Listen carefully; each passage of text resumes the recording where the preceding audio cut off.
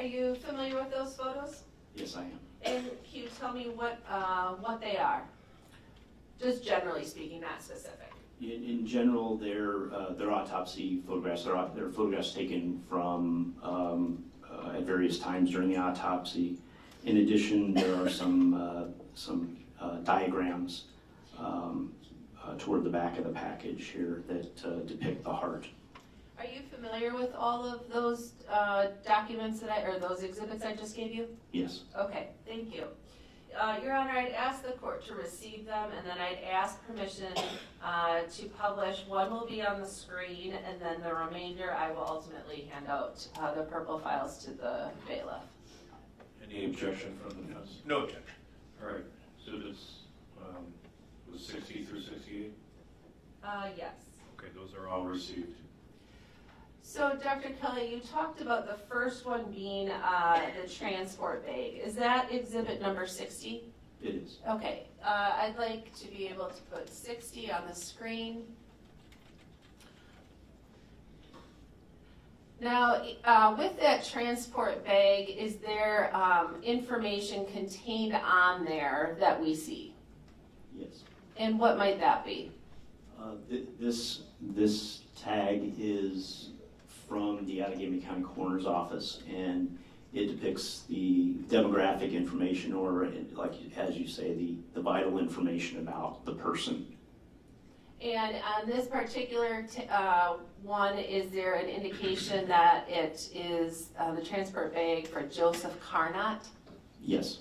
And does it indicate a date of death on there? Yes. And what might that be? It's July 19th of 2024. There also is a red tag that we say that actually says sealed on it. Do you see that? Yes. And what is that? Well, that's a bag seal. So what that effectively is, it's kind of like a fancy zip tie. It's plastic, and it has a unique identifier on it, and that's something that can be recorded by the coroner's office. And much in the same way that if you're following a truck on the highway and you see that little tag on the back, it doesn't prevent somebody from getting in there, but it will tell you that the seal has been broken, that somebody may have been able to get inside. So finding an intact seal means that the bag has been closed since the seal was applied to the bag. Thank you. And were there any issues with this particular bag at all? No. Thank you.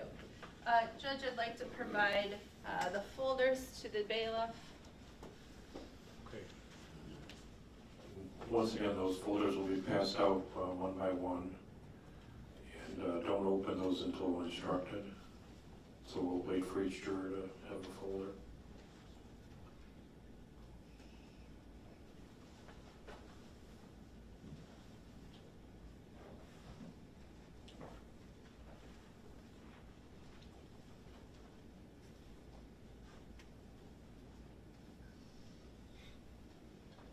Get some up front, please. So.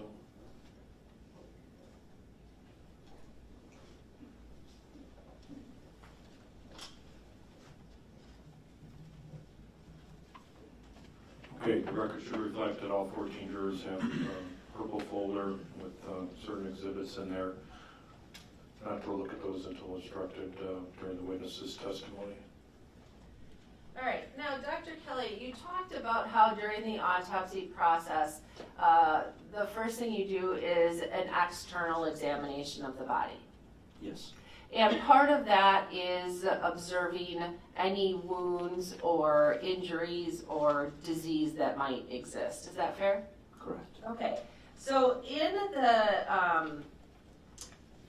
the photo that, or I'm sorry, in the exhibits that you have, if everybody could turn to exhibit 61, it's the first photo that's in the packet.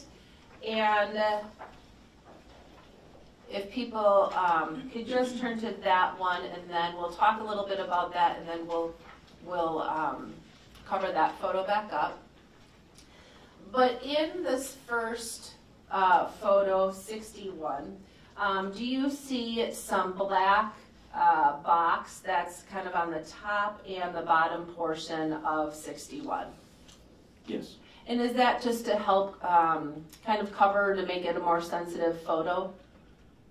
Yes. So in the original photo you took, it would have been the entire picture without the boxes. Is that fair? Yes. Okay.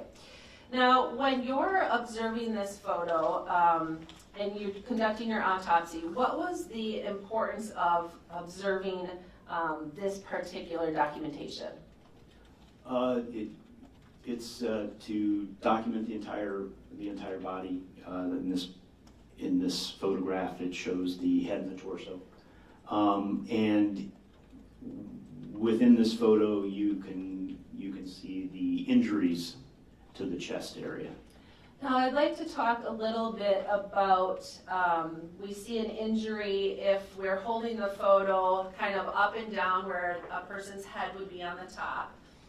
The injury on the right-hand side, kind of under that left breast area. What did you observe in this photo with that injury? Yes, in this photo to the left side of his chest, under the left nipple, that is a stab wound to the chest. Now we see some kind of injury in the middle, in between, kind of on the breastbone, and then we see kind of a curved injury kind of to the left of that in the photo and above that. What is that from, if you know? The rest of the injuries that you're looking at to the chest, you notice that they're kind of in the midline and they have something of a pattern to them. They have a curved nature. These are injuries that are related to resuscitation and are either, and could be a couple of different things or both. One is defibrillator pads. It could be burns and abrasion from the defibrillator. Also, if a Lucas device was applied, this is a piece of mechanical equipment that does CPR for the rescuers. So it actually takes the work of the actual compressions of the chest away from the rescuer. So because it's curved and round, that can be one or both of those medical interventions. So for those particular injuries from the medical intervention, was that any concern to you related to cause of death at all? No, they're not related to the cause of death. So you would still even though they're not related to cause of death, you would still document them as part of what you're seeing on an individual? Yes, despite obvious evidence of injury or obvious evidence of a cause of death, I still document everything at autopsy. Okay, thank you. So if we could close that photo and then look at photo 62, or exhibit 62, I should say, which should be the next one. And if we kind of put it where it would be up and down with the head on the top and the lower torso or stomach area on the bottom. Is it common for you to take kind of more general photos and then focus in on specific things of interest to you? Yes. And is that what you did with exhibit number 62? Yes. Okay. What did we see in exhibit number 62, more close up? So in this photograph, you can see the left nipple in the photo, and below that you can see the stab wound that I referred to earlier. When you look at that stab wound, what is it you do to try to assess it? Well, I describe it, I measure it on external examination, and look for any other injuries associated with it, any injuries around it. And you did that in this particular case? Yes. All right, then if we could look at exhibit number 62. I'm sorry, 63.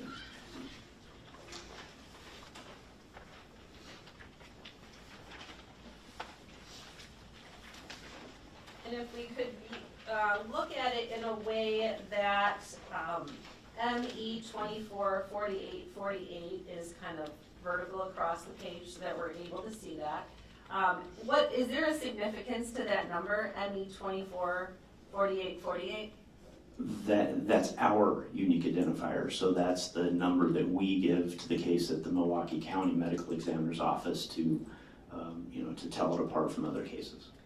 And what does this, I see that that identifier also kind of has a measurement on either side of that identifier as well. Can you use that in terms of measuring as we're seeing here? Yes, the purpose of taking photographs with a photo label is that it not only does it give an identification to the photo, especially to close-up photos like this, but also gives a scale that somebody looking at this photograph could use to determine the size of things in the photo.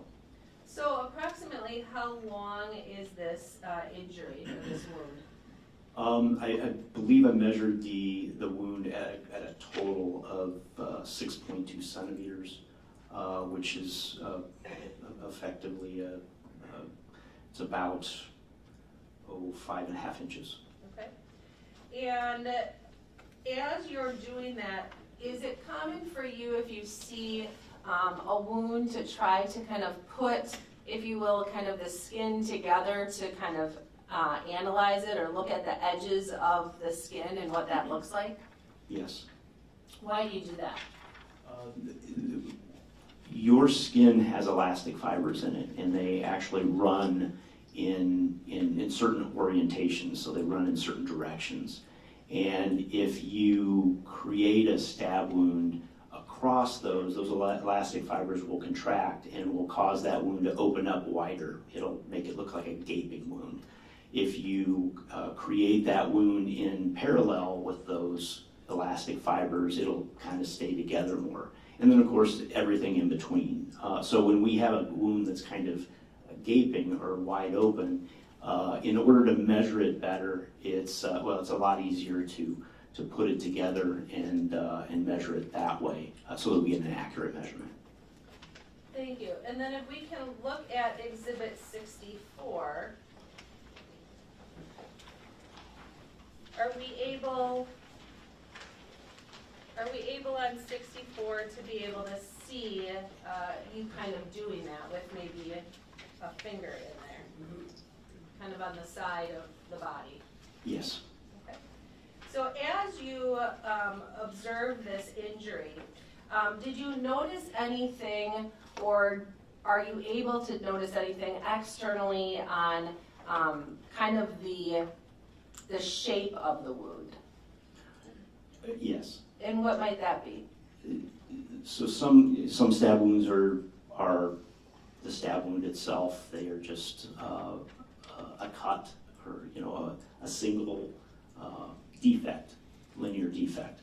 Other stab wounds, they have additional injury or sharp force injury that is related to either the part of the insertion of the knife or the removal of the knife. So in other words, knives have sharp edges. So if you put it straight in and pull it straight out, you might get just the slit that represents the width of the knife. But that doesn't always happen. Sometimes if there's movement to the person's body or movement to the knife as this is taking place, you can get additional injury to the wound. So it can look something like this, in which it's kind of a wide angle V shape. It almost looks like as it was being inserted or removed, the edge of the blade created additional cutting to the skin. So instead of just having a very simple in and out slit-like stab wound, you have a more complicated wound where there's an incised area. And then can that also then impact what you see internally? Possibly, because the same cutting surface can glide across soft tissues underneath the skin, so the wound inside can actually be much longer than the knife. Thank you. So at this time, if everybody could put their photos back into the purple file, I think we'll continue on with additional testimony. So, as you saw the Okay, the bailiffs can have their seats. So You're going to have them refer back to those at some point? I think we'll leave them with them for now until the Okay. conclusion of the testimony. Sure. Thank you.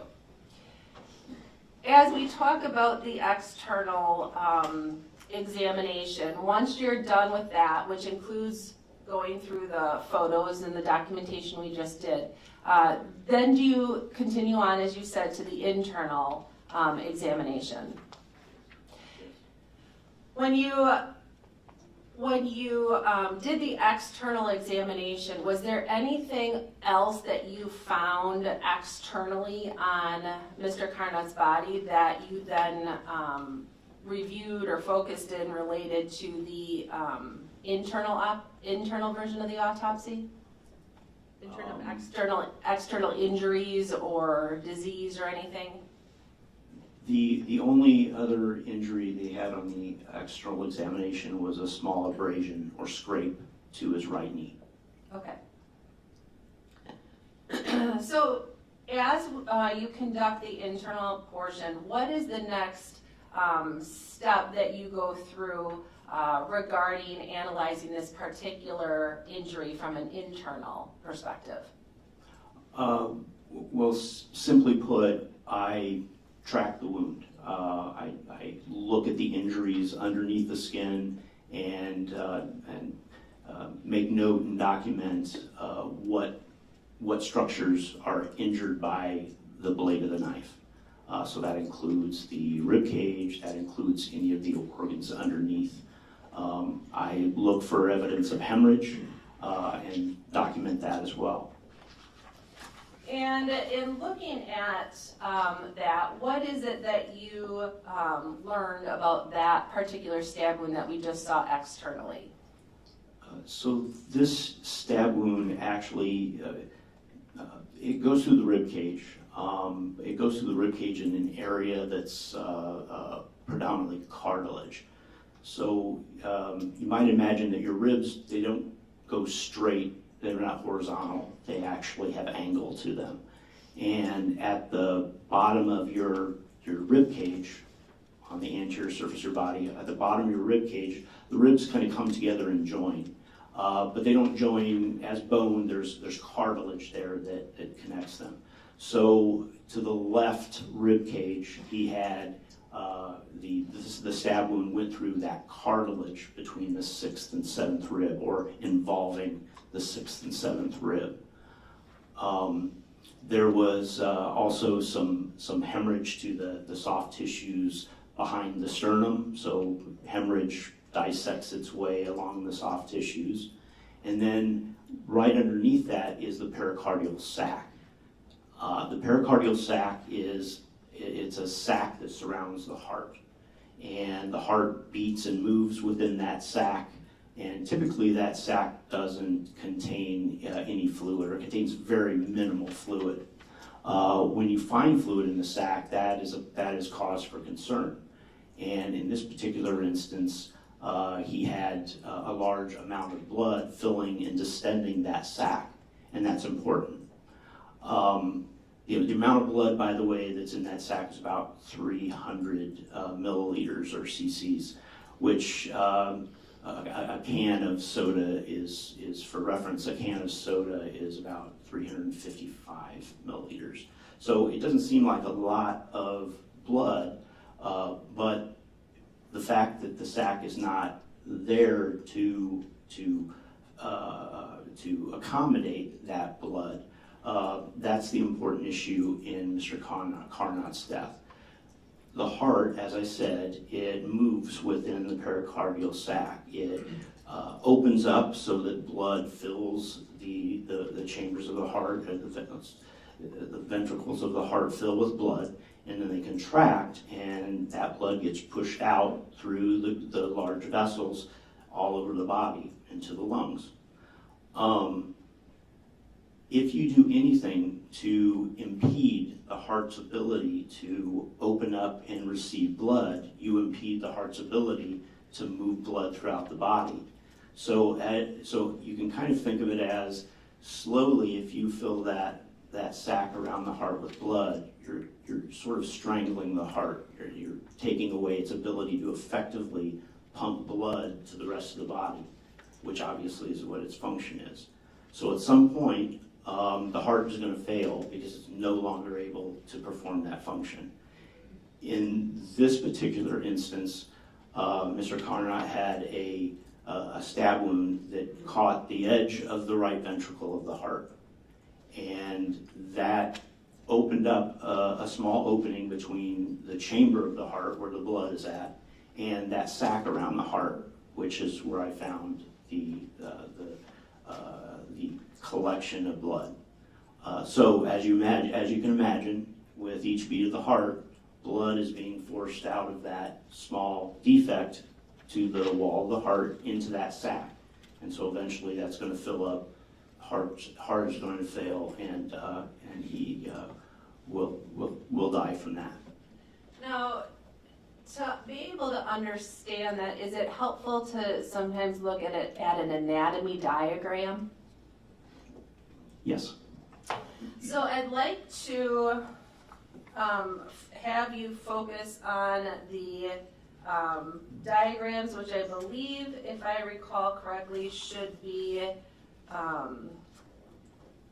exhibits number 65 and 66, 67 and 68. Does that look about right? Yes. Okay. And I'd like to provide you with a pointer, and then I'd also like a microphone, Judge, if that's okay. We're upgrading from the measuring stick we used last week. And so I'm going to give you that as well as the microphone. And if we could put exhibit number 65 on the screen.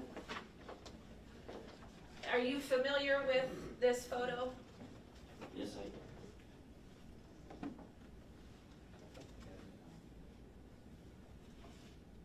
Yes, I am. Okay. And are these photos that you actually provided to me in anticipation of trial? Yes. Yes. Okay. You want to tap the top? Does it? It seems to be working. Okay, perfect. All right. If you could just kind of describe what this anatomy drawing is as it relates to what we're talking about here. So I chose this because it focuses on the area of interest. So this is a diagram painting that was created to show the heart, the lungs with the anterior chest removed. So on the edges here you can see the ribs, and it's as if those have been just removed, taken away, so that you can see all these structures. So this gray thing around the heart is the pericardial sac. So you can see there's this sac surrounding the heart as I described it, and this is the heart inside. And as you point to that, that's kind of in the middle of the photo, would you say? Yes. And it's identified? Yes. Okay. These over to the sides are, of course, the lungs, and the blue and red, they're that color to tell you the difference between oxygenated blood and unoxygenated blood. But these are the great vessels, the aorta and the superior vena cava. Okay. Now, if we look at exhibit number 66, is that the same photo that we looked at before, but with an additional notation on it? Yes, this is the same diagram. What I've done is I've given you an idea about where the stab wound to the heart was located. And where, can you point to where that is? It's right here. I have an arrow and an asterisk pointing it out. So when you talk about that sac with that heart, and we're kind of looking at that diagram, it looks like the lungs and the heart are really quite close together. Is that pretty fair? Yes, they are. So as somebody is breathing and their heart is pumping, you talked a little bit about all of the expansion and the movement that's happening in there. Is that fair? Yes, there is considerable movement within the chest cavity due to the heart and lungs. When the lungs when you're breathing, are your lungs also expanding as they fill with air? Yes. So the lungs are expanding and then deflating as you're breathing, and then the heart is pumping, so it's expanding and then getting smaller with the pump. So there's lots going on in that particular area of the body at all times. Yes. Okay. You pointed on the right-hand side the rib cage, and you talked a little bit previously about cartilage. When we talk about that, how would we think about kind of the thickness of skin? What's cartilage like as you're examining it in terms of the difference maybe between skin or how we kind of understand it? So cartilage is not as dense as bone, but certainly much more dense than the skin and the soft tissue underlying it. So as we talk about stab wounds, in order to kind of go through cartilage, is that just an easy kind of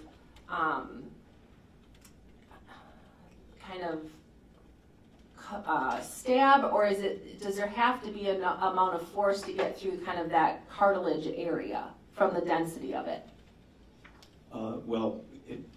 Common sense, it's much denser, so it will take more force for a blade to go through cartilage than skin.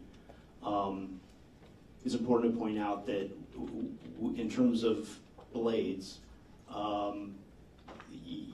the blade is sharp, so it will go through lots of things. All you have to do is overcome the resistance of the skin, and underneath there, everything else is pretty easy to cut through.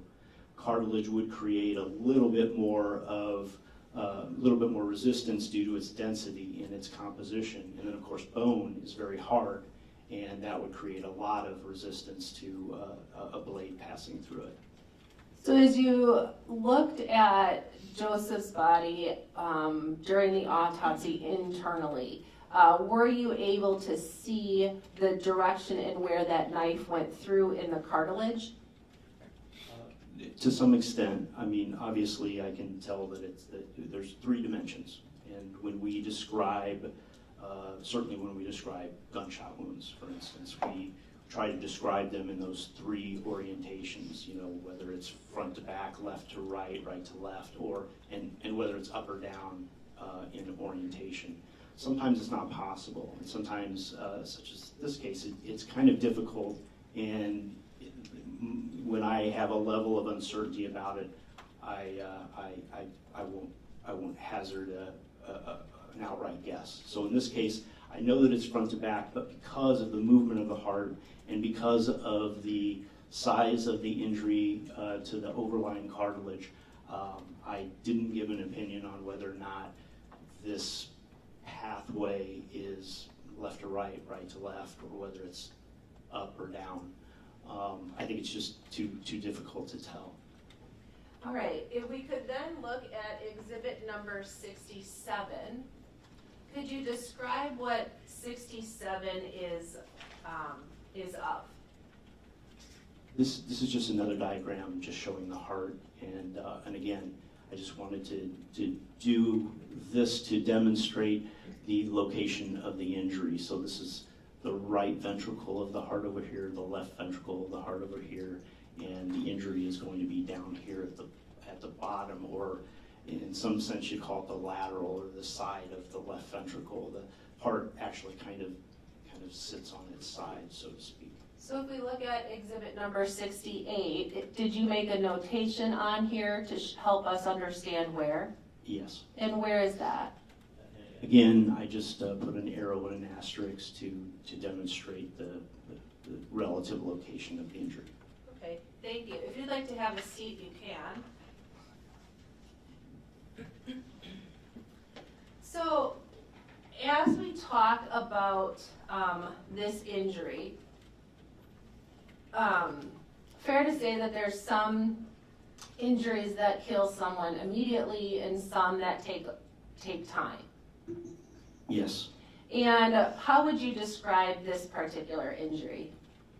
Well, this injury is not necessarily an immediately lethal injury.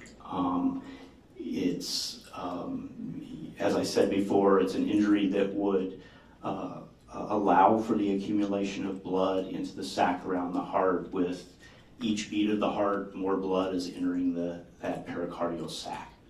So would somebody maybe be able to move around for a little bit? Yes. Would someone maybe be able to talk for a little bit? Yes. Eventually, might that person become unconscious? Eventually, yes. Is there a scenario where they might become unconscious, then come to a little bit and become unconscious again? I suppose that's possible. Okay. Now, with this type of injury, as we're talking about kind of the process of the blood filling that sac portion of the heart, and it not happening, it's not causing death right away, how much time might it have, give or take? Not, obviously, there's not going to be an exact situation, but generally speaking, what might it look like? Yes, that is going to be difficult. It really depends on a lot of factors. One being the size of the defect, but also how fast the heart is beating, what the blood pressure is at that time. So it's difficult, but certainly it can happen within a matter of less than a minute. But it can also, an injury like that could allow somebody to remain alive alive meaning their heart is still able to beat for several minutes. During that time, it would be pretty critical to have immediate emergency response. Yes. And what type of, with this particular wound and this particular stabbing, what type of things might the person be experiencing while this is happening? After the stab wound, but before they pass? What might that look like? Symptoms that they might experience? Symptoms, sorry. As I said, as the blood fills the sac around the heart begins to fail. That person would, certainly start to experience the effects of that. Things such as dizziness. They certainly could become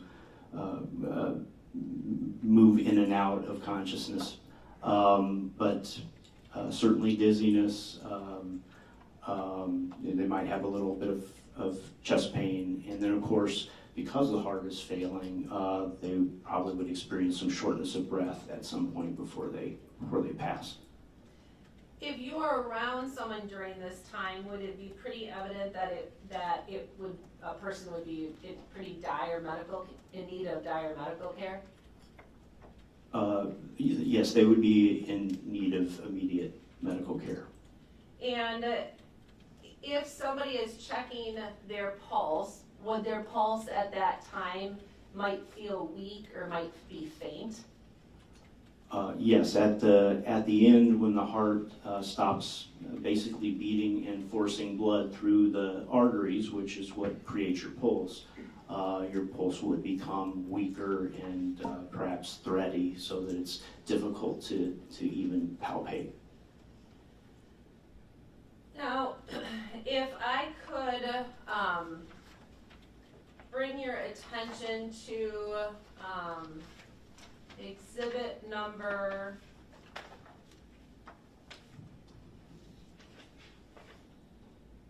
59, that was your report?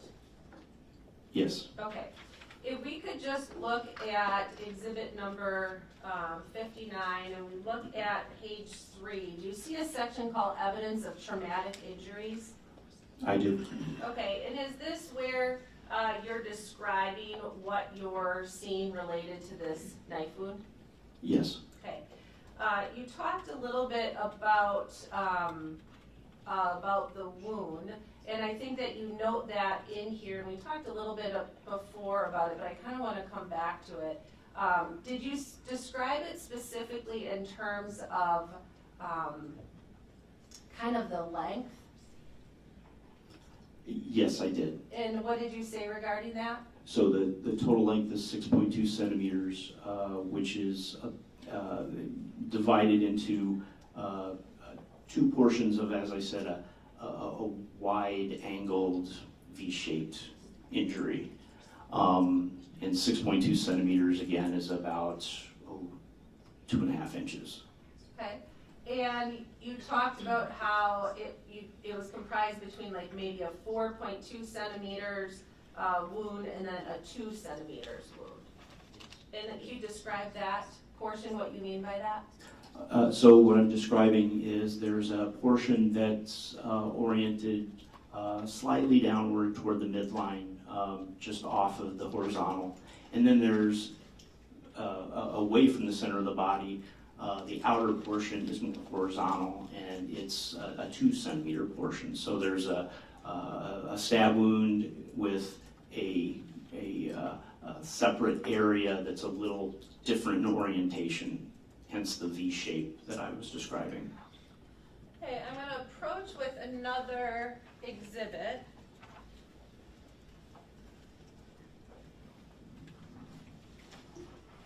Exhibit number 77, can you look at that? Yes. And are you familiar with that, what's photographed in that exhibit? Yes, I am. And what is it? This is a photograph of a knife that was shown to me as the potential knife that caused the injury. Your Honor, I'd like the court to receive exhibit number 77, and I'd ask permission to be able to publish it. Any objection? No objection. Right.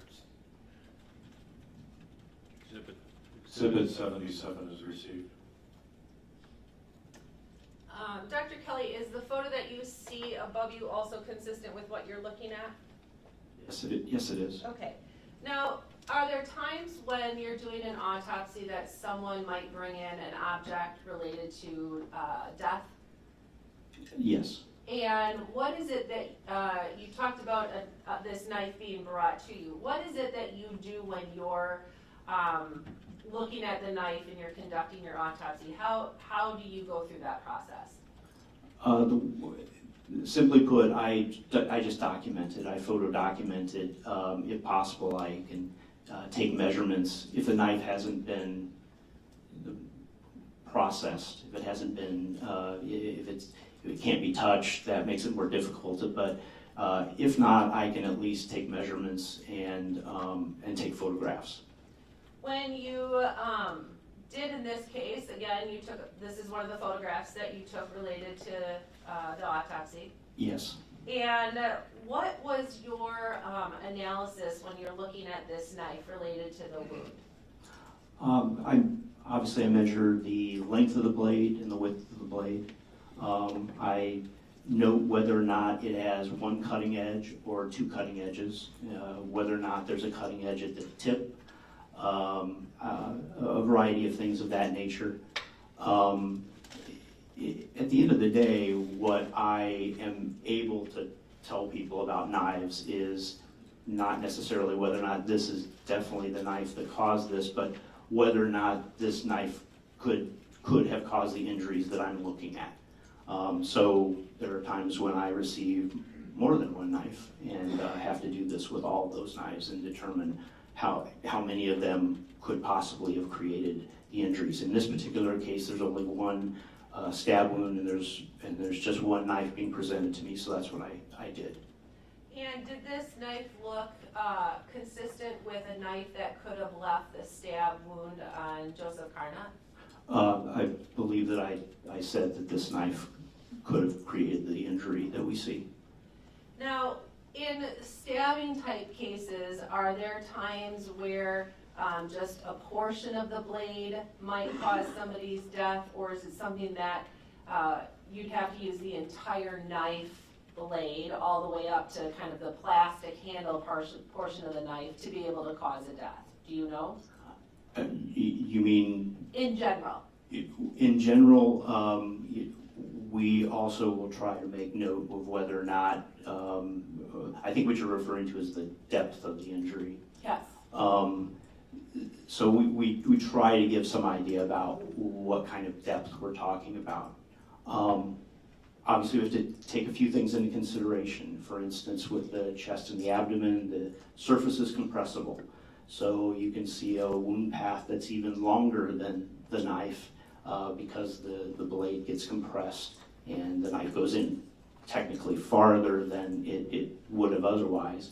The blade can only go in part of the way, and that's another possibility, that it's only inserted partially.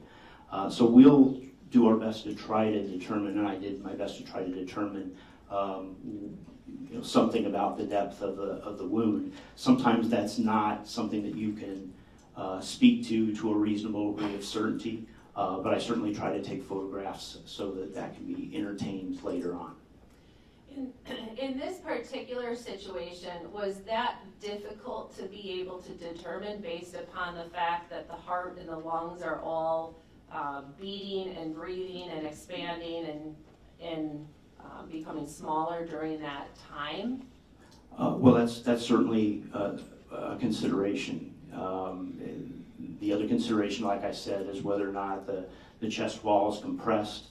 But certainly suffice it to say that this knife could have been inserted the entire width, or based on the measurements and the appearance of the body, it could have been part of the distance of the width. Part of the length of the blade. When you say the chest is compressed, what does that mean? Well, your rib cage moves, and you have, as I said, there's some cartilage in the front, and the ribs they're not horizontal, they're kind of angled, and just sitting here breathing, you can feel that your rib cage moves in and out. But your rib cage is flexible, and certainly the younger you are, the more flexible it is. But it's flexible, so you can compress the chest. Technically, that's what is being done during CPR. But by compressing that chest with a blow to the chest, you can actually compress it to the point where, like I said, the blade, even though it's only a certain number of inches long, can be inserted beyond that depth. Thank you. Now, I want to talk a little bit about evaluating stab wounds. Is there a way that you're able to determine if a stab wound is self-inflicted or inflicted by another? We will make note of all of the characteristics that might help to make that decision. And I should insert the caveat here that single stab wounds to the chest are obviously the most difficult. So having a single stab wound to the chest, you have to take into consideration a lot of the things that you observe at autopsy. And but having said that, understand that cause of death isn't a real mystery here. And so my job is to determine the cause of death. To determine the manner of death, you have to go beyond the autopsy. The autopsy is just one set of facts that you use to determine the manner of death, whether or not it's a natural accident, suicide, homicide, or undetermined case. So that requires more information about the circumstances, the scene, the person themselves, and their past history. So from the standpoint of evaluating the injuries, I'll make note, or by not making note, I'm telling you that certain things are not present. So you'll know what kind of factors are present and not present in making a decision on whether or not this is or could be self-inflicted versus a homicidal injury. So in this particular situation, are you able to determine whether or not it was self-inflicted or not self-inflicted? No, from my involvement in this case, I can tell you the cause of death, but I am not able to tell you the manner of death. And as we look at that, there are times where you're able to determine both the cause of death and the manner because it's clear to you. Yes, And then there's times where there would have to be an evaluation of much more than just the autopsy. correct. And that's the situation that we're in today. Is that fair? That's fair.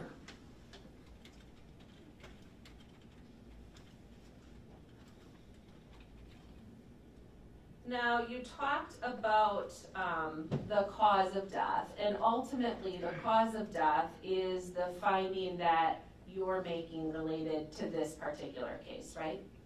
Yes, And what did you determine the cause of death to be? a stab wound to the chest. So everything we've been talking about today. Yes.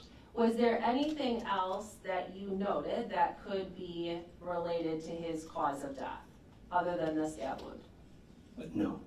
Was there any other, did he otherwise appear to be a healthy person? Yes, he does have some natural disease, but generally he appears healthy. He does, but as I said, he does have some natural disease. But nothing that would have related to his death? But nothing that contributed to his death. Thank you. And that's outlined in Exhibit 59, which is your autopsy report, right? Yes, Now, in addition to conducting the external exam we talked about, the internal exam, you talked about the process of collecting fluid samples or other different types of samples during the autopsy process. Do you remember that? yes, And as you talked about this, were there fluids that were also collected for Mr. Carnot? yes, there were. And was some of that done then through toxicology? Yes, it's my routine to collect specimens for toxicology on all autopsies. And you indicated you have a toxicology laboratory at the Milwaukee Medical Examiner's Office? We do. Okay. So after conducting those, collecting those specimens, those are then sent to your laboratory? Yes, And do you then receive back a toxicology report related to that to help further assess your autopsy exam and evaluation? yes, Did you receive that in this particular case? yes, I did. Now, as we look at the types of collections that were done, there is a notation on that, which I believe is the last 2 pages of your autopsy report. Does that sound right? Yes, Of Exhibit 59? correct. There's a reference to I believe it's iliac blood, Yes. and what is that? The iliac blood vessels are in the pelvis. They are those in the femoral arteries and vein, which are in the thigh, are preferred specimens, mainly because they're more peripheral specimens. They're farther away from the core of the body, and so they can be judged as being more accurate. And are there specific results that you noted in these results that were of interest to you? Yes, he does have some substances in his blood. What type of substances did you find? So the testing of that blood showed the presence of some methamphetamine, amphetamine, and then there was also some buprenorphine and its metabolite norbuprenorphine. And then I'm going to spell that for the court reporter. So that'd be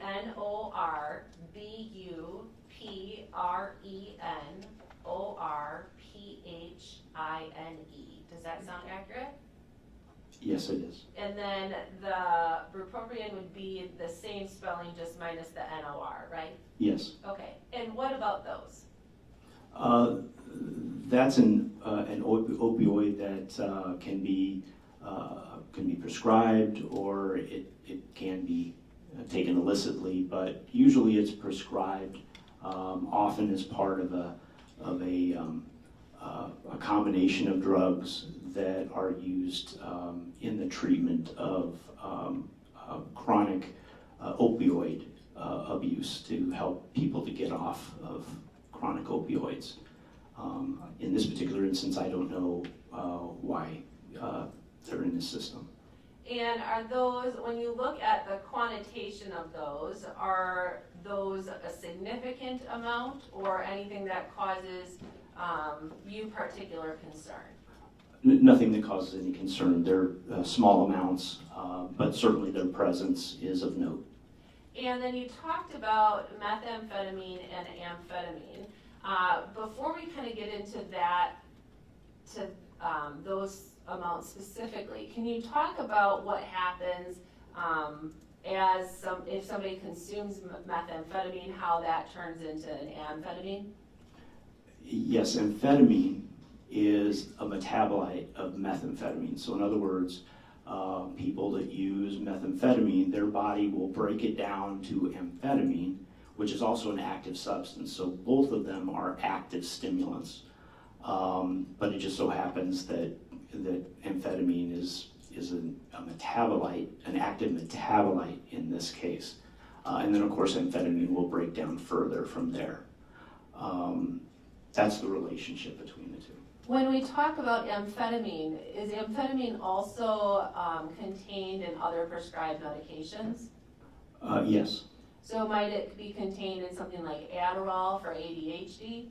Yes, it is.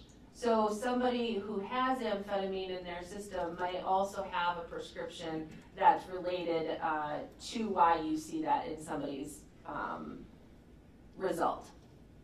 Correct.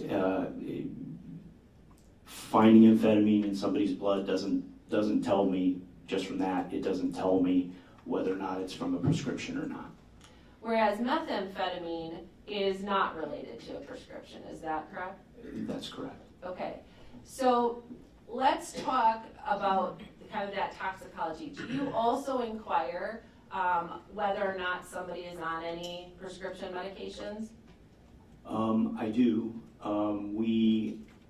Again, as a consultant, I usually ask for that type of information, what kind of prescriptions, mainly for this reason. So it helps us when we get our toxicology back to say, well, that substance that I see is something that they're supposed to be taking. It's a prescription medication. And did you have information for Joseph Carnot about him having a prescription for Adderall? Well, not exactly.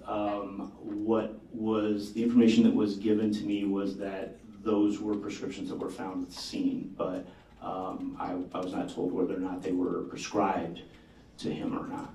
Okay, so Hold on a second.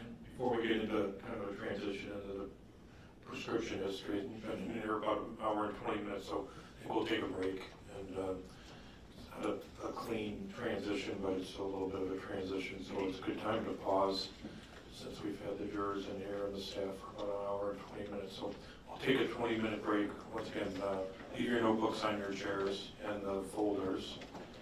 And we'll see you back in the courtroom about 9:50, 20 minutes from now, roughly. All rise for the jury.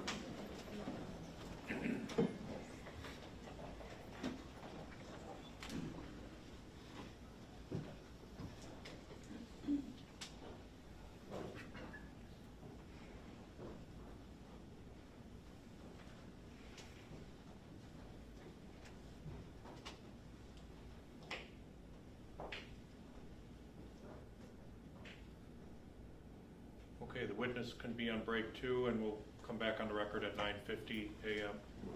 So you can step down as needed.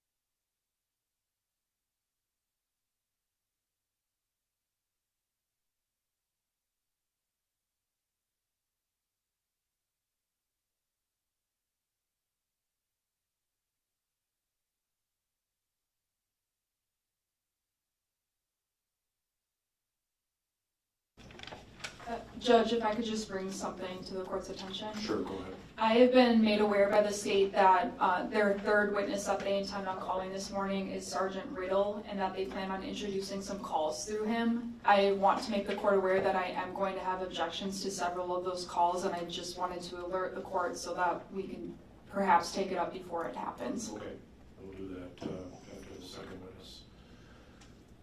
Okay, anything else from the state before we bring the jury back out? No, thank you. Okay, we'll bring the jury back out.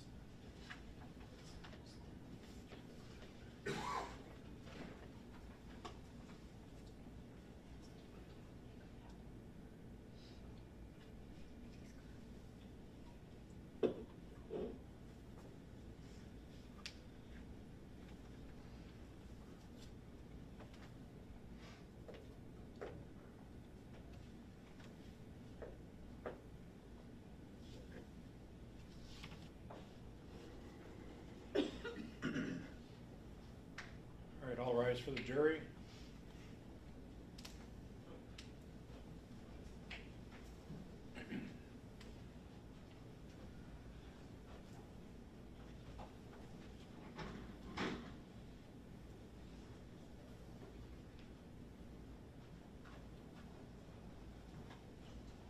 Okay, everybody can be seated.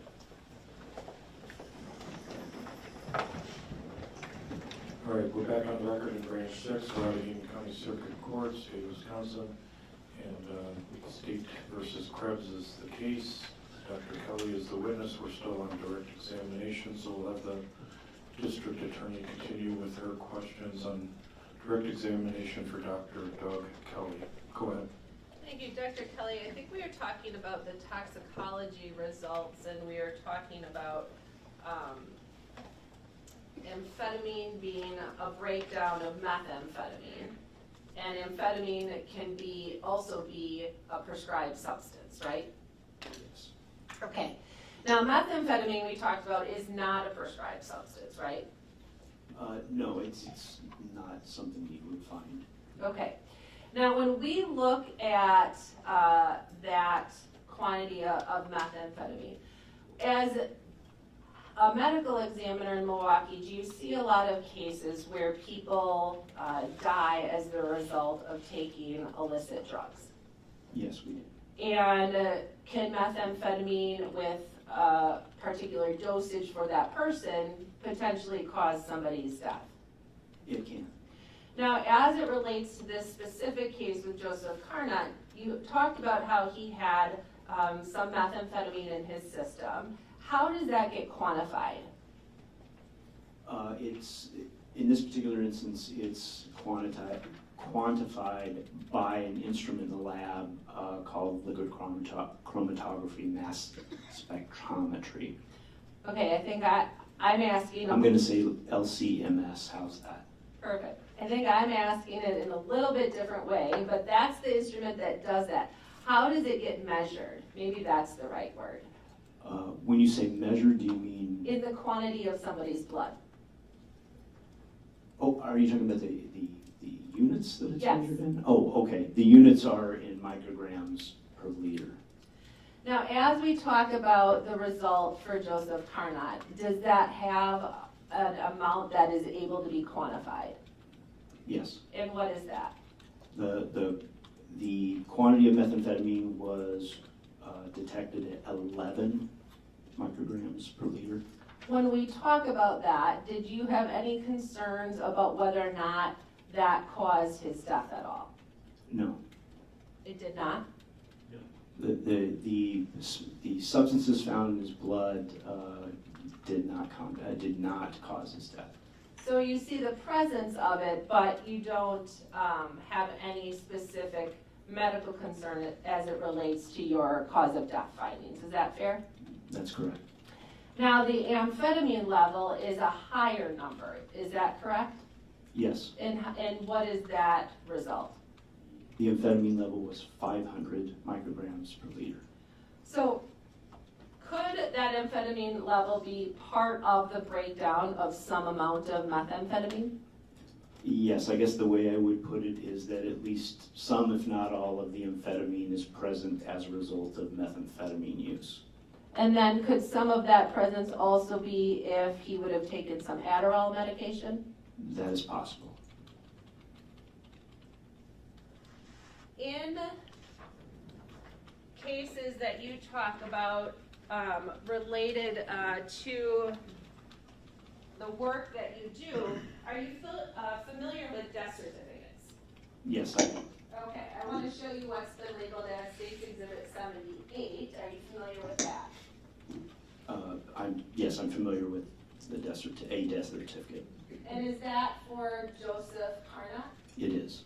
And on the bottom, does it talk about an autopsy being performed? Yes, it should. It does, yes. And is that in reference to the work that you specifically did? Yes, it is. And does it indicate whether or not there is a cause of death? It does. And what does that say? Stab wound to chest. Okay, and then it says interval between onset and death. Do you see that? I do. And what does that say? It says minutes. So is that information all from your work that you did? Yes, I would imagine that they certainly would have gotten our report state with my opinion on the cause of death. Your Honor, I'd like to, for the court to receive that. We're not publishing it, just as an exhibit for the court to receive. Okay, with those conditions, any objection? No. All right, 78 is received. Okay, that's all I have at this time. Thank you, Dr. Kelley. All right, Dr. Kelley, Attorney Kirk Aubert is to your left, so he's going to go over some things with you on cross-examination. Once again, take your time, don't be in a hurry, and go ahead, Mr. Aubert. Thank you. Good morning, Dr. Kelley. I do have a few questions. And I heard you say on direct examination that you have an opinion with regard to the cause of death, that being a stab wound to the chest, but you do not have an opinion with regard to the manner. Am I right? That's correct. That's correct. Another way to put that is you cannot scientifically rule out the possibility of a self-inflicted wound here. As I said, I can't rule out the possibility. I can't tell you what the manner of death is. And it should be obvious, but it's not your job, nor is it scientifically possible in this case to determine who caused that stab wound, correct? I'm not able to do that with what I have. Right. If I were to describe in forensic terms an accidental self-inflicted incise wound to the palm or palmar aspect of the hand or fingers, what would that mean to you? Could you say that again, please? An accidental self-inflicted incise wound to the palm or palmar aspect of the fingers. And what, asking me, what does that mean? Yes. That just means that he has that person would have a cut to the palm of the hand somewhere. Okay. And this is the type of wound that sometimes, not all times, but we will observe on the hand of the perpetrator, the person that did the stabbing, if it were not self-inflicted. Am I correct? Say that one more time. This is the type of wound, an accidental self-inflicted incise wound of the palm or palmar aspect of the fingers. That's something that if someone were to stab somebody else that meets an object of resistance, such as a human body, there can be some slippage, and then there's a self-inflicted incise that occurs on the fingers. I see what you're asking. Yes, it's possible that even from from any individual that is using a knife to inflict this kind of wound, there could be some slippage of the knife causing a cut to the inside of the hand where you hold the knife. Okay, and there have been forensic studies actually, which you're familiar with, but that discuss this phenomenon, correct? It's something that you'll see in textbooks and occasionally in autopsy. Okay. Mr. Brody, can we put Exhibit 77 up, please? Now, Dr. Kelley, this is the knife that we were discussing. Now, I'm sure you see all kinds of knives, all different types. Am I right? Yes. Okay. And again, you had said that sometimes you're provided with a variety of different knives, sometimes you're provided with multiple ones regarding one case, but you just have this one knife to look at in this case, am I right? That's correct. And you've seen knives that have, I'm not sure what the technical term is, but you've seen a hunting knife that has sort of a stop or a catch surrounding at the end of the handle, correct? Yes, a blade guard. A blade guard, that's the right term, thank you. And that's intended to prevent that type of wound we were just discussing to the hand, correct? Yes.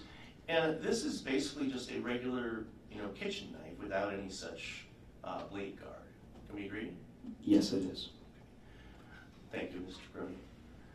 Now, one thing you might look for to help educate you with regard to the manner of death is the existence of any defensive wounds on the deceased. Am I right about that? That's correct. Can you explain to the jury what defensive wounds would encompass? Defensive wounds are wounds that would be incurred during the process of defending yourself against a weapon.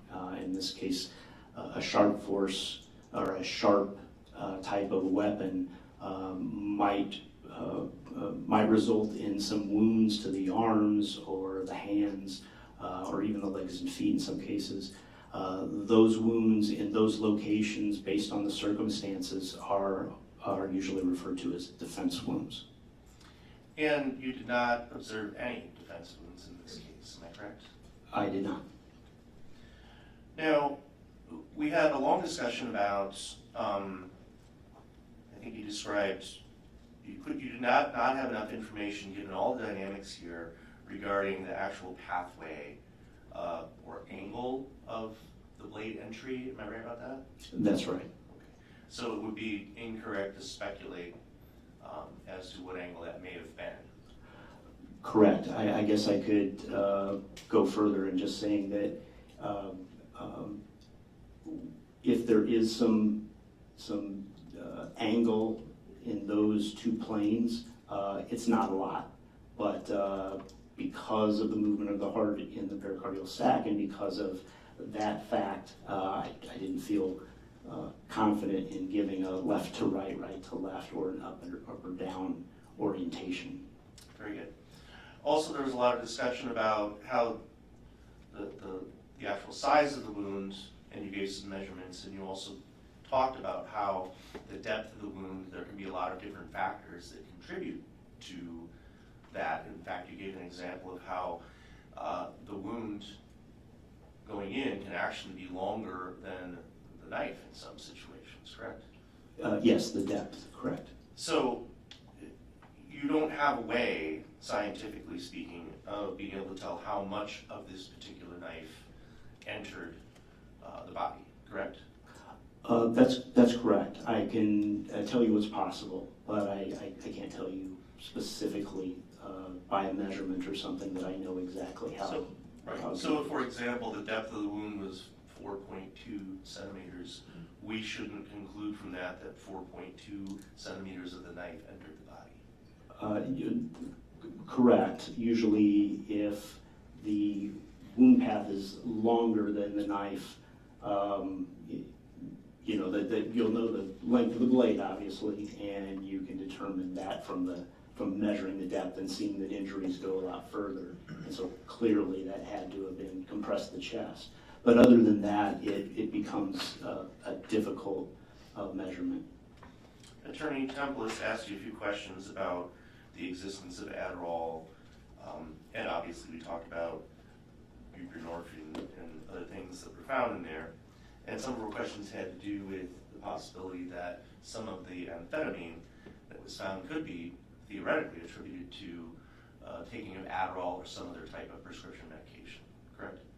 That's a possibility, yes. But you also said that given the amount of methamphetamine and the fact that amphetamine itself is a metabolite of methamphetamine, it's not surprising to find this amount of methamphetamine compared to the amount of methamphetamine. Am I correct? Well, I didn't say that, but I think what the implication is that the presence of methamphetamine would, because it breaks down to amphetamine, would mean that at least some of the amphetamine in his system came from methamphetamine, if not all. If not all. And again, just so your jury understands what we mean when we say metabolites, and this can happen with a number of different substances. Say, for example, if we're looking for tetrahydrocannabinols, we'll see a delta-9 component, we can see a carboxy-THC component, a hydroxy-THC component. And what's actually happening is the body is turning one substance into another through the metabolic process. Am I right? Yes. Okay. So in this case, when we see methamphetamine, and then we also see amphetamine, what is the natural process that the body undertakes is it's in the metabolization. It's actually converting methamphetamine to amphetamine. So we'll see less methamphetamine as the body metabolizes it, and then it will convert it to more amphetamine. Am I correct? Typically, yes.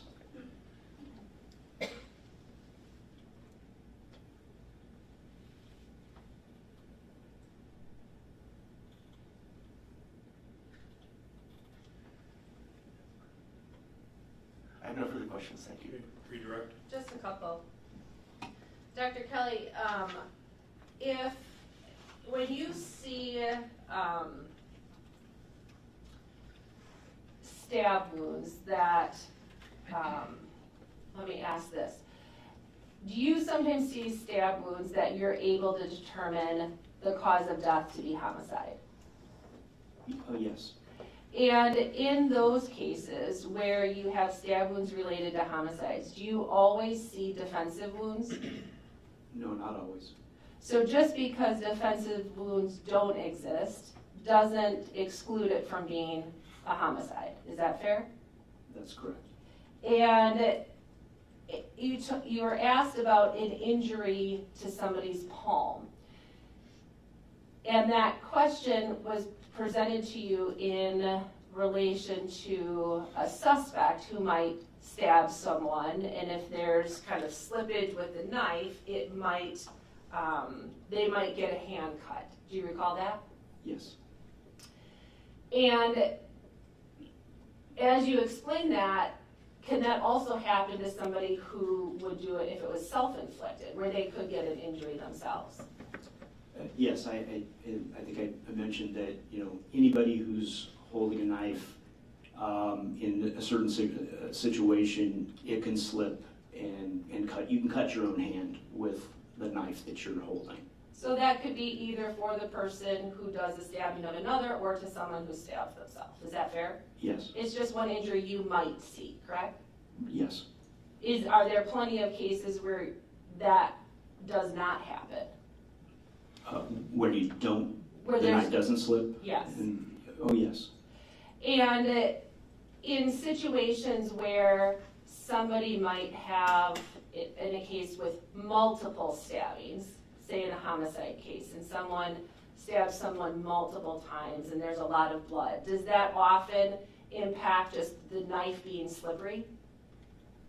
Yes, that certainly is one of the reasons why the knife would slip. Now, in this particular case, with the amount of blood that was filling the sac around the heart, would more of the blood have been contained in that sac versus coming out of somebody's body? That's a difficult question to answer because it really depends on the set of circumstances. I mean, certainly any time that you create an opening from the skin to a wound site, you have the potential for blood loss.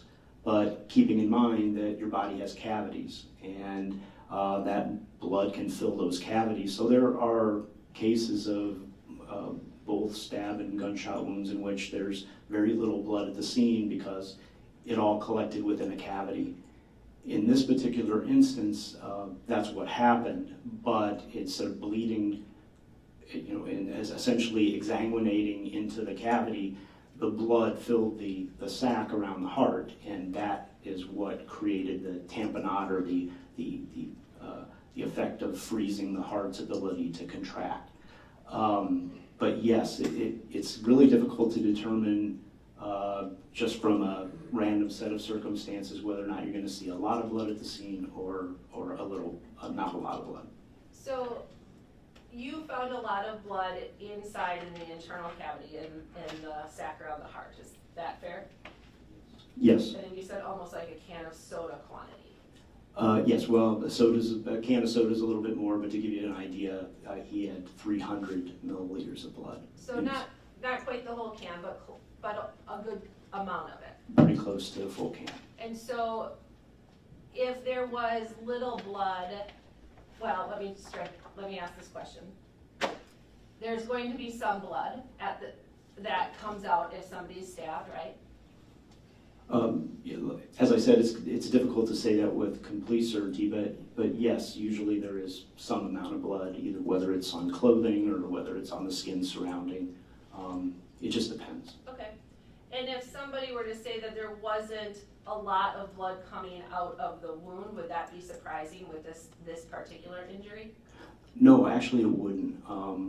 Mainly because the blood obviously is collecting in that sac around the heart. If there was a large opening between the sac around the heart and the outside the body, frankly, it would have had a place to go, and maybe it wouldn't have created the tamponade or the freezing of the heart. So I'm not surprised by that, no. Okay.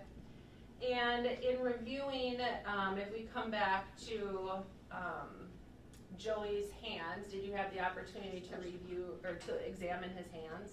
Yes, I did. And did you notice any injuries, any knife wounds or injuries to his hands? I didn't.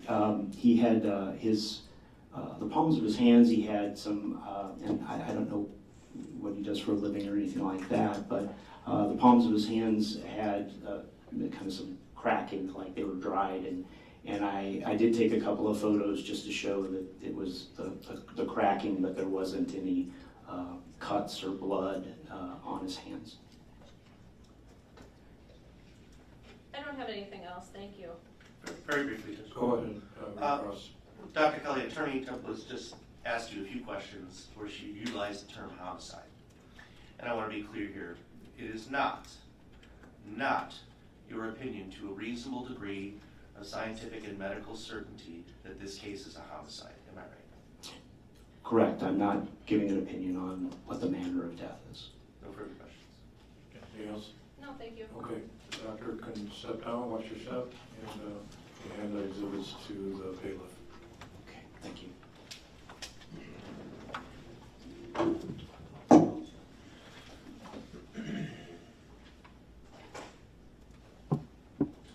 Okay, Steve can retrieve the next witness, and anybody in the courtroom wants to stand and stretch for 30 seconds, they can do that. And the bailiffs can also collect the purple file folders. Okay.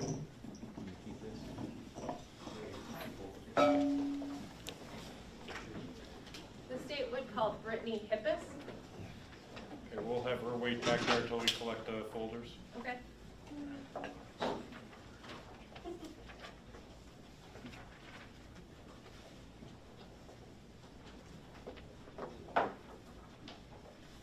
Just gonna have you wait for a second.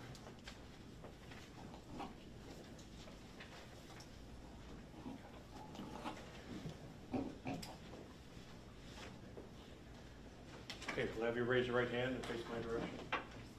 You do solemnly swear that the testimony you shall give shall be the truth, the whole truth, and nothing but the truth, so help you God? Please take a seat. Please state and spell your name for the record.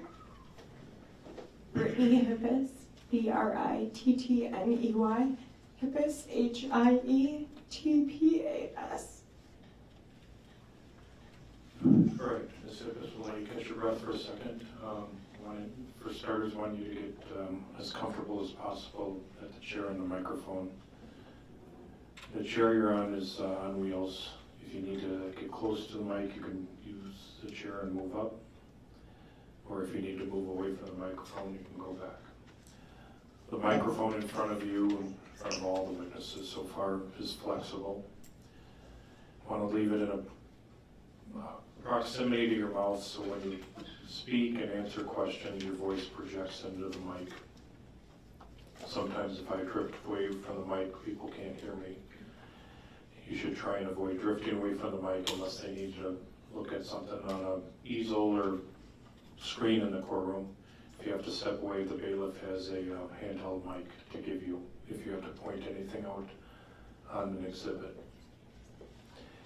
You're going to get questions from Ms. Templis in a few moments. We're not in a hurry. Sometimes people sitting in that chair are a little nervous, so they go fast.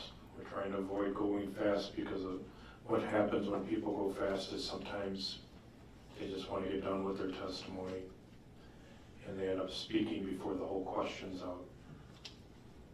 The court reporter in front of you is typing what people say. She's typing what I'm saying, she's typing what the lawyers say, she'll type what the witnesses are going to say. We're trying to avoid two people talking at the same time because then that's going to be really hard for her to type that. So going back to people going fast on the witness stand, listen to the question. Don't start your answer until you know the attorney, or if I ask you a question, the judge finishes the question.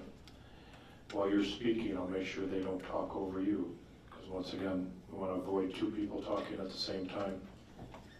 Sometimes in courtroom cases, there's objections by the lawyers. So if you hear a lawyer say, I object, or something along those lines, stop your response to give me a chance to sort out the objection and make a ruling. If I agree with the objection, I'll sustain it. If I disagree, I'll overrule it. And how I rule might dictate whether you have to answer or the full scope or portion of the scope of your answer. So wait until I give you some direction after I make that ruling. During your testimony, if your mouth gets dry, you obviously have a bottle of water there. You can use that at any time. If your testimony goes on for a period of time and you need a restroom break, just let me know. We'll accommodate you and take a break. Sometimes people are asked to testify about things that happened a long time ago, whether it's months or years, it can vary. In order to refresh the witness's recollection, if they can't remember the specifics, the attorneys are allowed to give witnesses, might be a report or an exhibit or play a recording that allows the witness to refresh his or her recollection. If that happens during your testimony, take your time reviewing the document or the exhibit or listening to the recording. The attorneys will then follow up and ask, did that refresh your recollection of what happened maybe months or years ago? If it does, then you can answer the question based on your recollection being refreshed. Do you understand that? Yes. Okay. All your answers need to be verbal, so no shaking of the head or nodding of the head or any kind of like slang, or nah. So be verbal in all your responses, and we're going to start with the prosecutor, so you face ahead to her, and this is the witness is Brittney Hietpas. Go ahead. Thank you. May I call you Brittney? Sure. Yes. Brittney, how do you know Joseph Carnot? I have a child with Joseph Carnot. And do you call him Joseph, or did you have a name that he always went by? I called him Joey. Does everybody else call him Joey? Joe or Joey, Okay. yes. I'd like to show you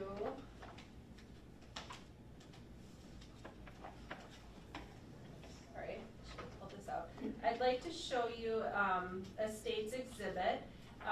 Your Honor, may I approach? Yes. Thank you.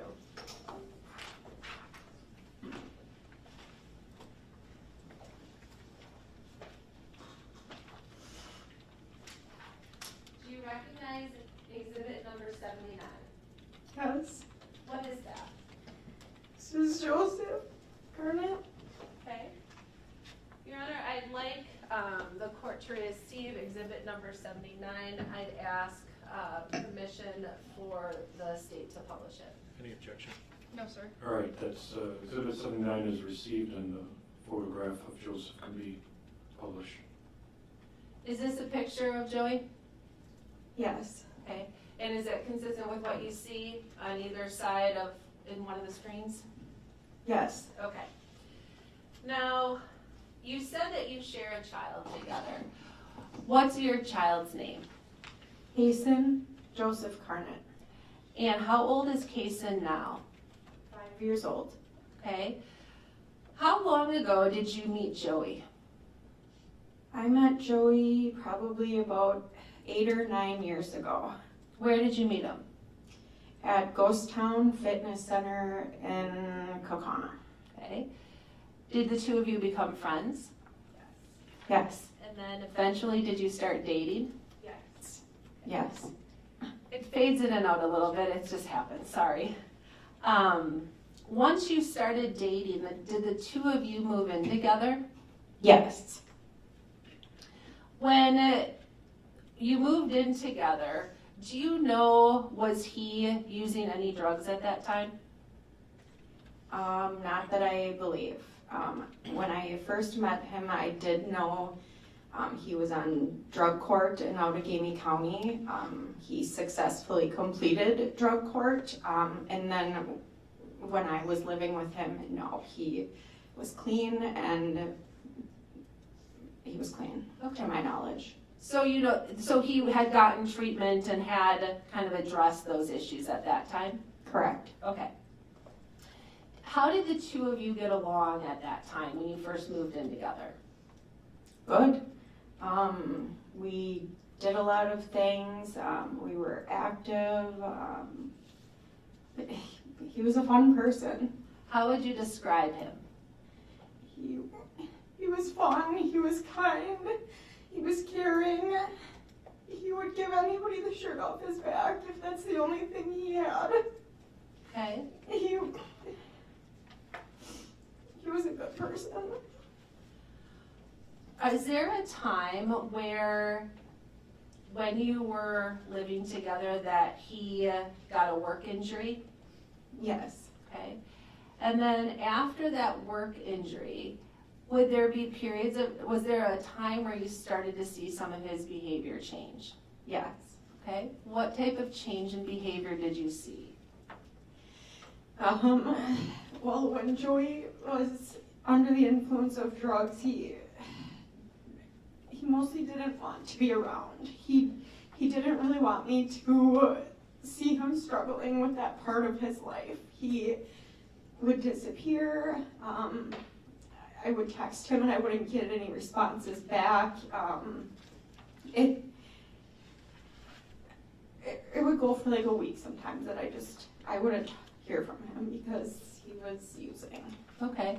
Is it fair to say that kind of from this point forward, well, maybe not from that point specifically, but that he struggled with addiction generally? Correct, yes. And there were times where he struggled, and then there were times that he was clean. Correct. Okay. So when he struggled, is that the times where you wouldn't see him for periods of time? Yes. During that time when he was using, would he ever have physical fights with you? No. Would he ever threaten self-harm at all? Never. Would he ever be suicidal at all? Okay. Now, what was the drug that he would usually use? Methamphetamine. Okay. Is there a time then when you were together that he went for treatment in Florida? Yes. Okay. And when he returned, was he clean when he came back? Yes. And then over time, did he struggle with that addiction again? Yes. Okay.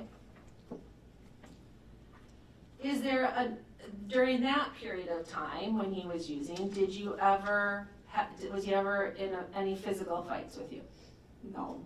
Was he ever talking about self-harm? No. Was he ever suicidal? No. Okay. At some point in time after he got back from Florida, did he start struggling with addiction again and go for help again? Yes. Okay. And then at that point in time, about how long had you been together, do you think, at that point? Are you referring to when he went to Nova. Nova? Okay. I would say probably 4 years I had known him Okay. at that point. All right. So did he then go to get help to address it at Nova? Yes. And that was another treatment facility? Yes. Did he get clean there? Yes. When he was there, was that kind of an inpatient thing where he did not live at home with you but went to a facility to help address everything? Correct. Okay. When he came back after Nova, did he move back in with you? Yes. Okay. During that time, did you kind of operate with a, quote, tough love mentality? Yes. Okay. What did that mean as it related to him going to work? So I did allow Joey to come back home after he got out of treatment at Nova. But it was pretty much under the understanding that he had to get a job, and I forced him to bike to and from work every day, and he did it. Okay. And did you want him to kind of earn his way back, if you Yes. will? Yep. And did he do it? Yeah. He did. And did he do well at that time and move up in his employment? He got a really good job. Okay. At that time in your relationship, were things going well? Yes. Did you get pregnant? Yes. Okay. And when you did, where was Joey then? Still with you? Yes. Okay. Was he still working? Yes. Was he still clean? Yes.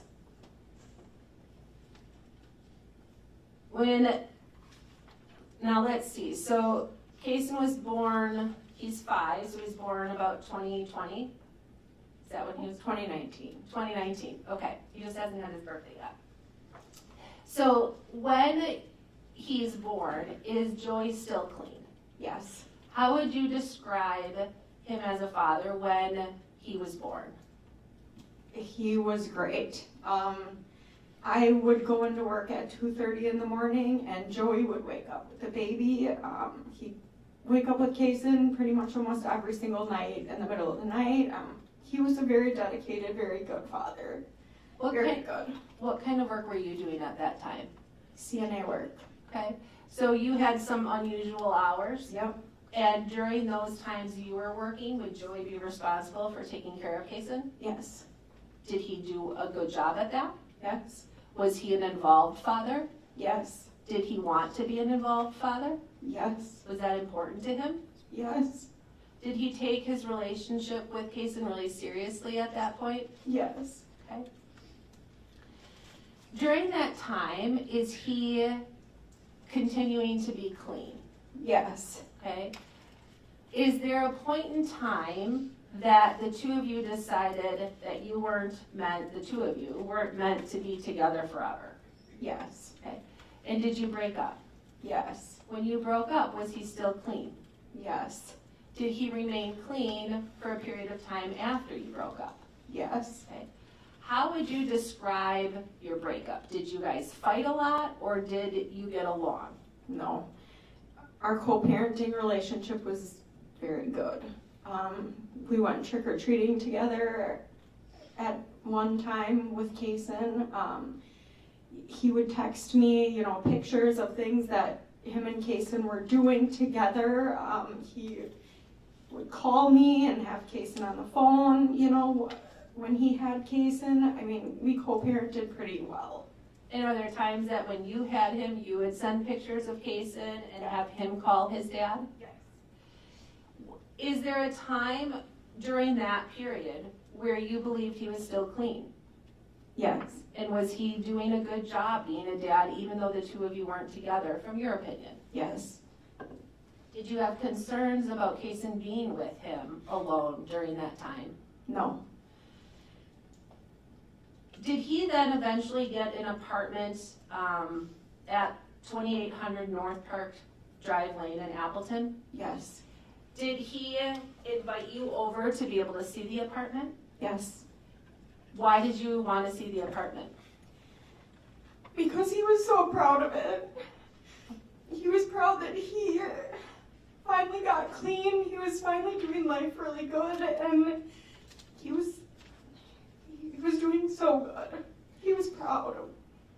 And did you also get to see it to make sure when Kaysen was overnight that he had everything he needed? Yes. Did he? Yes. Did it seem appropriate to you for overnights for Kaysen to go there? Yes. And were you comfortable leaving him there overnight? Yes. About how old, I'll come back to that. After the two of you weren't dating anymore, did you establish custody with the court to determine how things were legally going to be handled between the two of you? Yes. And was that an amicable situation or was that not amicable? It was amicable. So the two of you, were you able to talk through all of the things you needed to about Kaysen? Yes. And were you both in agreement? Yes. So before we even went to court, him and I had pretty much had a verbal agreement of what we were gonna do. We went there and we followed through with that, and it all worked out good. And did that co-parenting then continue to go well for a period of time? Yes. Did you continue to have these times where you were sending pictures back and forth and having Kaysen call the other parent when he wasn't with them? Yes. At some point during that time, did you start dating somebody else? Yes. When you did, how did you handle that with Joey? I knew it might be a tough for Joey. I reached out to him. I made sure that it would be okay. I gave the name of the person that I was dating. I made sure that Joey was okay with meeting this person before I actually had him meet this person. And everything was fine. He had said it okay, and I gave him the opportunity to meet my boyfriend. Why was that important? Just safety. I thought, it was just the right thing to do. We had a good co-parenting relationship, so for me it was just out of respect for Joey and Kaysen. And did you want Joey to be comfortable with Kaysen being around somebody else? Yes. And make sure he was okay with that? Yes. And did you go through that process with him and he was okay? Yes. Did that involve you introducing your boyfriend to Joey? Yes. Giving him his full name? Yes. Did that go on for a period of time where you were dating him and still co-parenting with Joey well? Yes. Did Joey still stay very involved as a dad? Yes. Was it still important to him to still have his overnights and his time with Kaysen? Yes. I'd like to direct your attention to June or the summer maybe of 2023. Was there a time where you were meeting Joey to do a custody exchange with Kaysen at Quick Trip? Yes. Okay. And was that around that summer of 2023? Yes. Was there, normally when Joey would he come by himself or with anybody else to pick up Kaysen? By himself. Is there a time in this particular situation where somebody else was with him? Yes. Did you know who that person was? No. Did you know whether or not he was dating anyone at that time? Not that I was aware of. Not that he had shared with you? No. Okay. Up until that point, had the co-parenting still been going pretty okay? Yes. When that person was there, did you learn who that person in the car was? No. Tell me about that. I tried to ask who that person in the car was, and I was told it's not my business, that I would find out when I needed to. Was that unusual to you? Yes. Was that how he was previously with you? No. At some point, did you learn whether or not that person in the car, was it a male or a female? A female. Did you learn eventually what that person's first name was? Yes. Who told you? My caller ID. Okay. Before that, did you know of a person named Oh, well, Sam? Joey did tell me. He did tell me her name. He gave me the first name. Okay, he gave you the name of Samantha? Yes. Okay, This is Samantha, my girlfriend. and that was at Quick Trip? Yes. Okay. Yep. Other than that first name being Samantha, you said he told you it was not Your business. So, yes, he did give me the first name. I then asked, I wanted the last name, and that was when he was, it's not your business. You'll find out when you need to. Okay, and that was unusual to you. Yes. Were you concerned about that? Yes. Why? Just with his history of addiction and drugs, and even not that, just being a concerned mother. I want to know who my child is around and make sure he is safe. How old was Kaysen at that time? In 23. Maybe 4 years old? So he would be, in the summer, it would be 3 turning 4 later that year. Yes. Okay. So he was only 3 years old? Yes. Pretty little? Yes. And did you want him to be safe? Yes. After that point in time at Quick Trip, did you see a change in how your co-parenting was going? Yes. Did it get better? Did it stay the same, or did it get worse? It got worse. Okay. Would Joey show up for his visits? Sometimes yes, sometimes no. Sometimes I would get messages that he wasn't going to show up, but sometimes I would just sit there and it would be a no call, no show. Okay. Sometimes would he be late? Often, very often. And this was a big change for you. Correct. During that time, sometimes would he show up and have Kaysen? Yes. Okay. When he did he come to exchanges alone? Never. Okay. Who would be with him? Samantha would either be in the car or on the phone in his vehicle Okay. So every drop off. So when you say he was never alone, you mean it was either in person or she was, On the phone in the vehicle, okay, listening to the drop off. okay. Was that different? Yes. Okay. Did you yet know who Samantha was?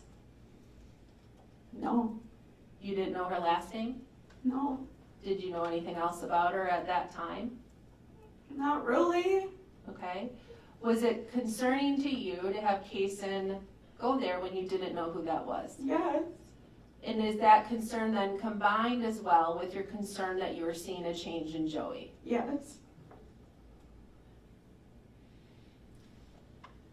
Now, kind of directing your attention to the fall of 2023, is there a time when, let me talk about it beforehand. Before then, when you were always talking to Joey on his phone, with his phone number, Yes. okay? Is there a time when he contacted you about his phone? Yes. What was that about? So I got a, I think text message first. that said it was from a no, it was either a phone call or a text message from a random phone number. And it said, "This is my new phone." Like, that was what the text message was. "This is my new phone number." And I said, you know, what do you mean you got a new phone? And then at some point he called from that phone number, that exact same phone number, and it came across my caller ID with Samantha Krebs' first and last name with that phone number. Okay. So this was not his phone that he had told me was his phone. This was her phone. Okay, let me back up a little bit and kind of talk about it in two segments, okay? So when you first found out that he didn't have his phone anymore, do you recall that? Yes, he blocked my phone number. Okay, but he told you at that time that he was gonna have a new phone number, is that? Correct. Okay, then that phone number, does he use that phone number for a period of time with you? Yes. Okay, during that time where he's using that phone number, does he answer the phone? Sometimes. Okay, sometimes would somebody else answer that phone? Yes. Who would answer the phone? Samantha. And during that time, was it important to you to be able to get a hold of Joey if you needed him? Yes. Why? Because we have a custody agreement with a child together. And if anything medical went wrong with my son, I need to talk to his father to get a hold of him. And you'd want him to come right away? Correct. Okay. So this period of time, do you still at that point know who Sam is? No. And is this months into when you first met her? Yes. Okay. Now you talked about a time where you get a phone call from that phone number. Correct. At some point, is there a name that pops up on your phone? Yes. What do you learn at that point in time? That this phone number belongs to Samantha Krebs. Had that happened before? No. Do you know why it happened? No. Okay, so her name pops up on your phone with that same phone number, Correct. okay? At that point in time, is that the first time that you knew Samantha's last name? Yep. Yes. How far removed is it from that quick trip day? Days, weeks, months? Months. Okay. Months.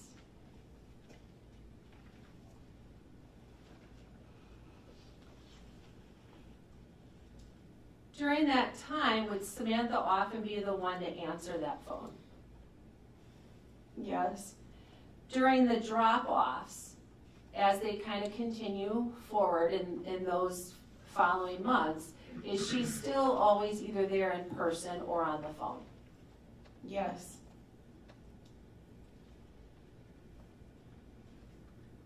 Did she chat with you about, like, did the two of you have conversations about what they were doing or what you were going to do with Kaysen or an update on how things went with the visit from her? No. Did you get that from Joey? No. Okay. Did you see things start to become even more difficult? Yes.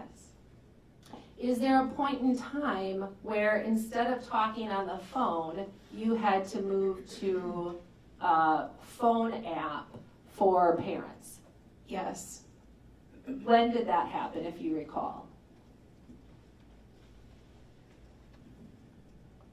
After I had got Samantha's first and last name, I guess I had some concerns, and that's when I had petitioned the court to go to mediation and get things taken care of, because I was not okay with the phone situation the way that it was.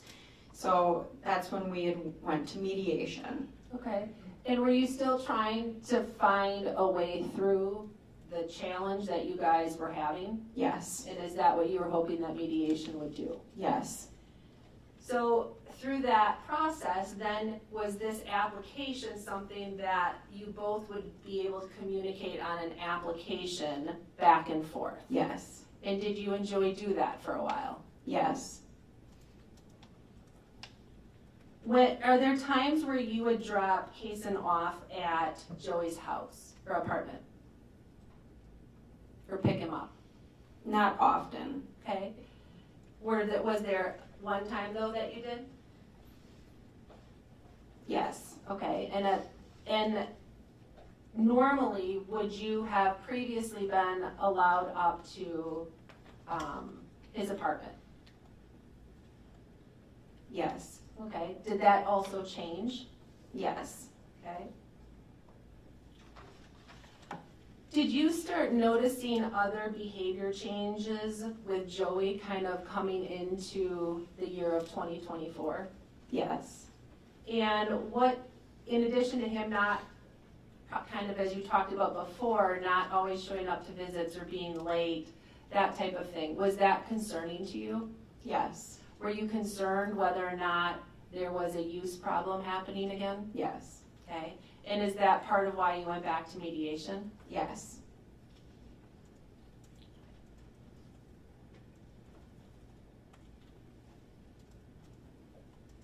In your prior relationship when he was using, is that when he would kind of hide his use from you or not be around you? Yes.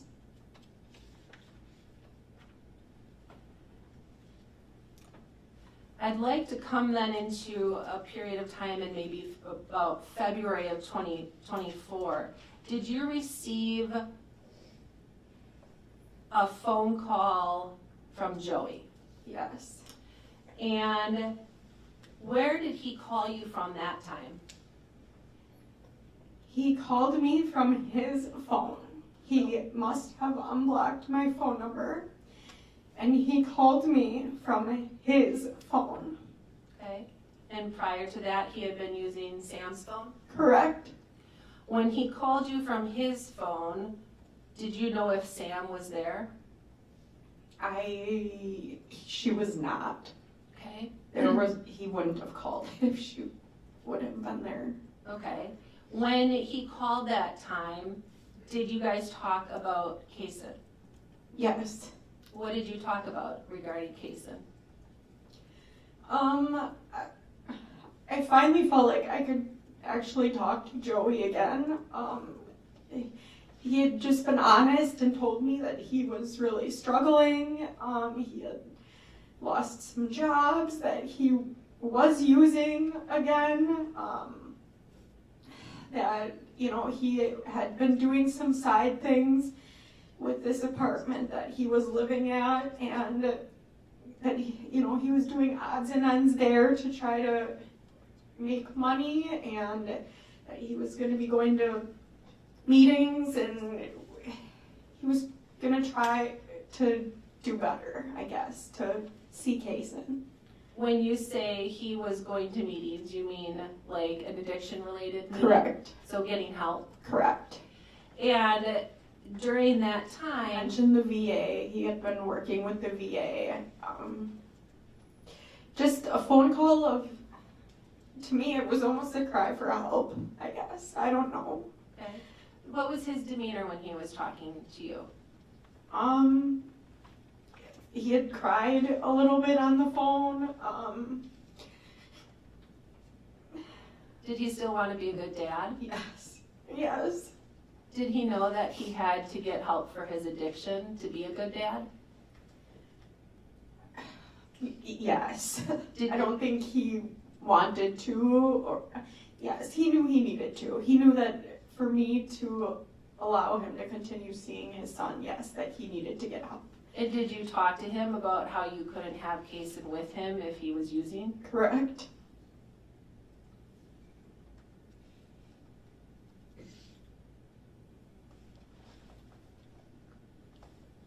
So at that point in time, did he seem to be struggling a lot in February of 24? Yes. Yes. At any time during that, did he talk about self-harm or being suicidal? No. Was he focused on trying to figure out how to get himself help? Yes. And is that where he was talking about the VA or talking about going to meetings? Yes. Did he also struggle with some childhood trauma issues that he had? Yes. And is that part of what he needed help with? Yes. During this time, were you seeing a change? You talked about how he said he had been fired from work and he was doing some odd jobs around the apartment complex. Did you see a change in the child support? Yes. How so? I was not receiving child support And for quite a period of time okay. because he could not sustain employment. Okay. And was that a change up until then? Yes. Did you see, let me kind of go back. When the two of you were having conversations, you were dating somebody else, he was dating somebody else. You're talking about this good conversation that you're having in February. Were you dating somebody then? Yes. And did you want to get back together with Joey? Were you what I would say, quote unquote, a threat to him and Sam's relationship and that you wanted to be back with him? No. Was that obvious to you and Joey? Yes. Okay. So during that time, even though you're not dating, would you consider you and Joey friends Yes. and co-parents? I tried to be as much as I could. Was it hard sometimes during this period? Yes, I was unable to communicate and talk to him.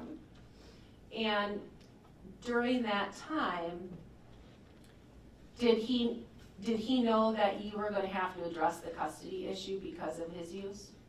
Yes. And eventually, is that something that you did? Yes. Okay. Was this phone call, were you kind of trying to be supportive of him at that time, or were you upset with him? I was trying to be supportive of him. What did you want him to do?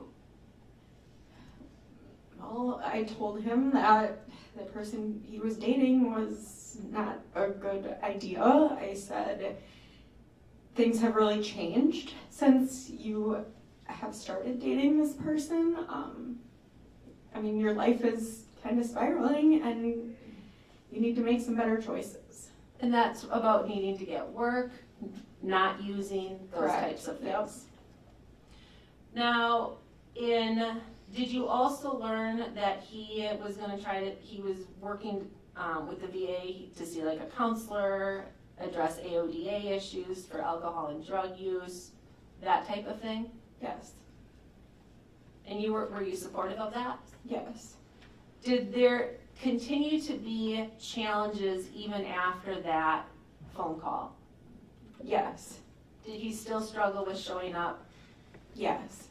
Did he still appear to you to be having behaviors that you were concerned about his use? Yes. Did you ultimately file something with the court, as you had talked about with him, about having custody of Kaysen? Yes. And did you? I stopped visitation for Kaysen and Joey probably about a month before he passed away.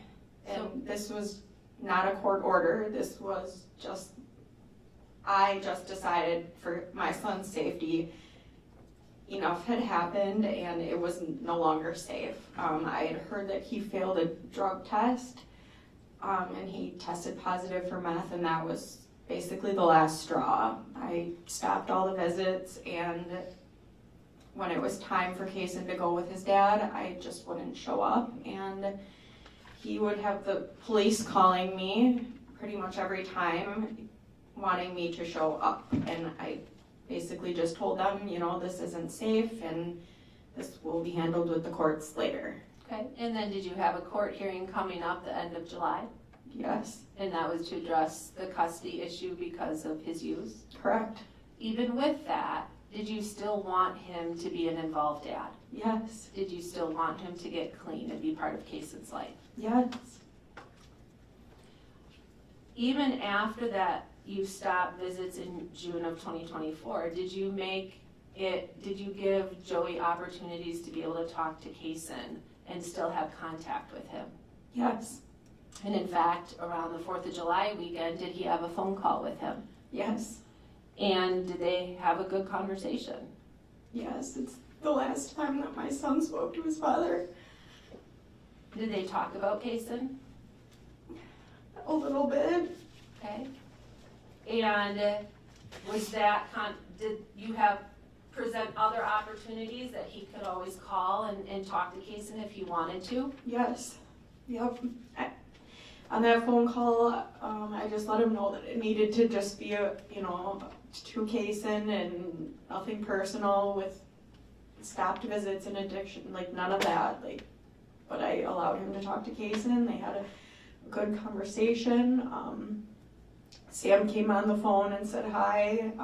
There was a Jeff that also came on the phone and wanted to say hi. And you let that all happen? Yes. Okay. And during this time, so last summer, Kaysen was 4. Yes. So did he see a babysitter? Yes. And during that time, did Joey drop Kaysen off at the babysitter sometimes or pick him up? Yes. And was the babysitter experiencing some challenges with him showing up and being timely as well? Yes. At one point, when Joey, I think the day Joey passed away, did he want to talk to Kaysen? Yes. And did he make a phone call to the babysitter? Yes. And did you respond back in your text app to talk to him about being able to talk to Kaysen? Yes.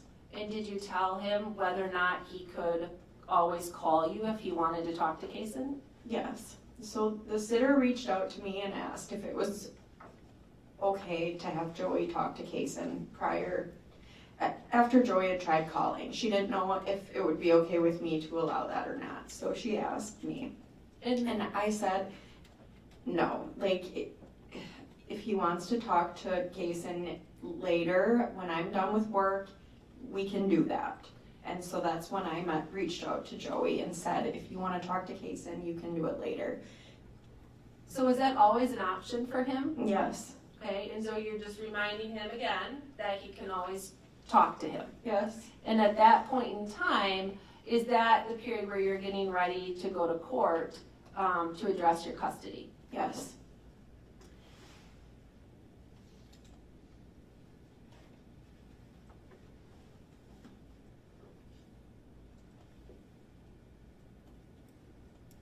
During this time that you're continuing to have some contact with Joey or throughout your relationship, does he ever threaten self-harm to you? Do you ever see anything consistent with self-harm? No. On him? No. Does he ever talk about wanting to die? No. Did he ever want to talk about, or did he ever talk to you about being suicidal? No. Over the course of the time that you and Joey knew each other, were there many times where he would use and then go back to get treatment? Yes. And then he'd be clean? Yes. And then he'd still struggle with addiction? Yes. And then he would go back to treatment? Yes. So in this kind of cycle that you watched with him, was he at that point where he was struggling with the addiction, but you had that conversation with him in February, and he was talking about getting clean or getting help again? Yes. And were you hopeful that that help was going to get him clean again so that he could then be an involved dad again? Yes.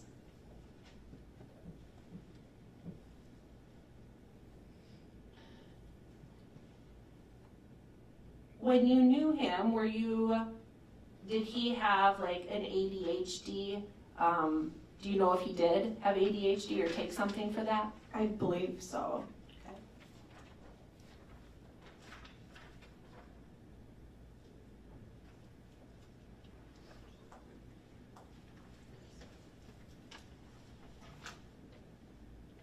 I don't have any anything more at this time. Thank you.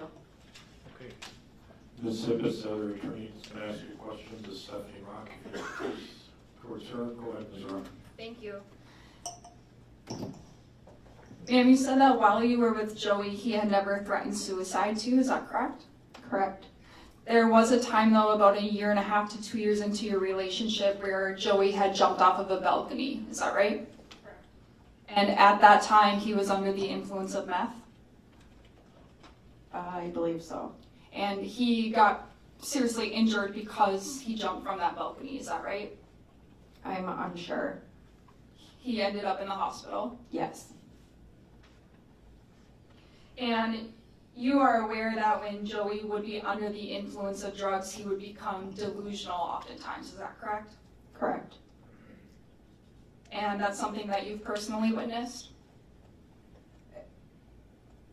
I mean, no.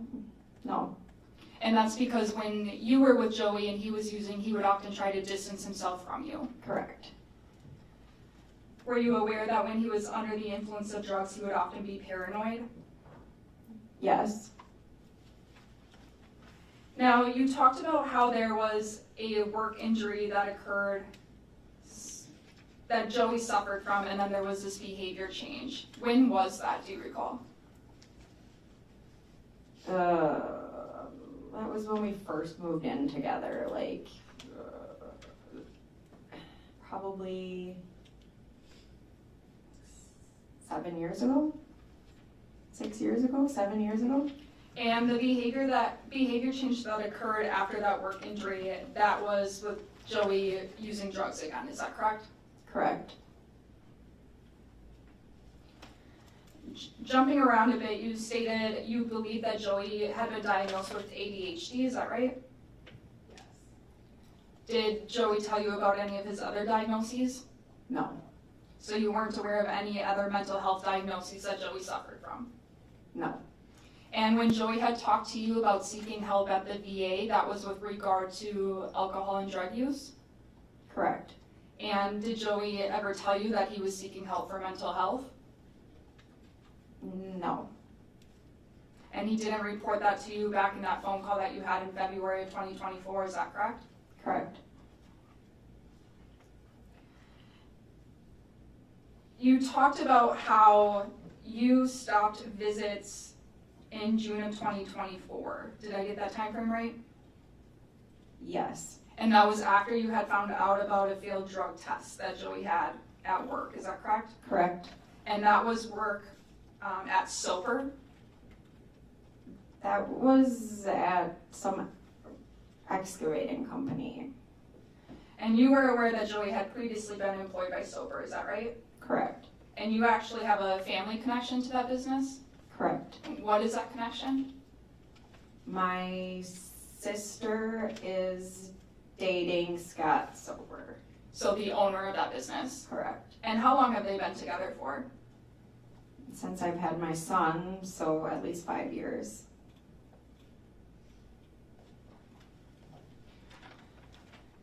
You were aware that Joey had been fired from Soper for fighting? Correct. And then it was after that he sometime got work at this excavating business, is that right? Correct. And then ultimately was let go from that job because of this failed drug test. Correct. Was that pretty soon in time to when you stopped the visitation? Yes. So fair to say, That failed drug test was the last straw. so that would have been around June of 2024. Correct. Now, you talked about how for a period of time you and Joey were able to have a good co-parenting relationship, is that right? Correct. And you said that it was around the time, or was it around the time that Samantha came into the picture that you felt that changed? Yes. And you were first introduced to Samantha in late June of 2023, is that correct? Yes. And you said it was also around that time that you had started having some concerns about Joey, is that right? No. So when did you start having concerns? Well, yes. Right around when he had met Samantha, yes. And some of those concerns had to do with maybe he was using again, is that fair to say? Correct. Now, you actually started having those concerns before Samantha came into the picture. Is that right?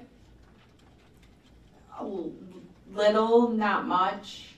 I mean, here and there, but it was not once that came into the picture. I mean, yes, his behavior changed. And in fact, there was a time in April of that year, so April of 2023, before Samantha is in the picture, where you had concerns Joey was using. Is that right? Yes. And that was when you went to go pick up your son to take him to a circus. Yep. And you went upstairs and your son was there, not ready, and Correct. Joey wasn't really watching him. Correct. And again, that was before Samantha started dating Joey. Correct.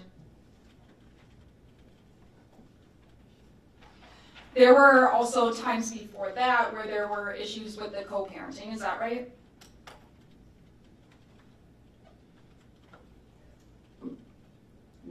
Yes. And you actually kept a log of incidents that would have occurred on your phone. Is that correct? Yes. And the point of kind of keeping that log was in case you ever needed documentation or like a written timeline for court purposes. Correct. And that log actually started back in 2022. Correct. And there were times within 2022 where even police would have to be called during custody exchange. Is that right? Well, maybe once that you're referring to, I'm not sure. And there were times where that had to happen in 2023 before Joey started dating Samantha. Is that correct? I think once. And there were multiple times where at least something happened that caused you enough concern to document this in your log. Is that right? Correct.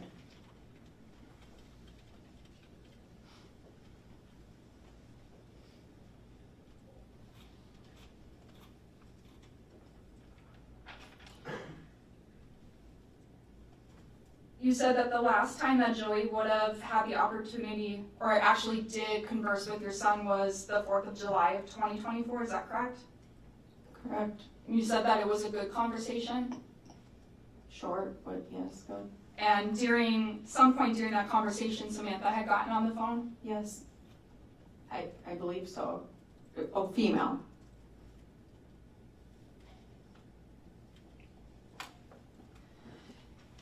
You talked about how you were aware that Joey would often be delusional or paranoid when he was under the influence.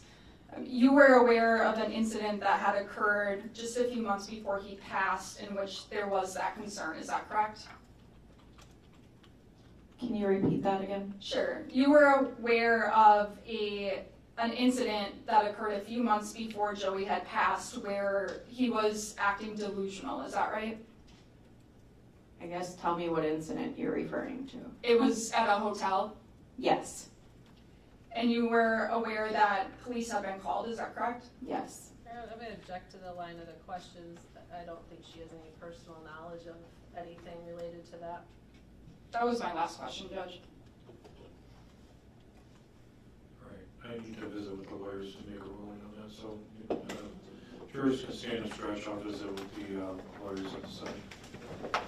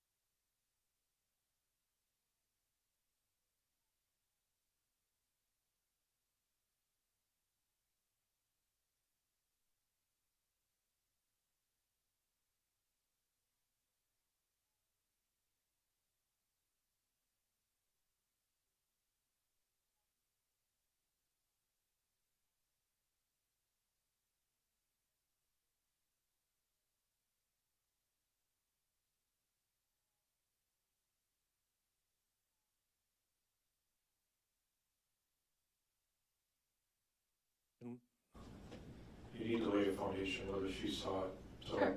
it's the objection sustained, so need her basis of knowledge before she can offer her view on that. Sure. So during that time, were you and Joey together? Yes. Okay. During that time, did you go to the hospital to see him? No. During that time, were you aware of if he was put on any type of mental health hold at all? No. Okay. Are you familiar with whether or not there was anything in your conversation with him about being suicidal? No. And you indicated that was an incident where there was some concern though about him using? Yes.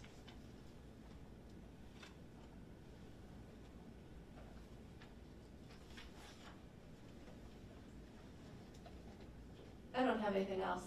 Okay, anything else? No, thank you. All right, just probably obvious to some people, but just to make sure, VA Veterans Administration, is that correct? Yes. Okay. All right, witness can step down. Step. Is she excused from her subpoena? Yes. Is that correct? No objection. Or excused, if you want to stay in the courtroom, you can. All right, we're going to take our second break for the morning. Spend a little more time in that back area with the lawyers just to map out between now and noon. So we'll take a 15-minute break. We'll come in at 11:30. Let's do 11:35. We're going to do about 20 minutes of a witness. So you're definitely going to break by noon. And probably have you come back around 1:15. There's a legal issue outside the presence of the jury. We want to take a little bit of time. So you're going to get about a 15-20 minute break now. I want to get you back in the courtroom 11:35. You're only going to hear about maybe 20-25 minutes of testimony. Then you're going to get a decent amount of time for your lunch break just because I have to sort out a few legal things with the lawyers. So the next witness is going to start. I believe it's going to be a police officer. It's certainly not going to be completed in that 20-25 minutes. But just to give you an idea that when you're back in here, the next segment's going to be pretty short. Keep your notebooks on your chairs for now. When we go to the noon hour, you can keep them in the jury room. So all rise for the jury.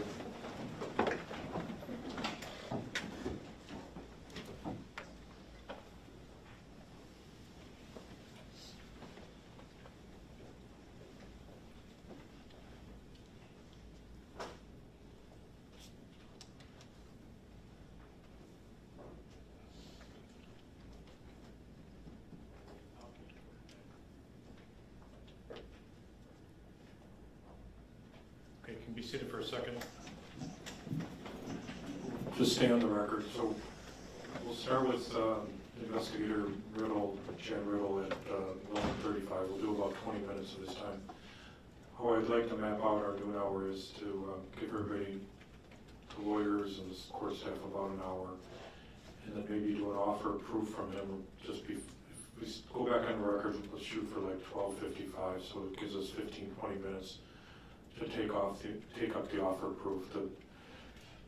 You focus on foundational issues, get into these phone calls. More so relevance of Okay. a few of them. Okay, so we'll let everybody collect their thoughts for about an hour during the noon break, and then we're not going to address any phone calls in this first 20-minute segment with Sergeant Riddle, and then we'll address that outside of the presence of the jury about 12:55. So target is to get him on the stand, sworn in at 11:35, take a break after about 20 minutes, and then we'll go from there. Just for the court's information as well, we have additional exhibits. The defense got a copy of them over the weekend. Okay. And then I have a hard copy set for you. I also sent an updated exhibit list so that the clerk has a copy of that as well.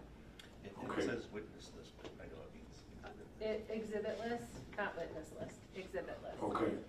And the packets for me? Yes. Is that some of that kind of covered with Investigator Riddle? Yes. Okay, thank you. All right, we're on break and we'll be back on record at 11:35 a.m.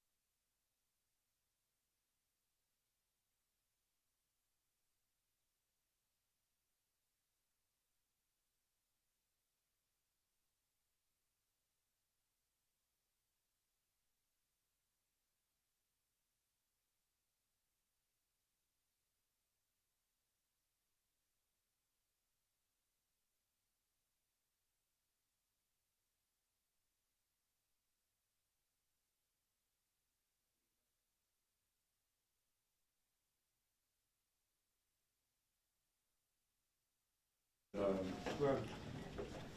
we waiting on somebody? No. You got everybody here? Yep. Okay. All right, anything we gotta do before the jurors come back out from the state, No. from the defense? No. Okay, and it's gonna be Chad Riddle as the next witness? That's correct. Okay, we'll bring the jury out.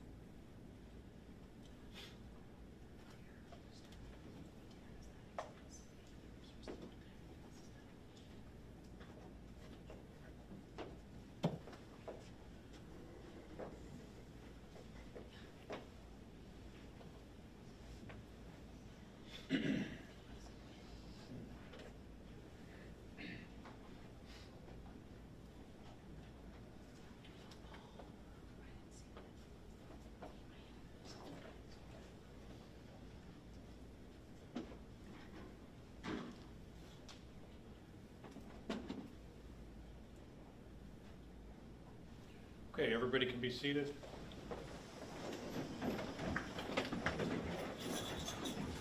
We're back on the record in the state versus Krebs, branch 6, for Allegheny County Circuit Court. The state can call their next witness. The state calls investigator Chad Riddle. All right, we'll have the investigator come up and be sworn in, same spot as all the other witnesses. You do solemnly swear that the testimony you shall give shall be the truth, the whole truth, and nothing but the truth, so help you God? I do. Please take a seat. Please state and spell your name for the record. First name is Chad, C-H-A-D. Last name is Riddle, R-I-D-D-L-E. Okay, you're an Appleton police officer, is that correct? Yes, sir. All right, you've been here several days, so you've heard me give the introduction on court decorum and procedure? Yes, sir. Okay, just follow those same rules, and we'll start with Mr. Grody. Thank you, Your Honor. All right. Investigator Riddle, what do you do for a living, sir? I'm a police officer with the city of Appleton. And what role do you serve in the police department? I'm currently assigned as a detective. And as a detective, what are your primary duties or responsibilities? We are assigned to major cases within the city of Appleton. Includes a multitude of types of cases, whether it be homicides, burglaries, sexual assaults, other various death investigations, things like that. How long have you been a detective? 6 years, And how long have you been with the police department overall? 24 years. So what did you do before you were a detective? In my time with the Appleton Police Department, I've served in various capacities. I've been a patrol officer, a school resource officer, and a forensic evidence specialist. And what sort of education do you have that allows you to serve as an investigator? I have training, the Wisconsin Department of Criminal Investigation, Death Investigation School. I have training in bloodstain pattern analysis, bullet trajectory reconstruction. Do you hold a college degree? I do. From where and how long? A 4-year degree from the University of Wisconsin-Eau Claire.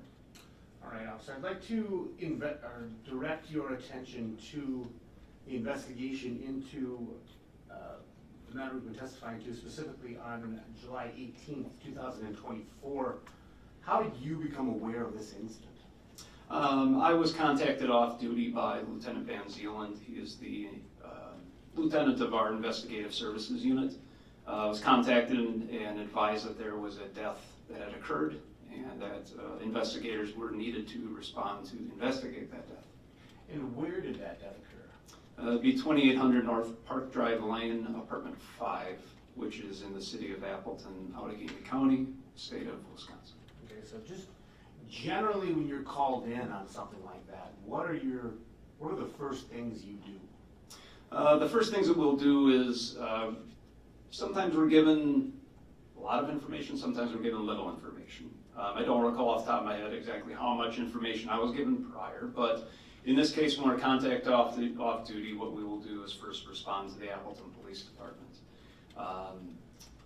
It varies by case to case, but depending on the case, if there are many investigators that are called in, we will normally meet as an investigative unit to get an understanding of what is known at that time regarding the investigation. And then from there, we will be given certain roles within the investigation. And again, that can vary from case to case. Okay, so did you meet up as a group in this case? Yes. And were you assigned various roles? Yes. Is it fair to say your initial role was with Sergeant Keither, who's sitting behind me? Yes, Sergeant Keither and I were assigned to be the lead investigators of the incident. And what was the first area that you began to investigate? What was the first thing you did? We were informed that there were 2 individuals that were at the apartment at the time. I'm sorry, I should back up. There were 2 individuals that were at the apartment upon the arrival of our patrol officers. That would have been John Pfeffer and Christy Cleveland. Sergeant Keither and I were assigned to interview John Pfeffer. Okay. Now, I'm not going to go through John's testimony, but when you say John Pfeffer, the same John Pfeffer who testified, I believe it was Friday? Yes. Yes. Or last week, I don't recall the date. All right. Now, after you're done with the interview of John, what did you do after that? After the interview of John, I believe Sergeant Keither and I then responded to the apartment where the incident happened.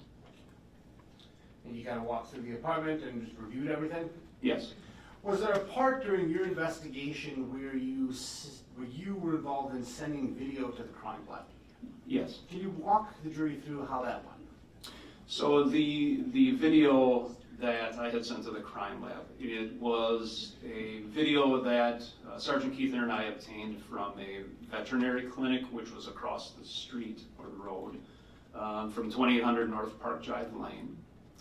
Now that video, in addition to the video, Sergeant Keither had in a cellular phone from John Pfeffer had listened to or found a recording. I believe we had previously heard that during this trial. Sergeant Keither and I made the decision to submit to the video and the recording to the Wisconsin State Crime Lab to have the audio of the recording overlaid onto the video. Okay, now just so we know what we're talking about here, I'm going to republish Exhibit 40. Do you see that on the screen, investigator? Yes. Does that show the area of 2800 North Park Drive Lane? Yes, it does. Okay, so is the pointer still up there? I believe the bailiff is extending it and handing it to you now. It is. You said that what was sent to the crime lab was a combination of the Veterans Village and then that other veterinary clinic. I'm sorry. Could you just kind of point to where that veterinary clinic is on this map, if you can see it on this map? Yes, I can. So the veterinary clinic in the picture of the exhibit here, Park Drive Lane is that's about in the middle of the picture. The veterinary clinic is just to the left, so it'd be more towards the left edge of this photograph. Okay, thank you. Now, did you and Sergeant Keither have different roles in submitting that? Like, do I understand it correctly that you submitted that video to the crime lab? Yes, I did. Sergeant Keither reviewed the video footage a little bit more in depth, in addition to the recording. As part of the investigation, I more or less handled submissions to the crime lab. So as part of that, Sergeant Keither listened to the audio, watched the video, and determined at what point in the video should the audio be overlaid onto. Okay, so you just submitted the items that you discussed and testified to the crime lab. Do I understand that correctly? That is correct. All right, as far as other items submitted to the crime lab, did you also submit the knife that we spoke about? Yes, I did. Now, I know that Dr. Kelley testified this morning, but I'm going to republish Exhibit 77. Is this one of the knives that you submitted to the crime lab? Yes. Okay, now, was there another knife that was submitted to the crime lab? Yes, there was. What was the other knife? It was a very similar knife in terms of appearance, color of the handle, type of blade. It was just a different length. Okay, so this knife that was shown to Dr. Kelley, is it correct to say this is the one that was submitted to the crime lab as outlined as knife 2, or item 2 in the report that came back from the crime lab? Yes. Now, were you here earlier when the DNA analyst testified? Yes. You recall her testimony about Joey's DNA being found on the blade of the knife? Yes. Is that relates to this knife? Yes. And do you recall her testimony about both Joey and the defendant's DNA being found on the handle of the knife? Yes. That also relates to this knife? Okay, thank you. Now, in part of your investigation, did you review a phone belonging to an individual or individuals known as John and Peyton Carnot? Yes. How did you come to review this phone? I should back up and say that I did not review the actual phone from John or Peyton Carnot. Okay. They had sent screenshots of John and Peyton's phone to Sergeant Keither and I. And did you review those screenshots? Yes, I did. And upon reviewing them, did you find that they were relevant to this case in any way, based on what your training as an investigator has taught you? And how did you feel they were relevant? They were relevant as they were messages sent from Peyton Carnot to a Snapchat account that Peyton identified as belonging to Samantha Krebs. If I show you an exhibit of the phone, you think you'd be able to recognize it? Yes. Your Honor, if I may approach, I'd like to show the witness exhibit 119. You can approach. Thank you. Judge, I am going to object at this point to this containing hearsay. All right. If there's other things you can cover, we're going to meet during the noon hour and talk about the objection. So the court's going to defer the ruling on the objection before we take the lunch break in about 10 minutes. If there's other things you want to cover for him, then we can get back to that exhibit. Sure, I can cover that. Okay, so let's switch gears a little bit, kind of jumping ahead. Do you recall there being some testimony about the defendant driving to an apartment occupied by an individual named Jeff Hayes? Yes, I do. And are you familiar with where Jeff Hayes lives? Yes, I am. Where does he live? On Glen Park Drive. I believe it is 3919. Okay, so I'm going to republish Exhibit 44. Can you see it where you're sitting? Yes, I can. Okay, now does it show Mr. Hayes' residence on this exhibit? Yes, it is. Where?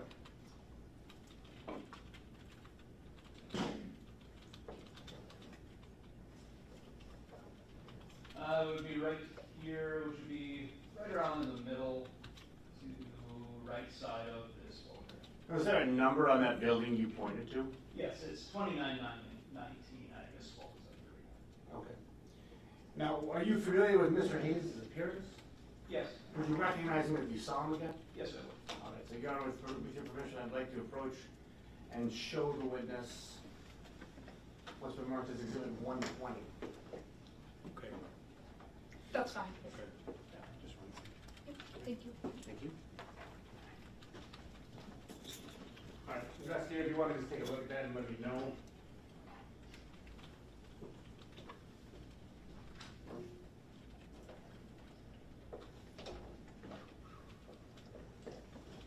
Okay. Do Do you recognize the individual depicted in that photo? Yes, I do. And who is that individual? That is Jeffrey Hayes. Now, is this Jeffrey Hayes around the time of July of 2024? Yes, sir. And do you recall how old he was at the time? I believe he was 54 years old. Yes, Your Honor, with that, I would move to both admit and publish Exhibit 120. Any objection? No. All right, it's 120 is received and you can publish. So now Exhibit 120 is on the screen. Investigator Riddle, is that the exhibit that you have in front of you? Yes, it is. Now, in your relation to this case, how does Mr. Hayes and his apartment relate to this investigation? Mr. Hayes' apartment was the apartment that was identified as where Ms. Krebs went to on the evening of July 18th of 2024. And was Ms. Krebs later apprehended at that apartment? Yes, Ms. Krebs was apprehended in the parking lot of that apartment complex. And what day did that take place? When Ms. Krebs was taken into custody? Yes, sir. July 22nd, 2024.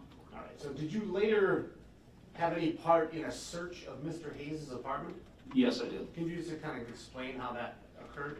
Yes, so after Ms. Krebs was taken into custody outside in the parking lot, a search warrant was drafted and then ultimately authorized for Jeffrey Hayes' apartment. And was that search warrant approved? Yes, it was. Was it later executed on Mr. Hayes' apartment? Yes. And do you know who executed that warrant? I was part of the execution of the search warrant along with forensic evidence specialist Del Plain, Officer Rudebeck, and Officer Hayes.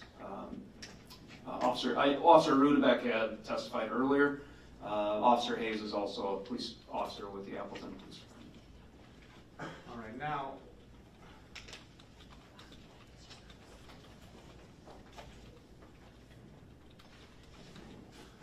if I may approach again, Your Honor, I'd like to show you the witness exhibits 80 through 83. Okay.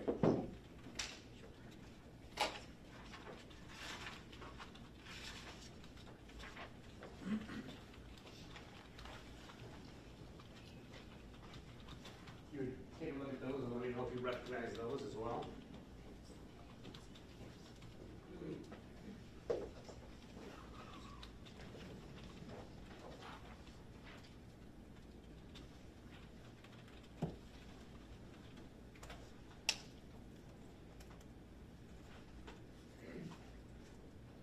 Okay, Do you recognize those? I do. What are they? They are photographs. Can I break them down? Please. There's a little bit of difference. Okay. Please do. Exhibit 80 is a photograph taken within Jeffrey Hayes' apartment. Exhibit 81 is a photograph of a sandal that was located inside Jeffrey Hayes' apartment. And then exhibits 82 and 83 are photographs within Jeffrey Hayes' apartment. I just wanted to specify that exhibit 81 was a photograph that was taken not at Jeffrey Hayes' apartment, but afterwards. Absolutely. Do those photographs all appear to be true and accurate pictures of the items represented in the pictures themselves? Yes. Your Honor, with that, I move to admit 80, 81, 82, and 83 and publish the same. Any objection? No objection. Okay, that's approved.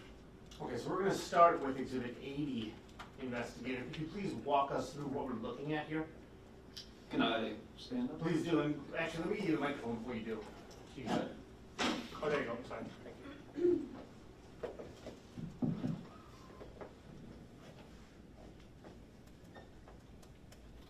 Okay, so as I had testified just previously, this is a photograph that would have been taken inside Jeffrey Hayes' apartment.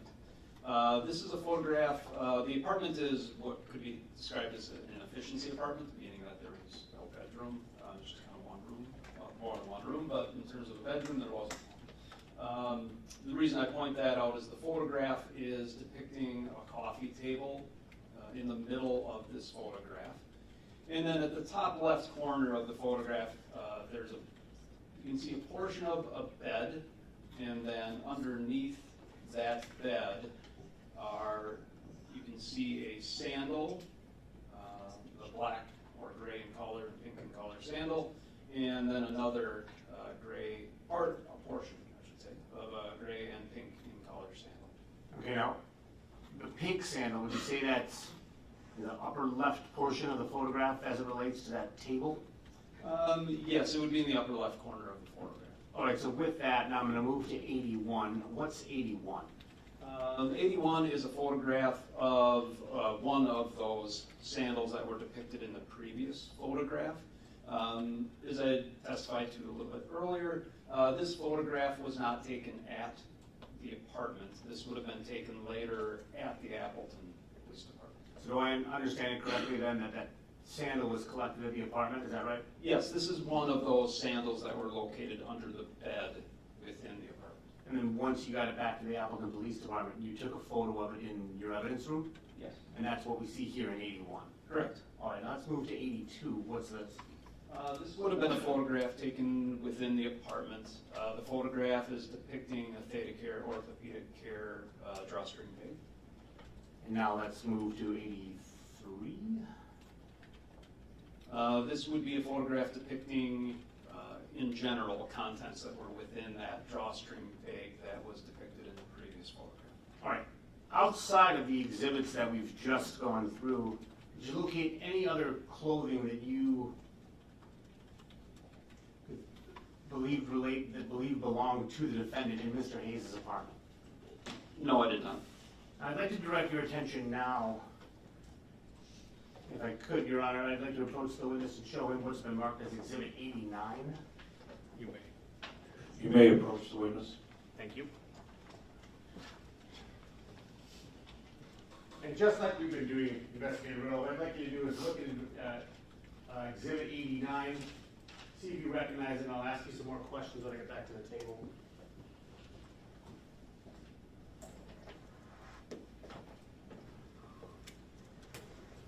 Okay. Do you recognize Exhibit 89? I do. What is Exhibit 89?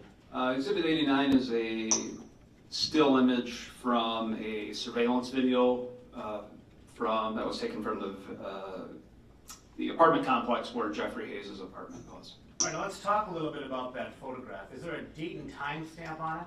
Yes, there is. And first, who collected, do you know where this photo came from? Yes, the photo was taken as a still image from well, not a collection, but from a specific video from the surveillance video system that was taken from the Veterans Village complex, which is where Jeffrey Hayes resided. And who collected that video?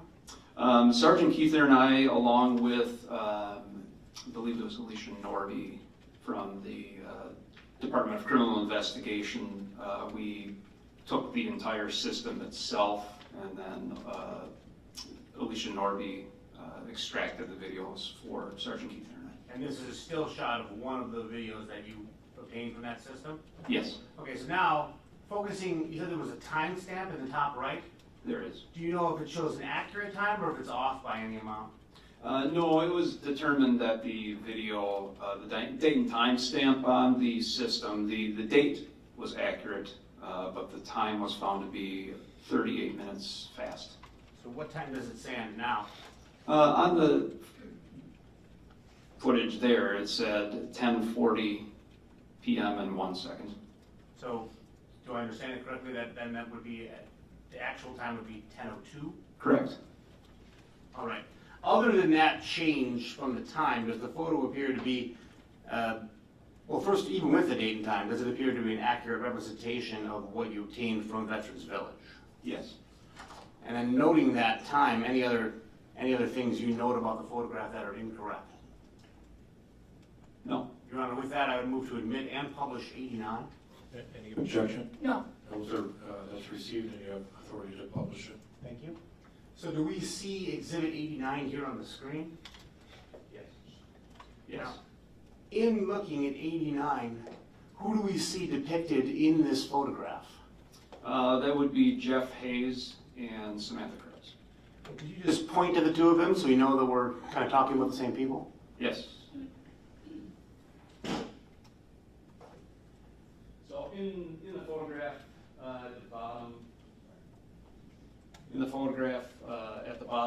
is a gazebo type of construction. And just to the left is Jeff Hayes. He's wearing a red shirt, black shorts. And next to Jeff is Samantha Krebs wearing basically kind of a multicolored sleeveless shirt, pink shorts, and pink and black sandals. So from that photo, are you able to tell what the defendant Samantha Krebs is wearing? Yes. So combining this with your previous testimony about what was located in the search, did you locate any of the clothes she's wearing in Exhibit 89 during your search of Mr. Hayes' apartment? No. No. Did you locate any of the footwear she was wearing? Yes, based on the review of the surveillance video footage, I believed that the sandals being worn by Ms. Krebs in the photograph, which is again the still image of the video, were consistent with the sandals that were located underneath the bed in Mr. Hayes' apartment. But you located, do I understand it correctly, you located none of her clothing? No, I did not. Thank you very much. Your Honor, I think this is probably a good time for a break. Okay, for the jurors, it's just, my clock says 11:59 a.m., so we're going to give you a break till 1:15. Keep your notebooks in the jury room. Report back to the jury room where the bailiffs tell you to report by 1:15. We hope to get you into court by 1:20 for the afternoon session. Remember all the admonitions I gave you and reminded you of the court orders that you're under going forward. That includes during this noon hour. Okay, all rise for the jury. Notebooks in the jury room.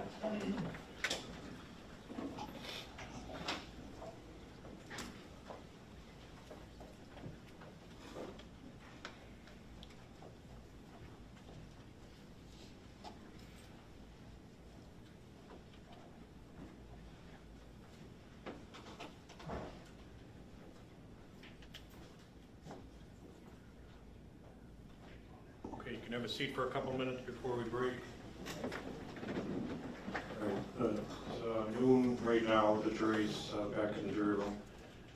There's Exhibit 119 that was objected to, and then there's going to be some phone calls, so I'm not going to argue it right now, but just give me at least a preview of your objection so I can do a little research over the noon hour.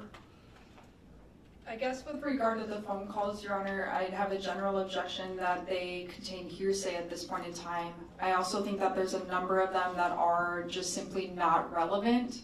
I also have an issue with at least one of them. There's a brief reference to a conversation that Samantha had with her lawyer. So I think that that would need to be edited out if that video is allowed. With regard to Exhibit 119, and I can tell the court I do believe I'll have other objections to these written documents as well, I would again argue that they contain hearsay. A lot of them are conversations believed to have been between Samantha and other individuals who have not testified. A lot of the statements also made by Samantha are not any type of admission, and so I would argue that even her statements are hearsay. All right, she's a party to the conversation. Obviously, if the state's presenting it, they're the party opponent under 908.01. If it has some relevance, what's your view on whether 908.01 statement of a party, the defendant, offered by the party opponent, why I shouldn't allow those separate from a relevant standpoint? I believe the statute still requires that any of those statements be admissions. All right, what's the state's view on that?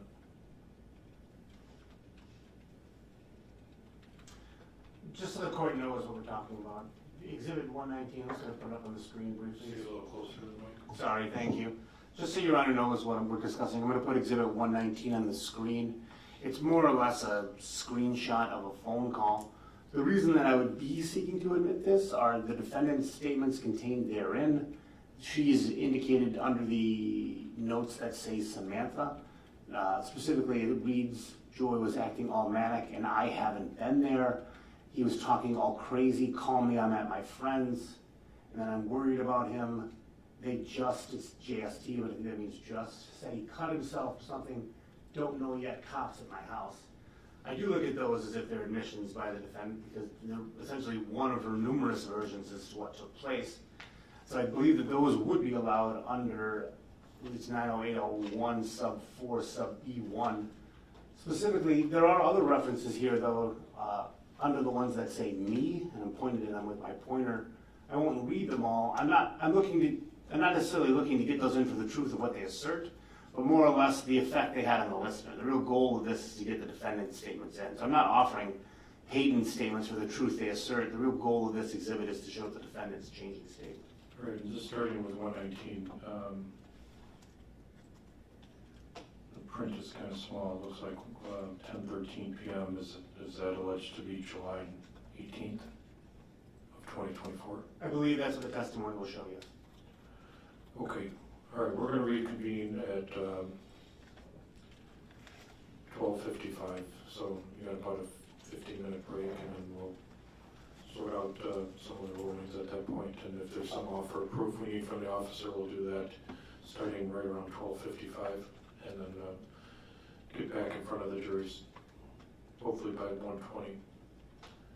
All right, we're going to lock up the courtroom, so if you need anything, you should take it with you. All right, we're on break for about 55 minutes or so.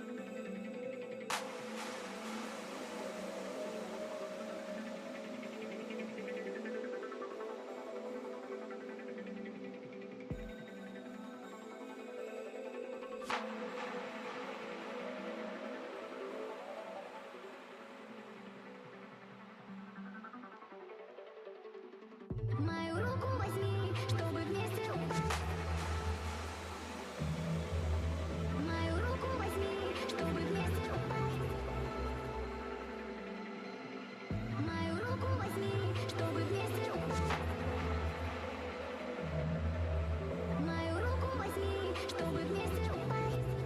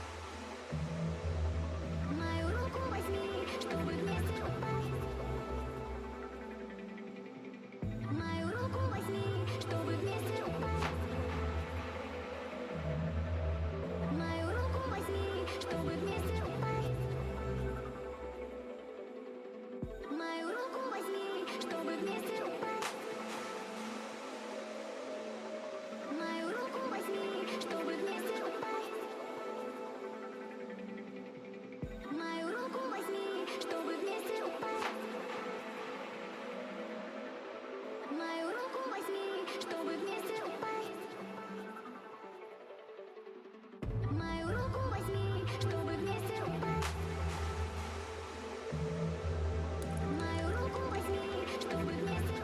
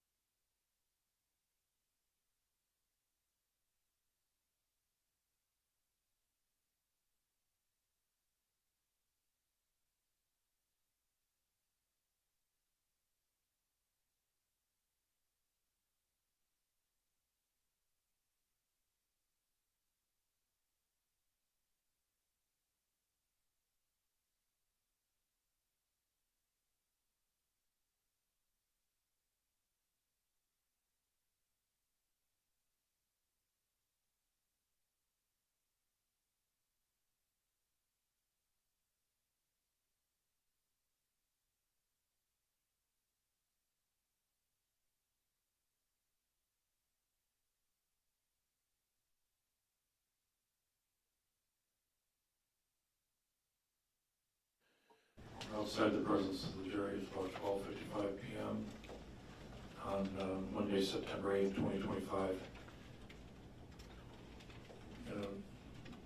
About the next 15 or 20 minutes, we're going to have the officer back up on the witness stand, but the court wants to go through the scope of items that the officer may reference that the defense objects to, and then have their positions stated on the record, and then give the state a chance to respond. The court did review Exhibit 119. It's portrayed as a series of text messages just after 10 o'clock in the range of 10:13 p.m. to 10:15 p.m. on July 18th of 2024.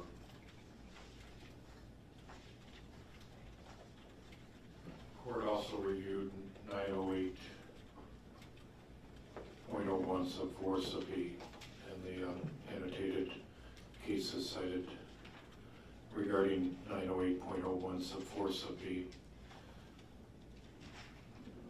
The statement being offered, the issue is whether it's hearsay or not, and it's so relevant.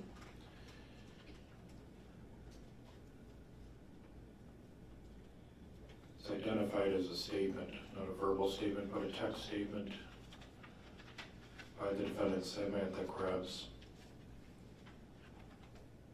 The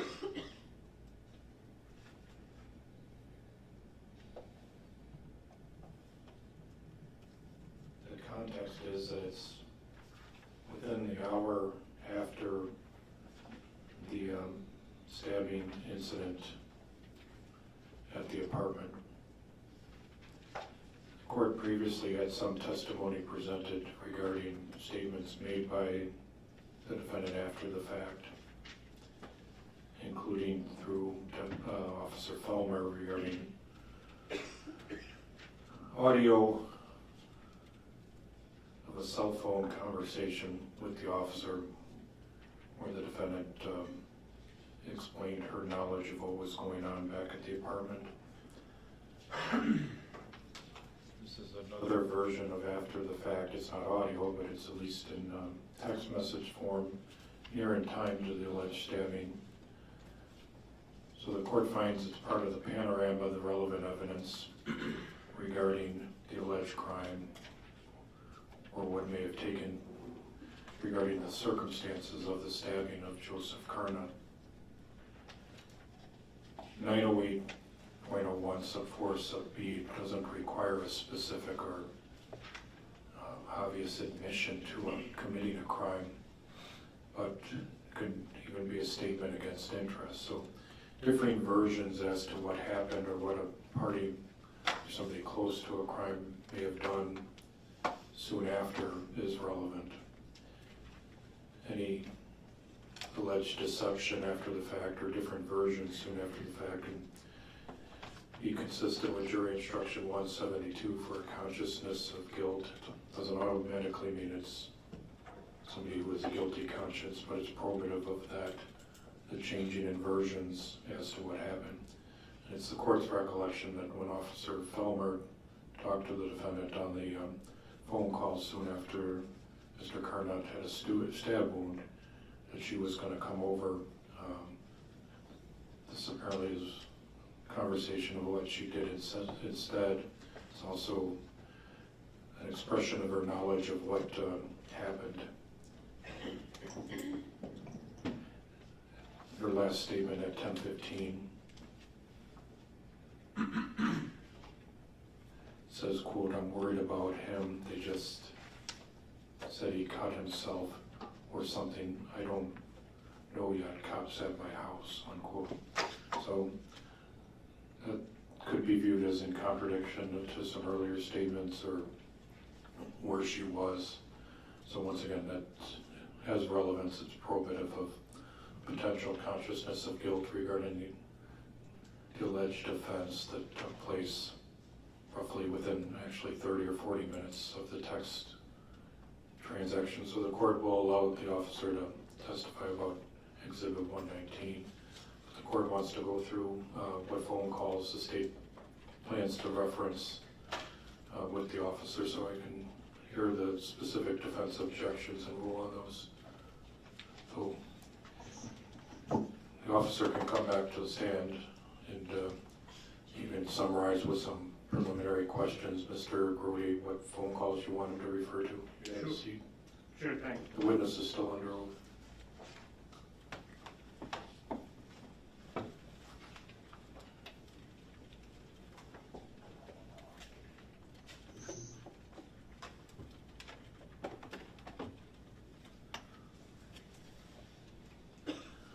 Alright, so we'll kind of start in the back. Do you recall, Sergeant Riddle, a phone call from an individual named Greg Allen on August 3rd, 2024 at about 8:21 p.m.? Yes. What does that phone call relate to, if you recall it? Relates to a conversation between Mr. Allen and Ms. Krebs. In the call, there's basically some communication between Mr. Allen and Ms. Krebs in which Mr. Allen, I guess, expresses some romantic type feelings towards Ms. Krebs. Your Honor, so the two people in this call, you believe are Greg Allen and the defendant, Ms. Krebs? The investigator, the two people you hear in the phone call are Mr. Allen and the defendant, Ms. Krebs? Yes. Okay, Your Honor, with that, I would seek to play the phone call. All right, is it part of the jump drive 1? It's on Exhibit 1. There is now a folder on Exhibit 1 that says Chad Riddle. There's a subfolder under Chad Riddle's folder that says jail calls. In that folder, it's labeled Krebs and Greg Allen -relationship, August 3rd, 2024 at 2021. Okay, how long is it? About 3 minutes. Okay, play that.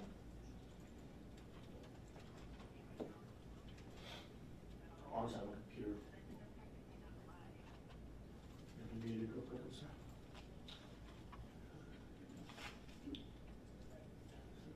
And a court reporter doesn't have to transcribe any calls. I have to check the docs. Actually, it's less than that. It's 1 minute and 18 seconds. Make my own hours and go out there and do them. Is that all it says? Okay. Because that's technically not a lie. Well, you know what my next project is, don't you? Me. Yeah. Okay. You can take care of I'm that? doing that. Yep. All right. I got you. Also. 100. Because that's, between you and me, I told you, we gotta start doing it regularly now for us to be a couple, Okay. okay? I don't wanna My press you friend into just it. found out today that she's pregnant. She's in here with You me. pregnant? Yep. Well, hopefully you will be soon. Maybe. Yeah, I think you will, if you let me. If you don't, what do you call it, pulling out all the time? Yeah. Yeah, well, you're not gonna get to do that with me, dear. No. Why? Because I want to have kids with you. Yeah, but not like the first week. Well, no, Christ. I'm saying. And by the way, I got to see really cute pictures of you when you were a baby.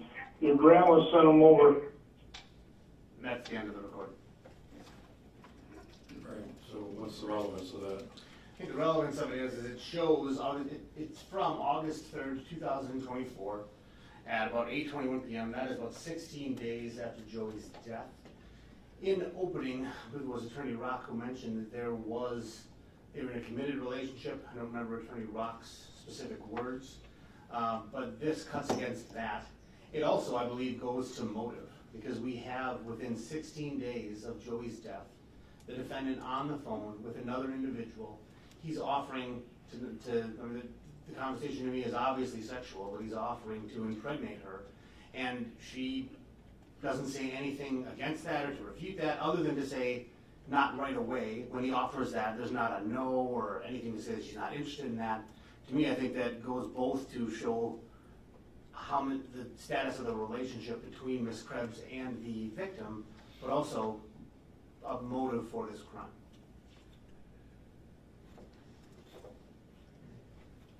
When you play the start of it.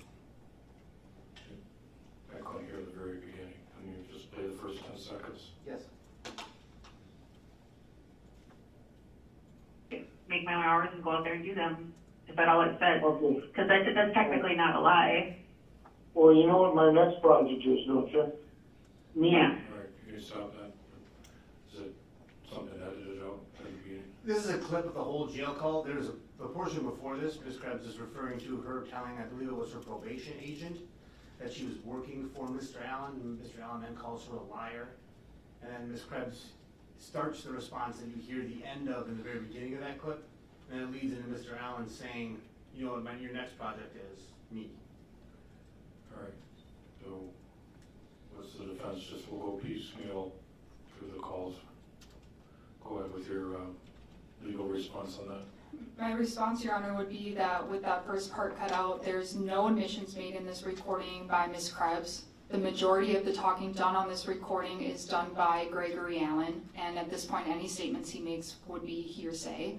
And this recording is simply not relevant. There's nothing that has been submitted by the state as far as evidence goes that there was not any type of committed relationship. There's no evidence that Ms. Krebs wanted to be in a relationship with Gregory Allen prior to Joseph's death. And quite frankly, I think if anything, there's evidence within the record, hasn't been presented at trial, but there is evidence that Ms. Krebs had not been talking with Mr. Allen for months leading up to Joey's death. So there's nothing to suggest that there was any type of relationship that was ongoing beforehand. I also would just argue that it doesn't go towards motive. A conversation that is had weeks later when an individual is in custody and in totally different circumstances in life doesn't make it any more likely that weeks before she would have engaged in any type of harmful conduct towards Joey. And when the state referenced motive, walk me through how Mr. Allen placed a motive as of July 18th. Well, as of July 18th, we see Ms. Krebs, who is in a situation where we know one of two things happened. Either A, she murdered her boyfriend, or B, her boyfriend killed herself in front of her. One of those two things was being presented to the jury. She's not speaking in this call or any other call that I've seen after the fact. There's no sort of remorse. There's nothing at all with regard to this. In fact, 16 days after the fact, she's presented with, I guess for lack of a better word, this, opportunity for lack of a better word, with this, Greg Allen presents that he wants to have this physical sexual relationship with her, and she agrees, she's all in. So I think that isn't something that just happens at the drop of a hat. It's not like somebody meets somebody and then they're immediately willing to go to a sexual physical relationship. 16 days, especially when you've dealt with a homicide in such a short, or a murder, or the ending of somebody's life within such a short amount of time, I think goes to show that the relationship that Ms. Krebs had with Mr. Allen extends well beyond this call. And I think it would be relevant to the state of the relationship at the time that Joey was murdered.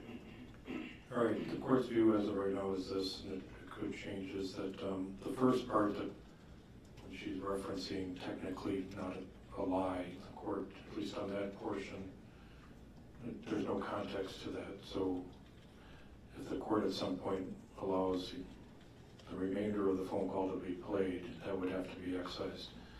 The presentation of it through this officer, on the one hand, it's not hearsay in the court's view, it's a statement by a party opponent, and the issue is for the court more a foundational one and a contextual one. And at this point, the court finds it's too premature to admit that. I understand Mr. Allen's listed as a witness. There's not enough context to it to explain what was going on with them leading up to July 18th. So the court feels the record is incomplete on relevance issues. It's not hearsay in the court's view, it's defendant's own statements put in context with another person. There is an indication of a desire to have at least a physical relationship within fewer than 3 weeks after the alleged death of her fiance. There was a reference at opening to it being a committed relationship. The court court doesn't have a context what developed over that roughly 2-3 weeks afterwards between Mr. Allen and the defendant. And so the court's expectation is to hear some of that from Mr. Allen. Not saying the phone call is out for sure, but the court feels that it's too premature to determine the foundational aspects of it, the timing of it. The court needs some more history probably from Mr. Allen if and when he testifies. So We don't expect Mr. Allen to testify. There's only one other message from Mr. Allen that actually does kind of relate to this. It's a message between the defendant and Greg Allen on July 21st of 2024. and that's what you want to present through him also. Well, either that, I can just put it up. It's just it's a screen message. It's Exhibit 195. All right, well, since we're outside the presence of the jury, I'll take a look at it now just to add to any context that the court was concerned about. I'll just note for the record that we've excised a part of this. The reason we excised it is there's discussions in there about obtaining a lawyer. The part that isn't excised reads, I need a phone. 2, can you get me one, an iPhone 15 Pro Max? 2, please 2. I'm gonna owe you big time, but I'll pay you back in other ways. That was from July 21st, 3 days after the incident at 2:31 p.m. All right, so that goes from Mr. Hayes' email? That would be, I could, when you want such a real, basically the defendant was using Mr. Hayes' phone at the time, so if you'd like an offer of proof, I can ask questions regarding to that, if you'd like, just to make sure the record's clear. Yes. Okay, so Sergeant Riddle, the message that I just put up on the screen, you're familiar with this? Yes. Where did this come from? Would have come from a phone analysis report, a Celebrate analysis report of Jeff Hayes' cell phone. Celebrate, is it fair to say that's the program used to essentially analyze phones when you obtain them through subpoena or other methods? Yes. So is it also fair to say that Celebrite basically just takes a mirror of that phone and allows law enforcement to look at the copy of that information? Yes. Does Celebrite add any information to that phone? No. Is what's pulled from Celebrite commonly referred to as an extraction? Now, you said it was pulled from Jeff Hayes' phone? Yes. Do you have anything to suggest that someone other than Mr. Hayes was using the phone? Yes. What? There are a variety of messages within the phone analysis report in which the sender of the message from the phone identifies the sender as Sam. There are also, in going through the report, there are a variety of phone calls and text messages sent from the phone to various individuals, including Greg Allen, Susan Cox, a Missy Kane. Let's start at the beginning. Who's Susan Cox? Susan Cox is Samantha Krebs' mother. And who's Missy Kane? Missy Kane would be either an acquaintance or a friend of Samantha. Anybody else? Yes, there are phone calls and messages with contact listed as Greg Allen. And what are the contacts with Mr. Allen, dates and times roughly? In the report, Your Honor, the contacts with Greg Allen start, I believe, on July 19th of 2024. Prior to July 19th of 2024, there were no contacts of any sort with Greg Allen in Mr. Hayes' phone. And so that, to me, suggested, because there were no contacts prior to July 19th of 2024, I felt that that would be indicative that Ms. Krebs was using Mr. Hayes' phone at that time. And now, just so we're clear, Sergeant Riddle, Mr. Hayes, that's the individual whose apartment the defendant was staying at after the incident? Yes. Thank you. I have nothing further, Your Honor. Right. You can ask him some questions on those. I don't have any questions, just argument. All right, go ahead and continue with the argument you started. Thank you. If the state is trying to say that the response, I'll pay you back in other ways, has any romantic or sexual innuendo behind it, I think that's pure speculation. Mr. Hayes, or excuse me, Mr. Allen is somebody that Samantha had worked for in the past. She did both gardening work for him. She would organize different areas of his home. Just to try to read this to say that there is some type of romantic or sexual relationship, I think is wholly taken out of context, and I still believe that none of this is relevant. All right. On the The Greg Allen information, I need to reflect on that a little longer, so let's go on to the next one.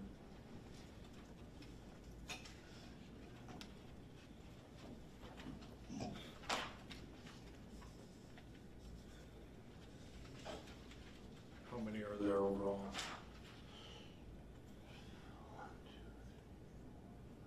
6.